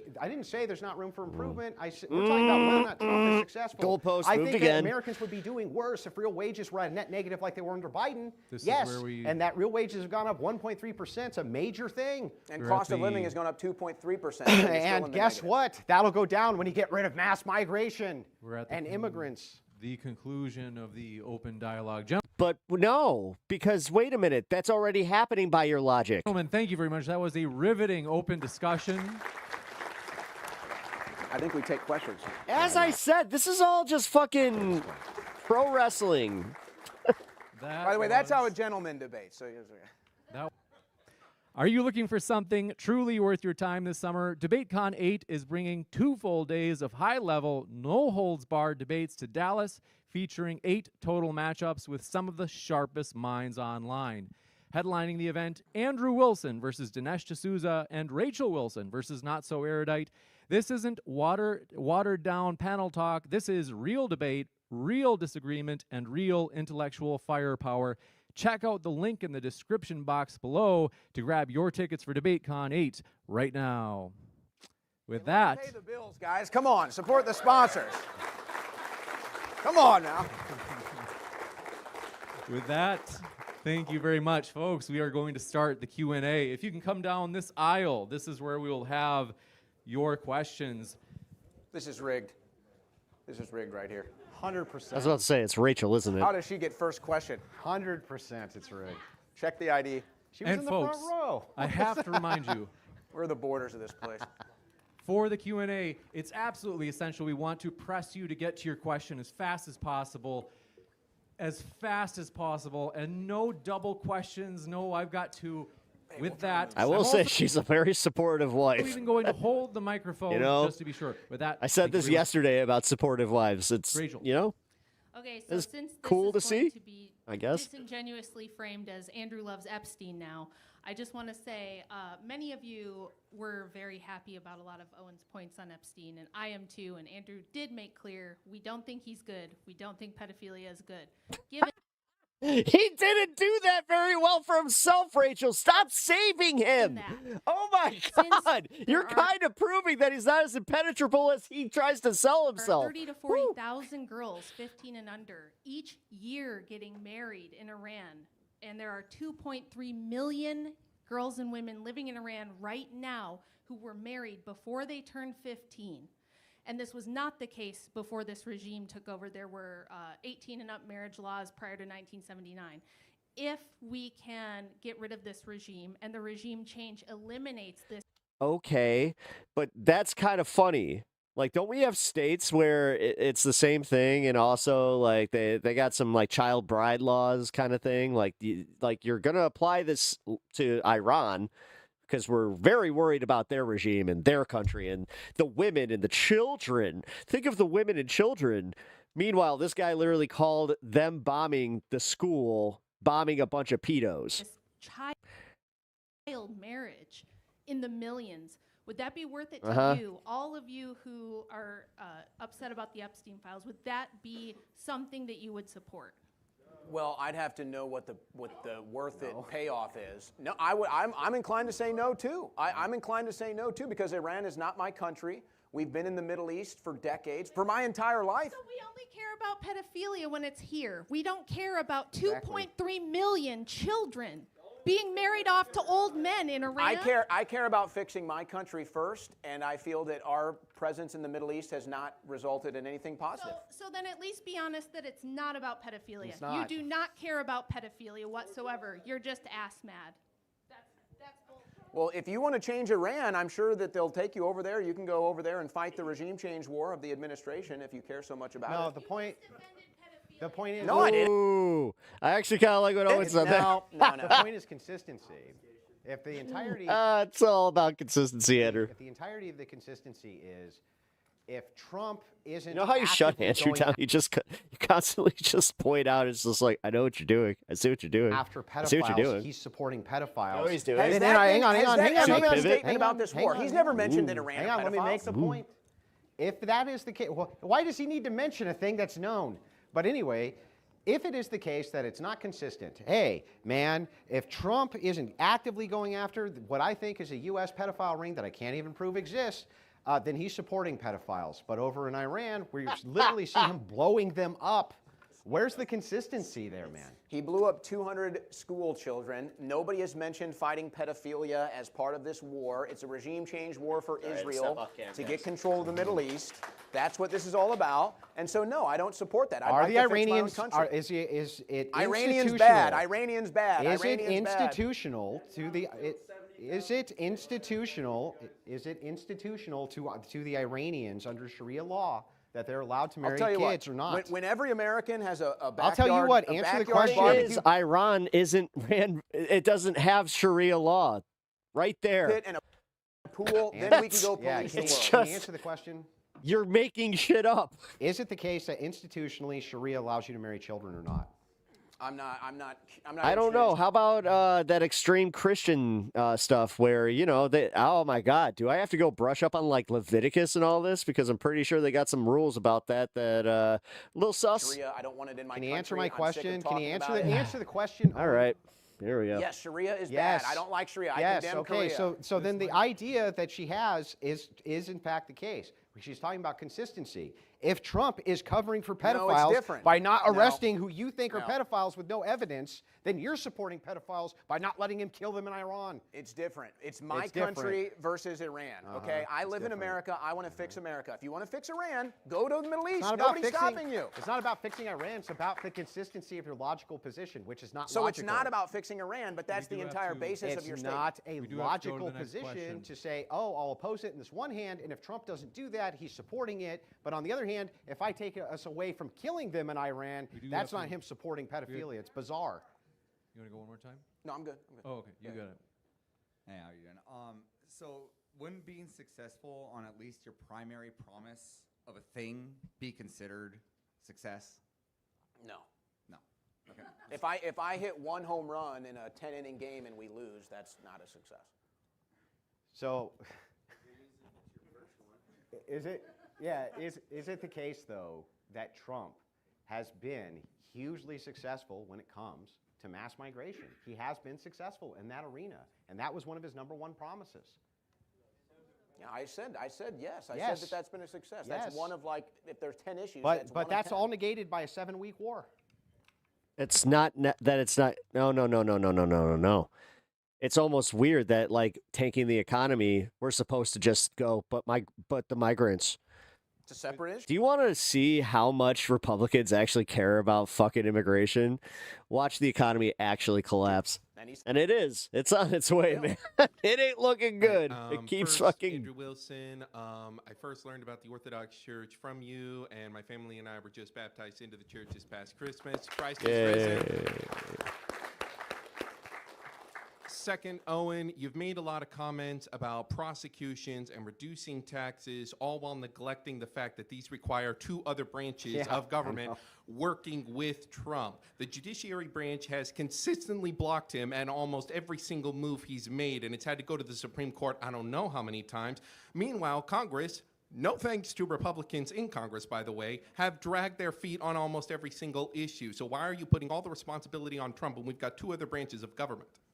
Well, Trump appointed the Attorney General, and she failed him. So he did that. He appointed that. So I don't know. It's not the judiciary, dude.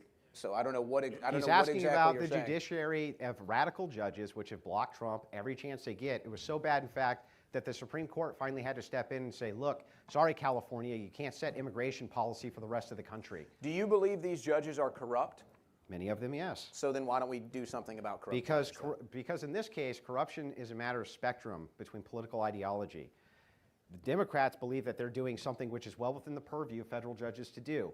And it was within their purview to do until that was recently constitutionally lifted by the Supreme Court, who said federal judges in California can't anymore say, hey, Texas, this is going to be the new standard for immigration law. They were blocking Texas immigration law in radical courts in California, dude.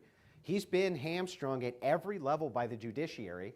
100% that's true. The Supreme Court, which he appointed, he's had massive victories there.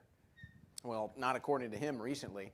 But I just find it amazing that the Biden administration can make thousands of prosecutions and arrests within months, but this administration can't do anything about Epstein clients or about the deep state. Thousands of arrests of who? He's arguing that technically Biden was more effective. Yeah, so they were able to utilize the power of the media to paint all of you guys as being violent extremist insurrectionists in order to get the public on their side.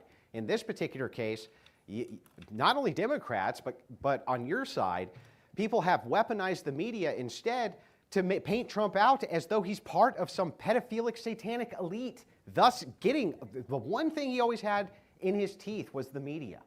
And you guys have done everything you can to take that away through this obfuscation of Epstein and the Epstein files. When we have way bigger fish to fry in domestic policy for sure, and you still don't even have any evidence of any of those claims, which is wild.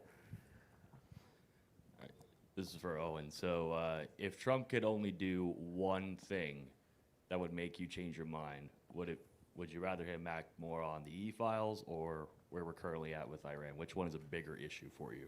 I would say probably bring the troops home, generally speaking. Bring them all home. And I think you win the midterms if you do that. I think you save face with everything. If you come out tomorrow and you say, we're done in the Middle East and we're bringing all of our troops home, I think you sweep the midterms. He's not a Dem. No. You're missing, no. So this is just because Owen is now being perceived as like being a MAGA traitor. So they're trying to kind of like, ironically, frame him as like he's the, on the left now. But he's not. Like, this is kind of, you're watching two contingents of right-wingers that are both religious. They're both kind of shitheads. debating each other. This is not like he's representative of the Democratic Party or like the leftist in a debate space. This is mainly for both of y'all. I just want to ask, how can we get this guy looks exactly like who would watch this shit. Economy to rebound Jesus after the Christ. negative effects of the tariffs, especially on American manufacturing workers? I myself actually work at a industrial plant that produces grinding wheels for brakes. In our business, we had to increase prices a lot because costs of raw materials went up a lot because it was harder to import them because all the chromium. It's almost like the tariffs actually have like a material effect on us. I'm wondering, like, what is y'all's stance on how we could get the economy back and get the prices back down? Well, ask your president that you fucking voted for, that you keep going to bat for. Like, seriously, why are you asking fucking like podcasters and debaters? I still am of tariffs. What the tariffs were used for, people get it wrong all the time. They think that it was just willy-nilly. It wasn't. The way he was doing it, it was, though, Andrew. That's the thing. Like, I would even see that, like, yes, some tariffs are good. Having consistent tariffs and also just kind of a what's the word I'm looking for? Like, where you kind of like adjust the deals. But the way that Trump was doing it was just by doing it through tweet and executive orders and like threats and all this shit. That's why we are seeing these tariff refunds going back. Is because the way he was doing it was blatantly illegal. If you have the North American Free Trade you have to do it through Congress. So this means that these are tax-free power in the purse and all that. So if Canada imports a bunch of stuff from China, who we have a 25% tariff on, and then just labels it Canada, don't they avoid any of our tariffs, the Chinese?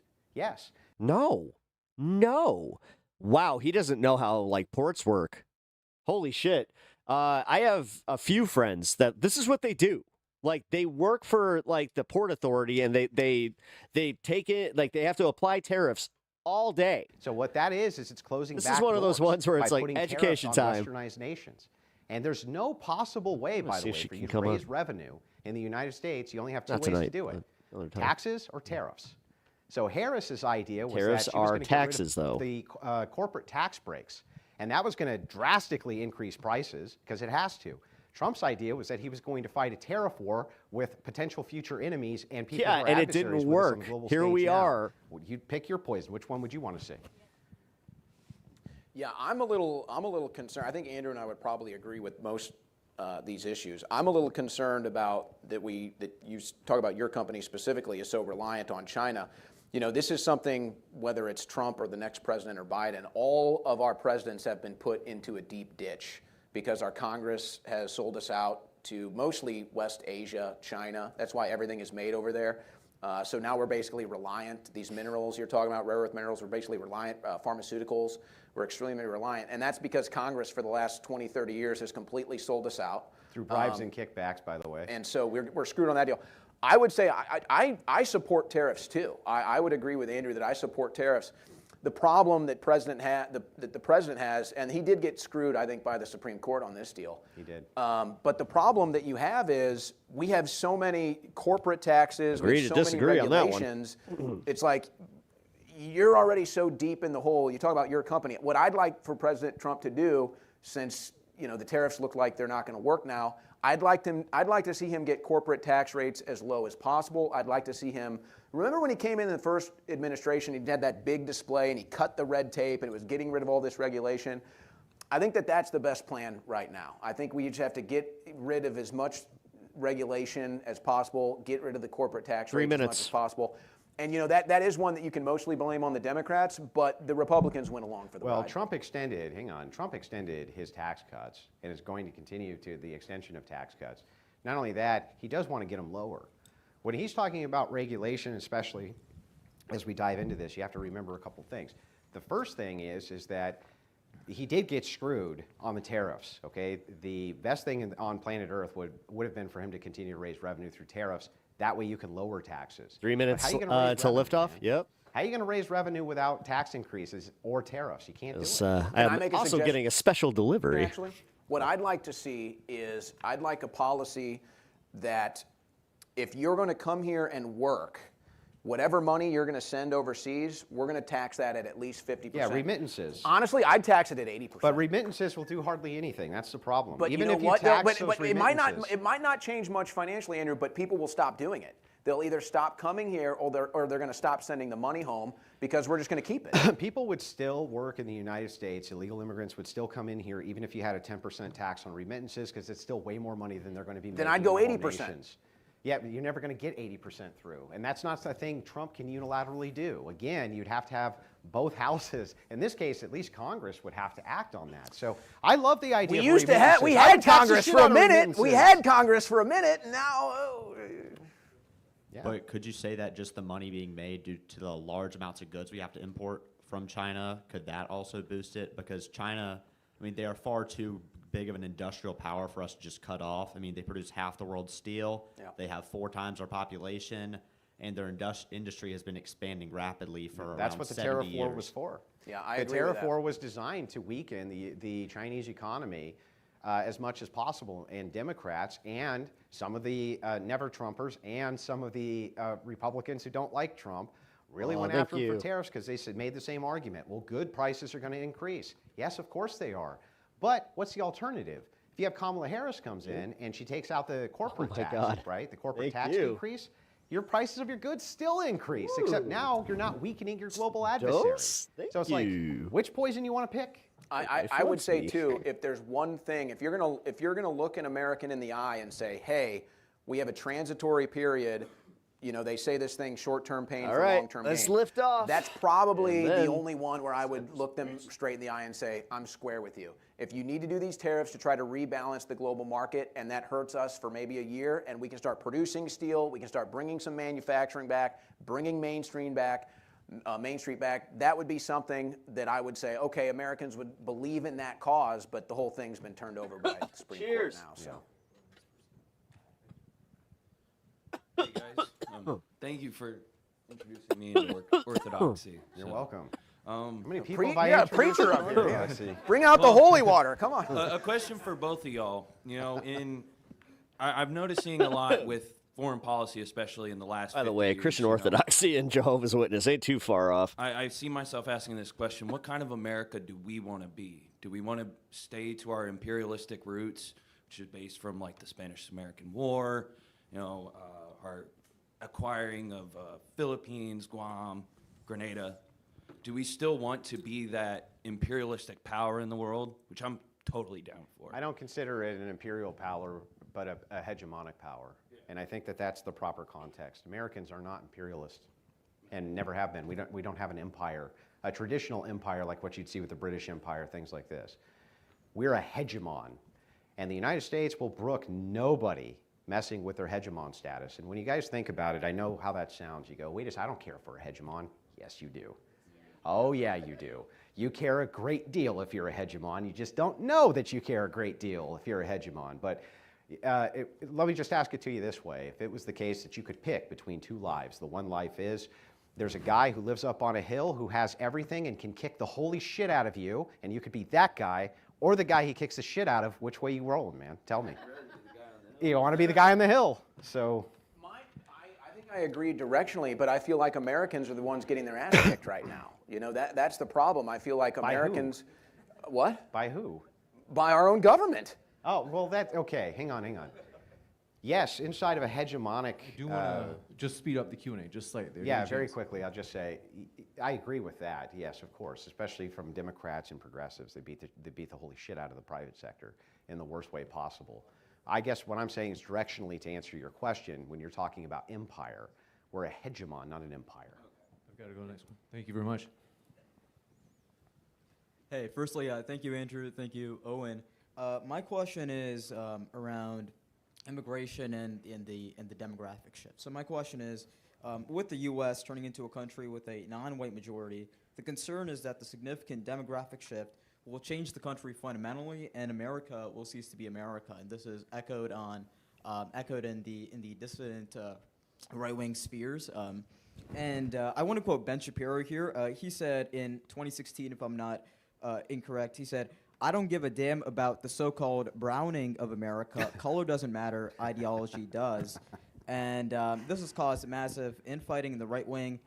And my question is, do you associate with the mainstream conservative view that Ben Shapiro and MAGA spouts, or the more dissident and alt-right? Well, I don't think MAGA spouts that. I think Ben Shapiro does, but I don't think MAGA in general spouts that. So I would answer it this way. Let's just agree with Ben Shapiro for the sake of argument here, that yes, under cultural nationalism, we'd want people who have similar values to the United States.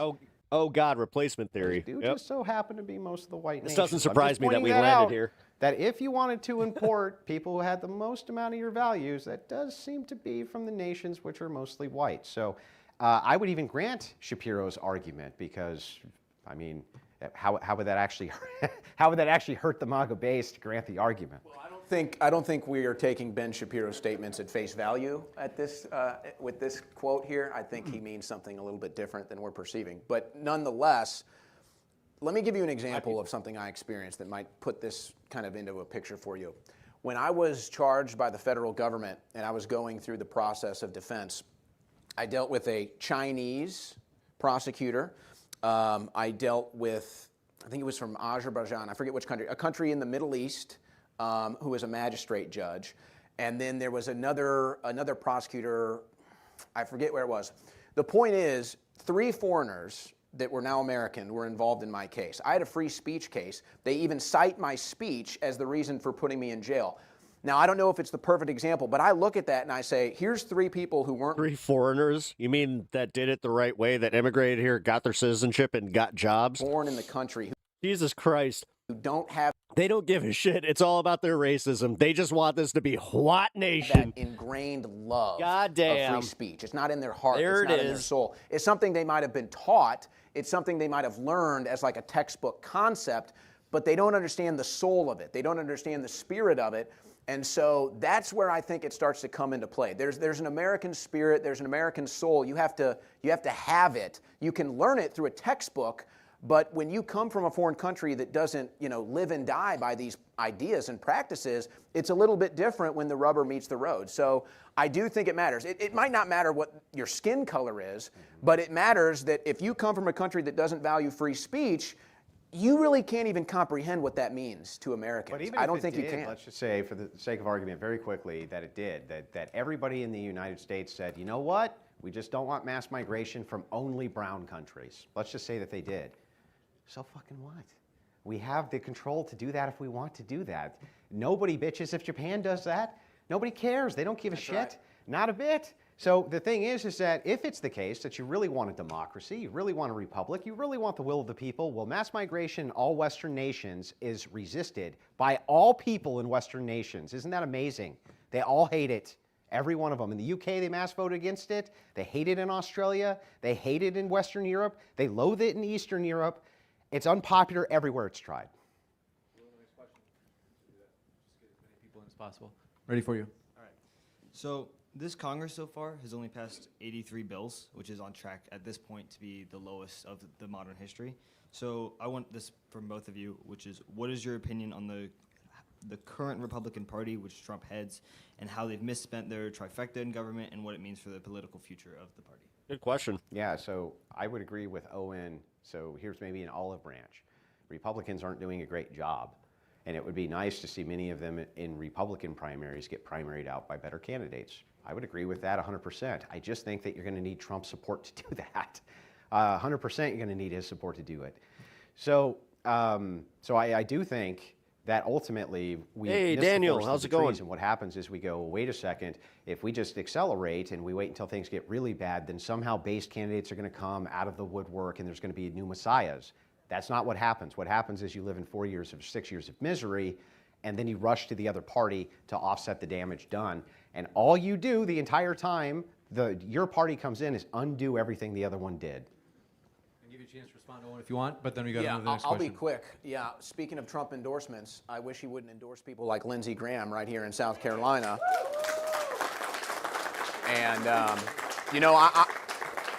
I've been given the thought process behind it. I don't like it. I think Mark Lynch would be a much better senator, and Trump used to campaign against Lindsey Graham. But I will say this in response to the Congress issue with Republicans. I don't think this I don't think this GOP, I don't think this Republican Party actually likes Trump. I think they're faking it. I think they're pretending it right now. Of course. And I think when the time comes, they will all turn on Trump. And I'm afraid it's going to be after the midterms when the Democrats move to impeach. If they do, I think a lot of Republicans are going to turn on Trump in that case. And we'll see what the Republican Party was really about. But if we assure by continuously attacking Trump, that especially by labeling him as a pedophile protector, which, by the way, I'd bet 50-50 at this point if the impeachment even happens, because like now you got the consultant class that even I happen to kind of agree with, that they looked at his popularity and how it spiked with each impeachment and how that's kind of risky. They don't want him getting more popular. He was almost assassinated for the other night. Do I see a blue tsunami? Not necessarily, but I see the appetite for it. He was almost assaminated because people are pissed, man. I saw like one of those stickers, the "I did that" stickers, and I have been seeing so many people getting angry when they're filling up, and a lot of them got them big ass trucks. Protecting pedophiles. You assure Democrats coming in, which will hamstring Trump, and they will impeach him. I 100% guarantee you that if Democrats get in office, they will impeach Donald Trump. And accelerationists on the right want that. But for why? Why? What's the point? That's not going to do any good. It's not like Democrats are going to come in and be like, well, we're not Zionists no more. Yeah, right. They'll just make everything worse. Policy did that, not podcasters. Wait, are you... What? Huge fans of you both. Just want to say, I've spent a lot of time talking about the Epstein files. I just had a quick question about both of you, your opinion on Donald Trump hand appointing Ronald Lauder's son-in-law, Kevin Wirtz, to the National Treasury earlier this year. Who, if you know anything about the Epstein files, he was the second biggest donor besides Les Wessner to Jeffrey Epstein. It's just the facts. Whether Trump was involved in anything illegal or not, I'm not convinced that he has been, but it's just a fact. Trump was in the Epstein circles. He hung around with all these people. I don't think you can deny that. Still just short. Hello, you two. First of all, thank you guys so much for being here. I have a question for both of you. I'm a little concerned about this sort of division sort of on the right. So, Owen, could you provide me your strongest point of praise for Trump? And Andrew, your strongest point of criticism, please. Yeah, I'll make it quick. Again, I will never regret voting for Trump because he freed a lot of my friends that would have spent much of the rest of their lives in a federal prison. So for that, I will never regret voting for Trump. Whether or not I think it's propaganda driven, he has restored a certain level of patriotism, I think, to this country that is always good. Whether or not it comes from a base of truth or not, he is constantly trying to induce patriotism. So I think that that's good. He's obviously secured the border. Nationalism. On these three things, I would say that Trump has done a great job. If you don't think that he would rename America Trumpland if he could, you're insane. Yeah, Trump's done a great job. So to answer your question directly, he's way too pro-woman. That's true. I will say, I call it the bimbofication of the administration. Yeah. It's really bad. Bondi is a bimbo. Jesus Christ. 100%. Fucking what the fuck? The faith, his office of faith. You never have to wonder why some of these guys are just so fucking lonely. Lunatic that he has in there. Wow. She's a problem, right? The fact that they bend Owen's wife, God, over backwards for like, doesn't he have a wife and kid? Like, that's even sadder. And then, I mean, Rachel, we know what's up. Hey, this was supposed to be positive. At least say they're good looking or something. Let's be real. Well, no, I'm supposed to take we have to the jump worst. forward. Weird part is I know for a fact that she knows who I am. Oh, you were taking the That's weird. The worst. What's the worst thing Trump's done? Is his pro-woman. I'm just a goofy goober to her. Worst thing he's done, in my opinion. Just all to these get in people, as like, many questions. Because yes, that's where I think that I shine in these debates, and that's why, like, the one that I did on Speak's channel, like, number one, it was on the Epstein files, so that was a little bit easier of a time to sell. Like, well, wait a minute, you're pro Epstein? Okay, well, this is going to be kind of easy. So it's not like I had the hardest topic to debate. It was really hard for him to kind of get around, or like to get me with some of this kind of stuff, because I was just like, What about like the non-serious aspect of this? Remainder of time that we have. Why are the women clapping for that? Good God! Nobody hates women like women. I have to restrict you guys to just It's one not response just to each like what they're question. hating. Just God damn it! Again, another proto fucking viewer here. get as many questions in as we're running a little. Watch, this guy turns out to be like, I just think that both of you are too right wing, and I just want to say, free Palestine. Okay, Owen, Andrew said in his opening statement that one of the strengths of Trump. Wow, his voice does. Okay, I got that one wrong. I feel bad. Moving to Overton window. All right, Just had a I conversation misjudged. about Republicans secretly hating Trump. I think I've seen you long enough, a big fan. You have a problem with the uniparty and the way things have been for years and years and years in this country. Given the fact that it would be impossible to even consider a fraction in that uniparty before Trump, wouldn't you say that that alone is a success of Trump? That we have a better chance, he's making small incremental gains now, but we have a better chance of actually having someone like me and you would say is much better in the future because of Trump? And wouldn't that be enough for you to consider him a success? Yes, but I think the issue... I think the issue that we're going to face is we're 2 election cycles away from that coming to fruition, and whatever damage is going to be done in the next 4 years, I don't know. I don't know how bad it's going to get, but I think that we're starting to see that process. Yes. Well, it's funny to me though. Again, every time excuse me. I just wanted to say, Baba Booey, Howard Stern's penis. on these roads, it seems like Owen is more on the Trump has been more successful than not. His big 2 things seem to be hinged on, and I knew that they would, the Epstein files and what's going on in Iran. But anytime we get into domestic policy and what's going on here, he seems to have a much more favorable opinion. So I get a closing statement, right? well, hang on, I'm just answering to the question, right? So just making sure. So I mean, overall, he seems like he's far more pro-Trump than not pro-Trump as far as the successes, in my opinion. Thank you. I appreciate that. Maybe the right wing will get off my ass now. This one.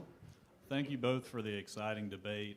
Andrew, do you believe that Trump could do a policy or an action that would be so bad that it would overcome all of his net successes? And if so, how would it not be him portraying himself as the God-man Jesus Christ, thereby incurring the wrath of God on our nation? Oh, I see. So the meme, the meme. So I think that Trump's actually memed worse stuff than that, honestly. But sure, I'm willing to grant that was bad. Okay, yeah, he shouldn't have memed out, himself as Jesus Christ healing the soldier. 100% agree. I'm definitely not giving Democrats control of the nation over it. It's no way, not in a million years. So even if Trump blasphemed, let's just say he's a blasphemer. Yeah, but you're not the base anymore. This is what drives them crazy. All of the you're not who's choosing the next president, bro. Democrats are blasphemers. Sorry. Or like even the next politicians at this point, like the extremists that you are, you're not exactly moving the needle. All anti-Christian. They're all lunatics. What up, some dumb and beats, most of them by the are way? atheists. So it's like, okay, a little bit of blasphemy versus that. I'll take the little bit of blasphemy. Maybe you don't like it, right? But I'm assured what'll happen to Christians if Democrats get back into power. I'm assured.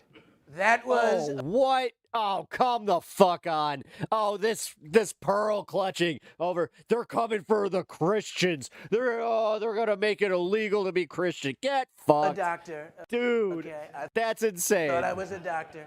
He does a good Donald.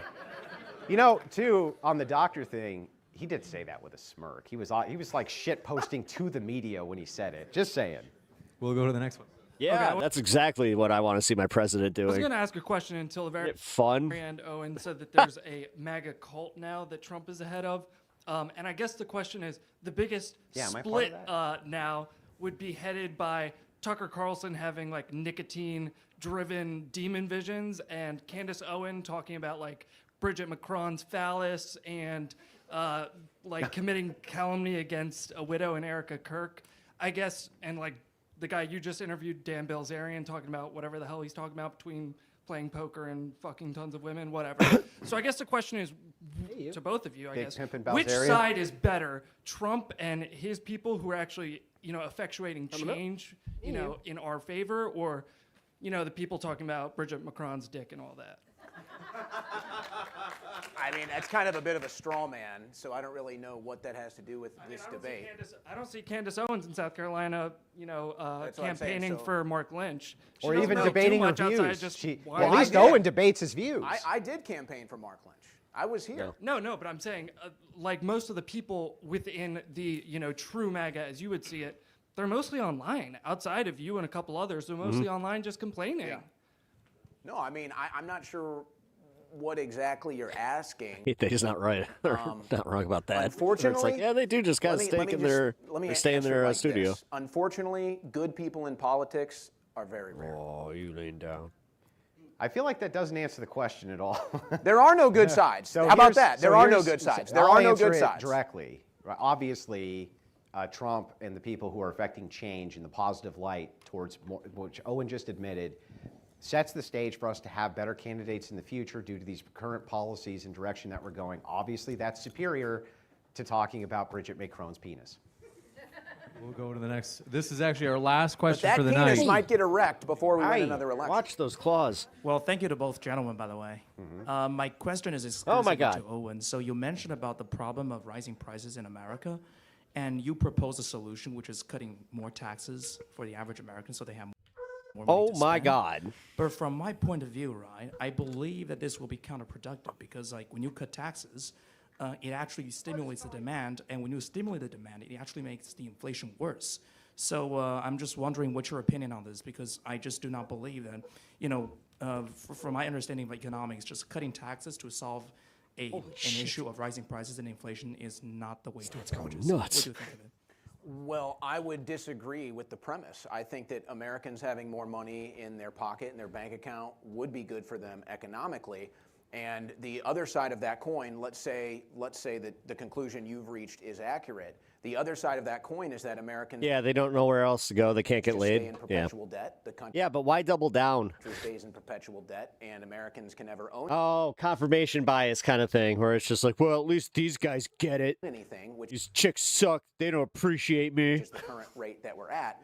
And I don't think that's good. I'd like to see Americans be able to own something. Lower prices, or it should, in theory, lower prices to the consumer. Do you agree with that? Yeah. Okay, so if that's the case, people already are going to have more money to spend without inflating the money supply, right? That's not what's happening, though. Inflation just rose another, few points within just the last 2 weeks. Yeah. What are we talking about? Okay, there we go. We'll jump to the next one, and we're going to move into a rapid fire. If you guys are able to answer in as pithy a way as possible, we'll go to the next question.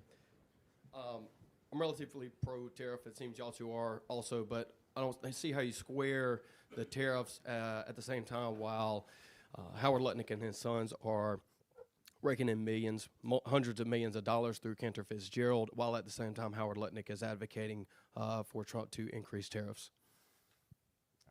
Like buying out tariff rebates via companies, while the American people are paying for those rebates on both ends. Yeah, I see what you're saying. You're saying there's a private company which is taking advantage of the tariff situation? Well, Howard Lutnick's sons. Okay. Yeah, I would have to look into the specifics and details of that, speak competently on it, with that particular case. I would say, you're speaking of Cantor Fitzgerald, and I think Lutnick is just a problem. You know, I don't know if we'll ever get to the bottom of it. At least you got an answer from Owen. But I think that you have to look at it now and wonder if that wasn't a Lutnick policy that ultimately he cashed in on. I think that's a fair question. Copy paste, not Do a really quick one. Hey, first day, he took his kids to school. Andrew, Come on. Andrew, you spoke about he was talking about exporting Israeli pedophiles back and saying that was an obfuscation. Okay, so we don't want to talk about Israeli pedophiles, but what's one thing we can talk about? Not only did we talk about it, but I actually gave him more accurate numbers, which was more than how many he said. I just realized, going right to your point about accurate numbers, the Israelis have killed roughly 70,000 women and children, which is an official policy of their Palestinian ethnic cleansing, which is something Trump has enabled and supported. Would you say is that a success of Trump? Like, is Trump? So we don't care about killing their pedophiles, but we care about. But if they die and it's to our benefit, that's not America first. I'm confused. I want to make sure I got this right. So if Trump, what the fuck is affecting? Dude. This goes back to the bombing of the girls' school. This is his argument where it's but they were technically all they were all PDFs because you know what? Killing because that's what Islam is, and I'm a reductive fucking prick. A pedophile. God damn it, dude. Elite in Iran. That these fucking open racists. This is what I don't understand is like, I don't get this. I don't hate anybody for the color of their skin or any of that shit. I know, woke. Oh my God. So I can't wrap my head around this. It's bad because it has like this is so fucked up. Nothing to do with American interest, and you don't care about foreign countries, right? Talking like they are under Sharia law. They're not. But if it's the case, like what the fuck, that Trump in some way enables them to kill their enemies. All right, man. That's not America first, and that's bad. You got to make up your mind. Pay to watch me debate Andrew? Well, get your fucking wallet ready. The killing of innocent people I'm talking about by the Israeli government. Okay. Yeah, it's not America, so who cares, right? But Isn't that the whole point? America. It kind of is America because they take hundreds of billions of dollars from us. Yeah, so and they use our military. I mean, we subsidize Israel. Yeah, we subsidize Israel. We subsidize their entire fucking existence. Is anyone else sick of subsidizing a foreign country? I mean, good We Lord. subsidize every. Hang on. We subsidize every. Hang on. We subsidize every foreign country. I agree. Stop it all. So that's one. Cut and it not all only off. that. Wow, that was a dance. Look at that. Here's what's Just funny. It's like I don't had want to to subsidize go around Israel. that. I don't give a shit about Israel. Okay, I don't care. But I also don't give a shit It if seems they're like you do. engaged in perpetual conflict with Arabs. I don't fucking care. I agree. Pull our money out of that. I don't want anything to do with it. That has nothing to do with whether or not Trump has been a success as a president, even if I count that against him. I hate to do it. 4-2-0? Even if I count that against Trump. Oh, yeah, he we would hit still that have been a more about 20 successful minutes ago. president. Still. All right, ready? Hey, so we've heard from Andrew tonight a lot about how the Democrats have hamstrung Trump.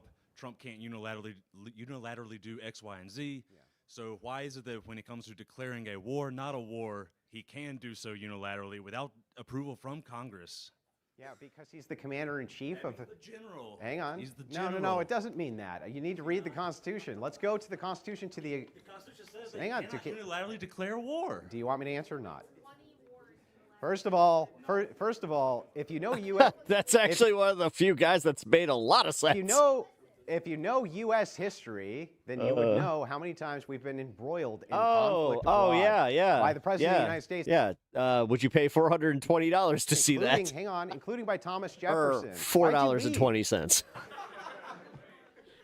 Is it just like a mic drop and then I'm going to go? Like, They tell me I started a war. Of course I started a war, but I'm going to say it's not a war because I don't want to get impeached. It's very simple, okay? Yeah. It's very simple. Yeah, not a war. The commander-in-chief. Oh, it's over. I won 5 He's got times, it by the way. down, I got to say. The commander. He's got the draw. He's also got the little bit of trail off.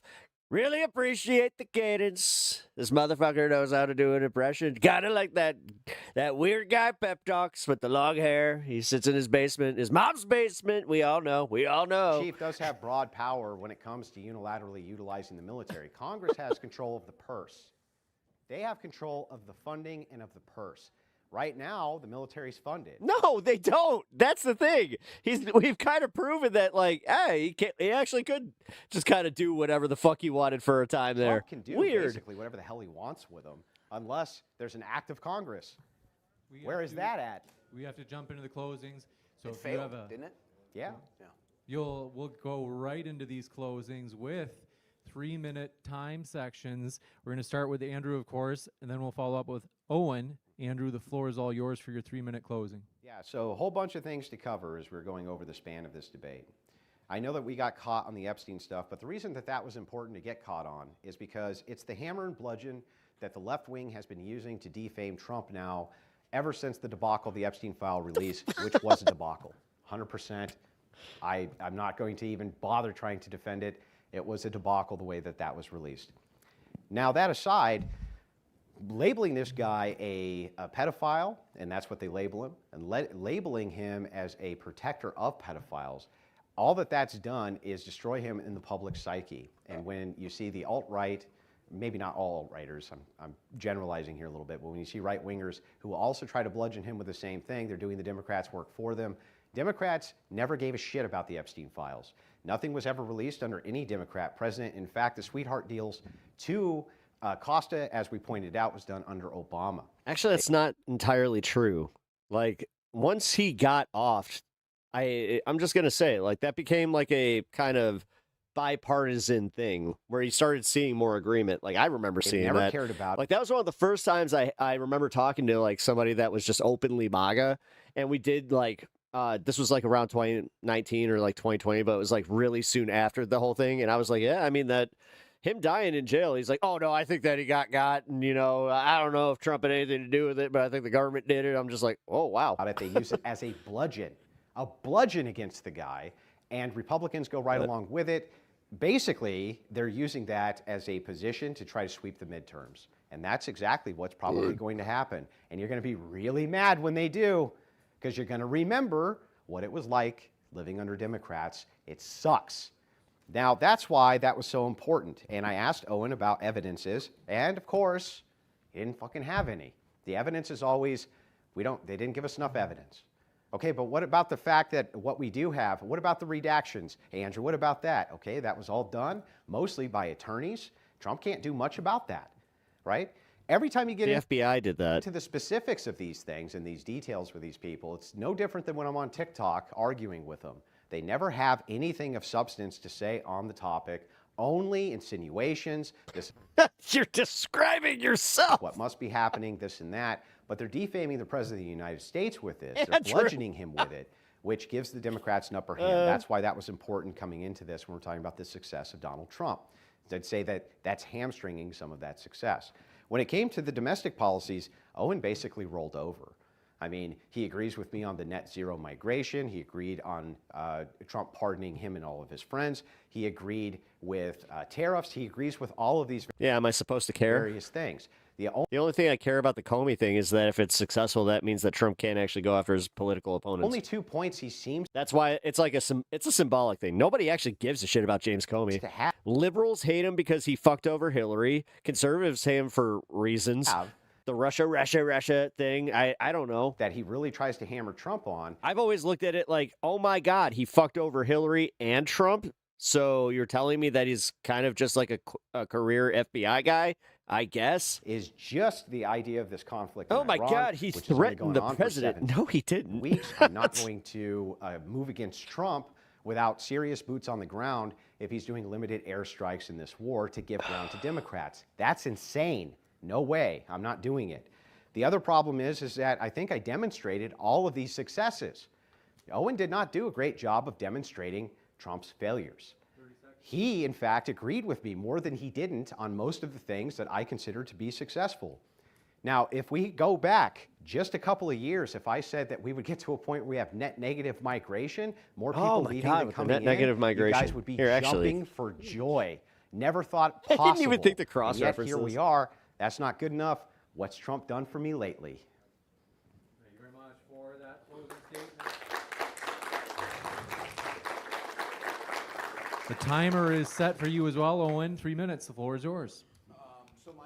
My last comment as far as the debate here is concerned, the ultimate measuring stick for Trump's success is going to be the midterms, which you've sacrificed, that you are expecting that Republicans are going to lose. Trump is going to be on the campaign trail, and Republicans are going to still lose the midterms. And if you want to say, oh, well, this is the media, this is the Epstein stuff, Trump has been against the media through 2 election cycles and 3. He's won 3 election cycles with the media attacking him. So I don't really think that's legitimate. But I want to step back. I want to step back from the actual contents of the debate, and I want to make a general statement about why I don't view Trump's administration as a success. And that might be because my expectations were too lofty, but this is the reality of the situation as I see it, and I think as a lot of Americans see it. The debate up here was politics as usual. It seems like a lot of the stuff happening in D.C., Democrats, Republicans, it's all just politics as usual.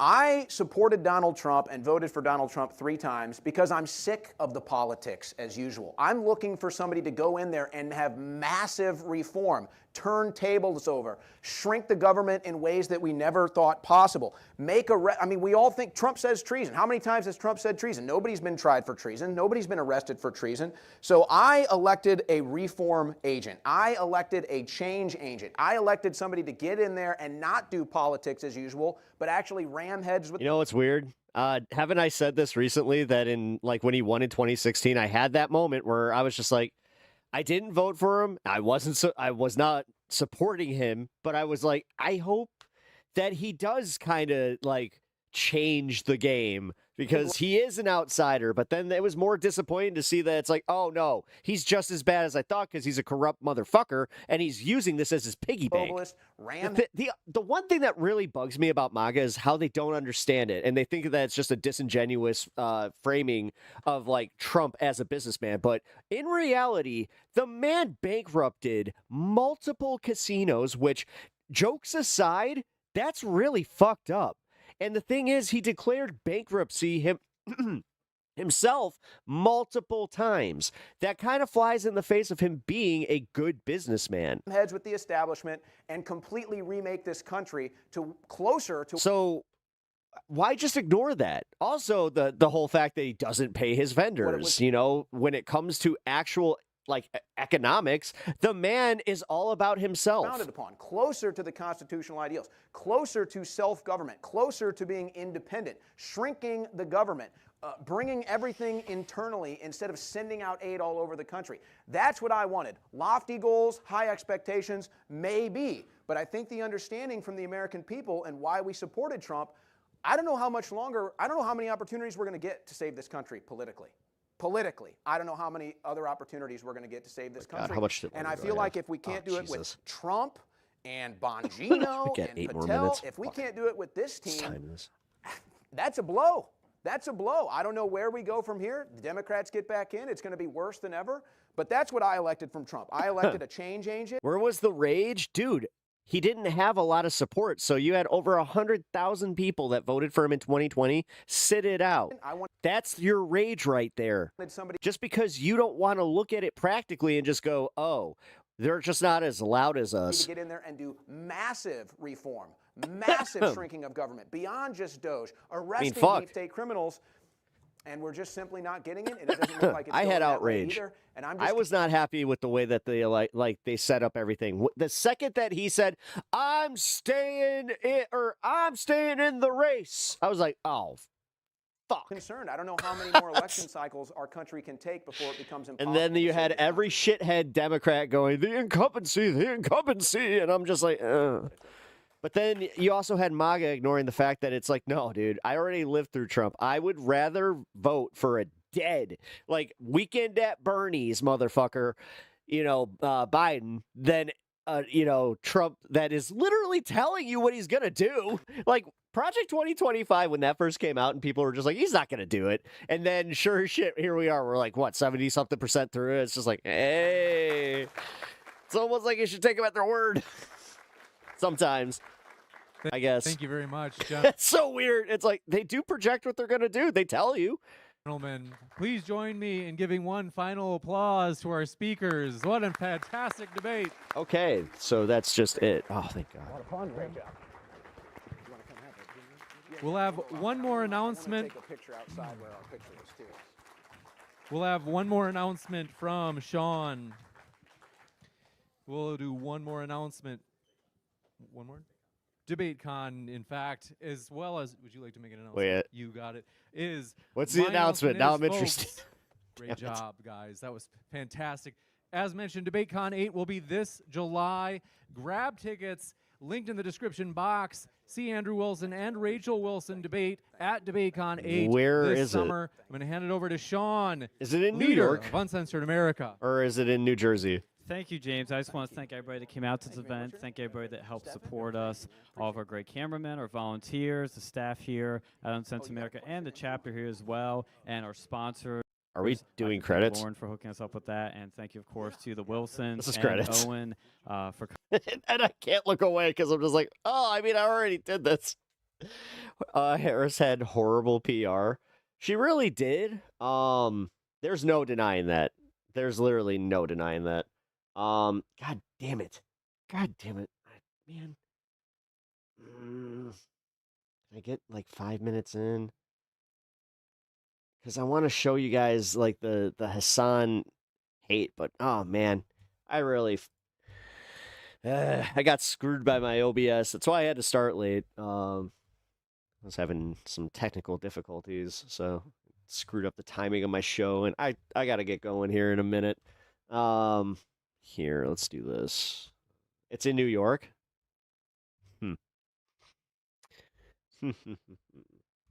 Interesting. Yeah, because I know the last one was in Jersey. I got offered the last one. It was cool. But also, I'm pretty sure that they were like out some talent. Where I was just like, oh wow, you guys want me to come? And they were like, do you live anywhere near there? I'm like, what? No. How dare you live in a far? How dare you? Yes, no, yeah, exactly. But that's the other thing. It's like if they did it in Chicago, that might be interesting. Also, kind of fun. Alrighty. I mean, honestly, that debate was a little weird. So this is the Piers Morgan that we're gonna watch tomorrow. It's looking like I am gonna stream probably around 8 o'clock tomorrow. So come and join us for that. It's gonna be a good time. Fuck it. I'm gonna play this. I'm gonna have to dip like halfway through the clip, so I'm gonna link the clip, and then you guys want to finish up, you guys can. So we've got a little bit of a populist revolution on our hands, and Oh, that's why. Okay, no. I really did want to cover this because I can't. All right, he's doing it again, guys. He's doing it. He's like a populist revolution, talking about Graham Plattner. So it's the progressive candidates. He's rebranding progressivism. Love it. So because he used to say this like progressive. There are three guys who are running for Senate that have a couple of things in common. First of all, they're all Democrats running for the Senate. Second of all, they've all been attacked by the establishment. And third of all, they're now ahead in all their races. And I'm going to argue and perhaps prove to you right now that it's because they were attacked by the establishment, and in some cases attacked because they wouldn't bow their heads to either corporate donors or foreign governments. Sorry, guys. One foreign government in particular, Ireland. Just kidding, obviously Israel. No one bows their heads in this country to any other government other than Israel. But these three didn't. Let's see how it turned out. Let's start with Abdul El-Sayed. He's running for Senate in Michigan. And recently he was in a lot of trouble and controversy because he campaigned with Hassan Piker, who's a very, very naughty boy.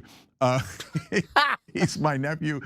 And it's actually kind of funny because of any of these, it's like, this guy probably changed his diaper, so it is kind of funny. Outrageous things, there's no question about that. That's kind of a thing that he does. But mainly he's known for being I'll admit this. I gotta say, it seems like Jake would actually be a pretty cool uncle. Opposed to Israel. And man, establishment media did not like that. And good news, since Abdul campaigned with him, now they're gonna get to smear Abdul, and that'll show him. Will it? We're gonna find out in a minute. But first, let's show you Jake Tapper taking him on.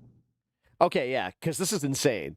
The way that the mainstream media is just, they got the biggest hard on for him right now. And there was just this report that came out about Fox News airing more segments about Hassan Piker in the last 5 days than any left-wing politician. His rise as a prominent voice on the left is now driving a wedge between Democrats. Fucking heads. And for good reason. Hassan Piker's past and present is checkered with controversial, if not outrageous, if not bigoted state comments like this one. America deserved 9/11, dude. F it. I'm saying it. We totally brought it on. Dude, when he said that, I was just like, oh, what are you doing?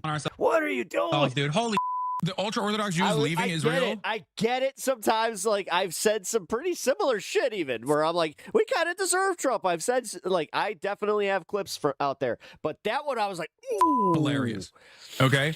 It was like when Frogan did the one with the cake, and I was just like, maybe not. If they serve in the military, there's and one then they thing that a lot of Americans, even on the left political scale, it's like, that's a little... Their untrained, inbred asses shipped into southern Lebanon. Again, very funny. It's Hassan Piker calling Orthodox Jews inbred.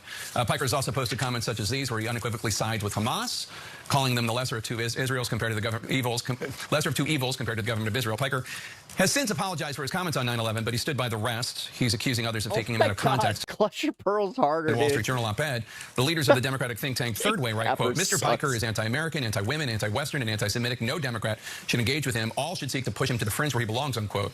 Hassan Piker just recently become an issue in Michigan. It's home to a competitive three-way Democratic primary for governor. Dr. Abdul El-Sayed, one of the three... Is he really an issue, though? Because how's Syed polling? And a former CNN commentator announced that Piker will join him for 2 rallies in April. His opponents quickly seized on that, slamming the decision as unacceptable. Ooh, look at that. Hassan Piker saying that Israel might be worse than Hamas just because Israel has done 100 times the number of civilian deaths. Stevens narrowly leads El Sayed right now. And at a worse civilian kill ratio than Hamas, hence they intended it. 83%, the worst of any terrorist group in the world. How dare you? Oh, we got Hassan, and now we got Abdul al-Sayed. We're gonna sink him, man. We just told everybody that Hassan and Abdul are not controlled by Israel, and you're bigots. And we'll throw in randomly against women from where? Doesn't matter. We're smearing. Third way, very important group, followed by 3 people. That's why it's called Third Way. Literally has no grassroots support at all. No one in the world cares about Third Way other than Washington. They're a corporate-backed group. They're pro-establishment, pro-Israel. And they're like, we're going to eliminate the progressive Abdul al-Sayed. He won't be able to, help people trying to defy corporate rule or Israeli rule. We got him, Jake. Nice job. Way to smear Sayed. All right, we're going to see if that worked. But what's funny is that that's CNN. But Fox News, which I hear is the opposite of CNN, had the same exact talking point when Abdul al-Sayed went on their show. Let's watch. Why saddle up with that individual? Bill, at the end of the day, I don't go on any show where I agree with everybody. You and I clearly disagree on a number of things, including the war in Iran. To me, it's about speaking to a broader audience. I'm smart. On this show right now because I'm wanting to speak to the broader audience who are getting a bum deal because of this war. And I'm wanting to speak with Hassan's audience too. So just because you invite somebody to campaign with you or you're engaging with him does not mean that you agree with them. Famously, the president had dinner with a known neo-Nazi among many, many others. This is about being able to bring people back into our politics. Every day, 30,000 people and counting tune in to Hassan's stream. A lot of folks who don't watch Fox News, they don't watch CNN, they don't watch MSNBC. They feel locked out of our politics by a politics that is more focused on corporations and their well-being than theirs. I want to answer your question. This is an active decision that you're making. But the question, yes, it's an active decision to reach out to people who feel locked out. The way that he's like a parent, where he's just like, you made this decision. Now, you hung out with the bad crowd. You're going to be judged by that bad crowd. Conversation, just like I'm making an active decision as somebody who's running in a Democratic primary to have a conversation on Fox News. That's a brilliant answer by Abdul. So he's like, I'm talking to your hack ass, and you're way worse than Hassan. You're pro-war. You sell out this country. Tahir Khan, hey, welcome to the show. You're for every corporation that's robbing us blind. Yet I'm still talking to you, and you're like one of the most corrupt people on earth. Yeah. That's what I would have said. But Abdul was more polite, and that's wonderful. And he made a great point about, hey, Trump met with Nick Fuentes. Are you bothered by that, Bill Haber? No, it's Fox News. That's great. No. Meeting with that's kind of funny to watch. Terrific. Meeting with Hassan against Israel. Hey, you know what? Fuentes is also against Israel. Wait till they find out. Then all of a sudden they might be upset at Trump. Okay, so beautifully done by Abdul, but overall, CNN, Fox News, just we always tell you, to get to the fake disagreements when it comes to supporting the establishment. Vote against the outsider populace. How dare he?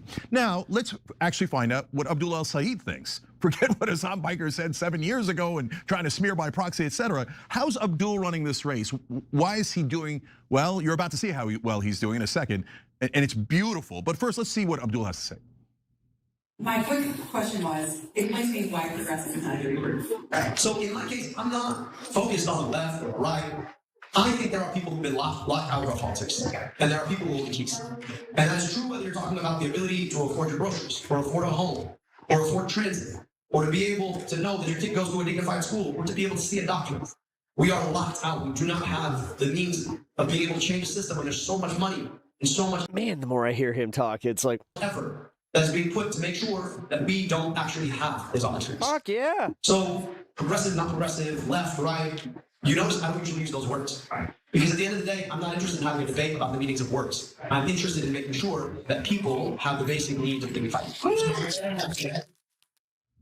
So that's a message that I agree with completely, and why I call Abdul a populist, because in the old days, it was all left-right fights. Now, he's saying, look, the whole country's against the war.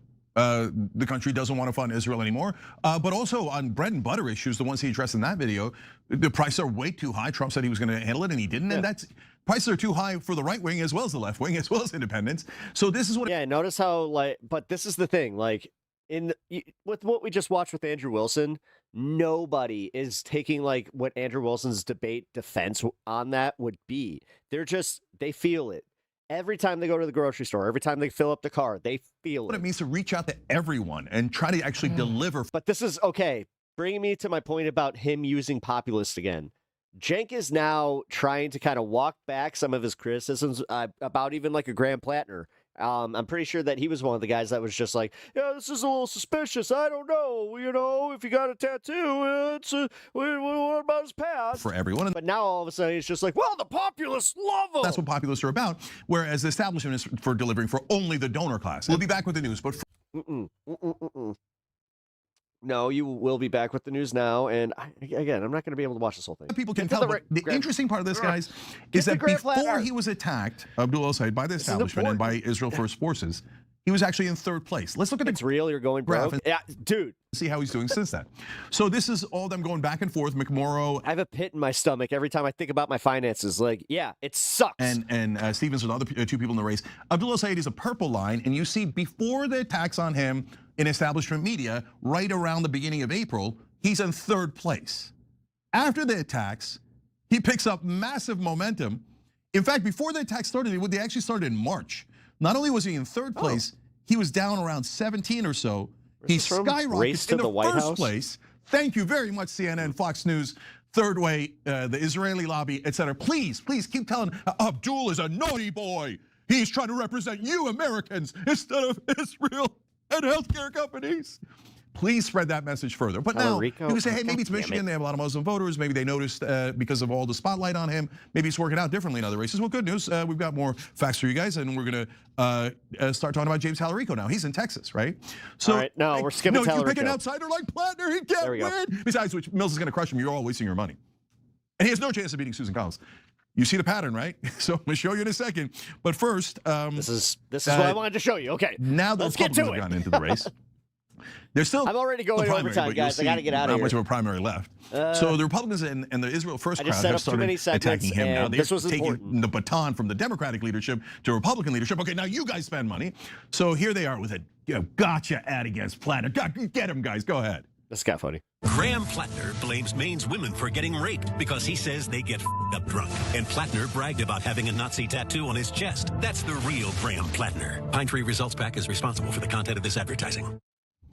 Nazi tattoo. The Democrats already tried this nonsense. It's like a skull and bones. He didn't know, and they're like, and he's a communist. Well, you got to make up your mind. Is he a Nazi or a communist? Can't be both, right? So we've already gone through this many times. But who's so adamantly against just what the Graham fuck? Plattner these days? Oh, let's find out. Let's go to Ryan Grimm, one of the best journalists in the country for Dropside News. The PAC funded by Blackstone CEO Steven Schwartzman and Palantir's Alex Karp, putting $2 million behind this ad. So that's Israel First, that's Palantir, the surveillance state. So both the tech bros and Israel First are like, wait, a Nazi-ist? you can't go populist. Man, you better not go populist. You better pick a Democrat or a Republican who's a bitch, okay? Who we walk around on a leash. You Nazi. No, everybody who's opposed to corporate rule. I feel like we're doing the fusion thing and we're trying to figure out what the name of the fusion would be. Israeli rules are Nazi. Apparently they didn't hear you. Here's my great pleasure to present the polling. Well, how did the establishment Democrats do when they're trying to take out Plattner in the primary? Well, here's the latest polling. Plattner at 61%, Janet Mills at 28%, thinking of adding Felicia as her middle name because we're at a bye Felicia moment. Undecided is at 9. This race is over. Welcome back to 2006. That is why the Democrats have stopped wasting their money trying to bury him with. All right. That was what was really important to me, was that we got to the polling aspect of this, because yes, all the attacks on Plattner are not working. If anything, they actually kind of boosted his popularity, and most Mainers are just kind of like, you know what, fuck this, bro. Check is so cringe. Yeah. When he did the Bye Felicia bit, I was just like, oh no, please don't do that. All right, guys, but I got to get going here, so I really appreciate you guys hanging out today. It has been real. If you guys can hit the like button on your way out, subscribe to the channel, and also hit the alert bell if you don't already have it on. This is important because tomorrow is a maybe show. It really depends on how things go throughout my day.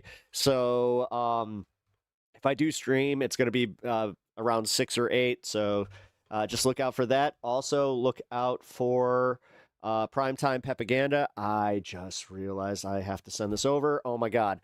All right. I got to go, guys. I appreciate you being here, and I will catch you on the next one. Peace. Who the heck is Peptalks? I'm not gay, but I fantasize about Marco Rubio. Peptalks. Let's eradicate the Kung Flu. I'm literally coming. Peptalks. Who the heck is Peptalk? They want our women.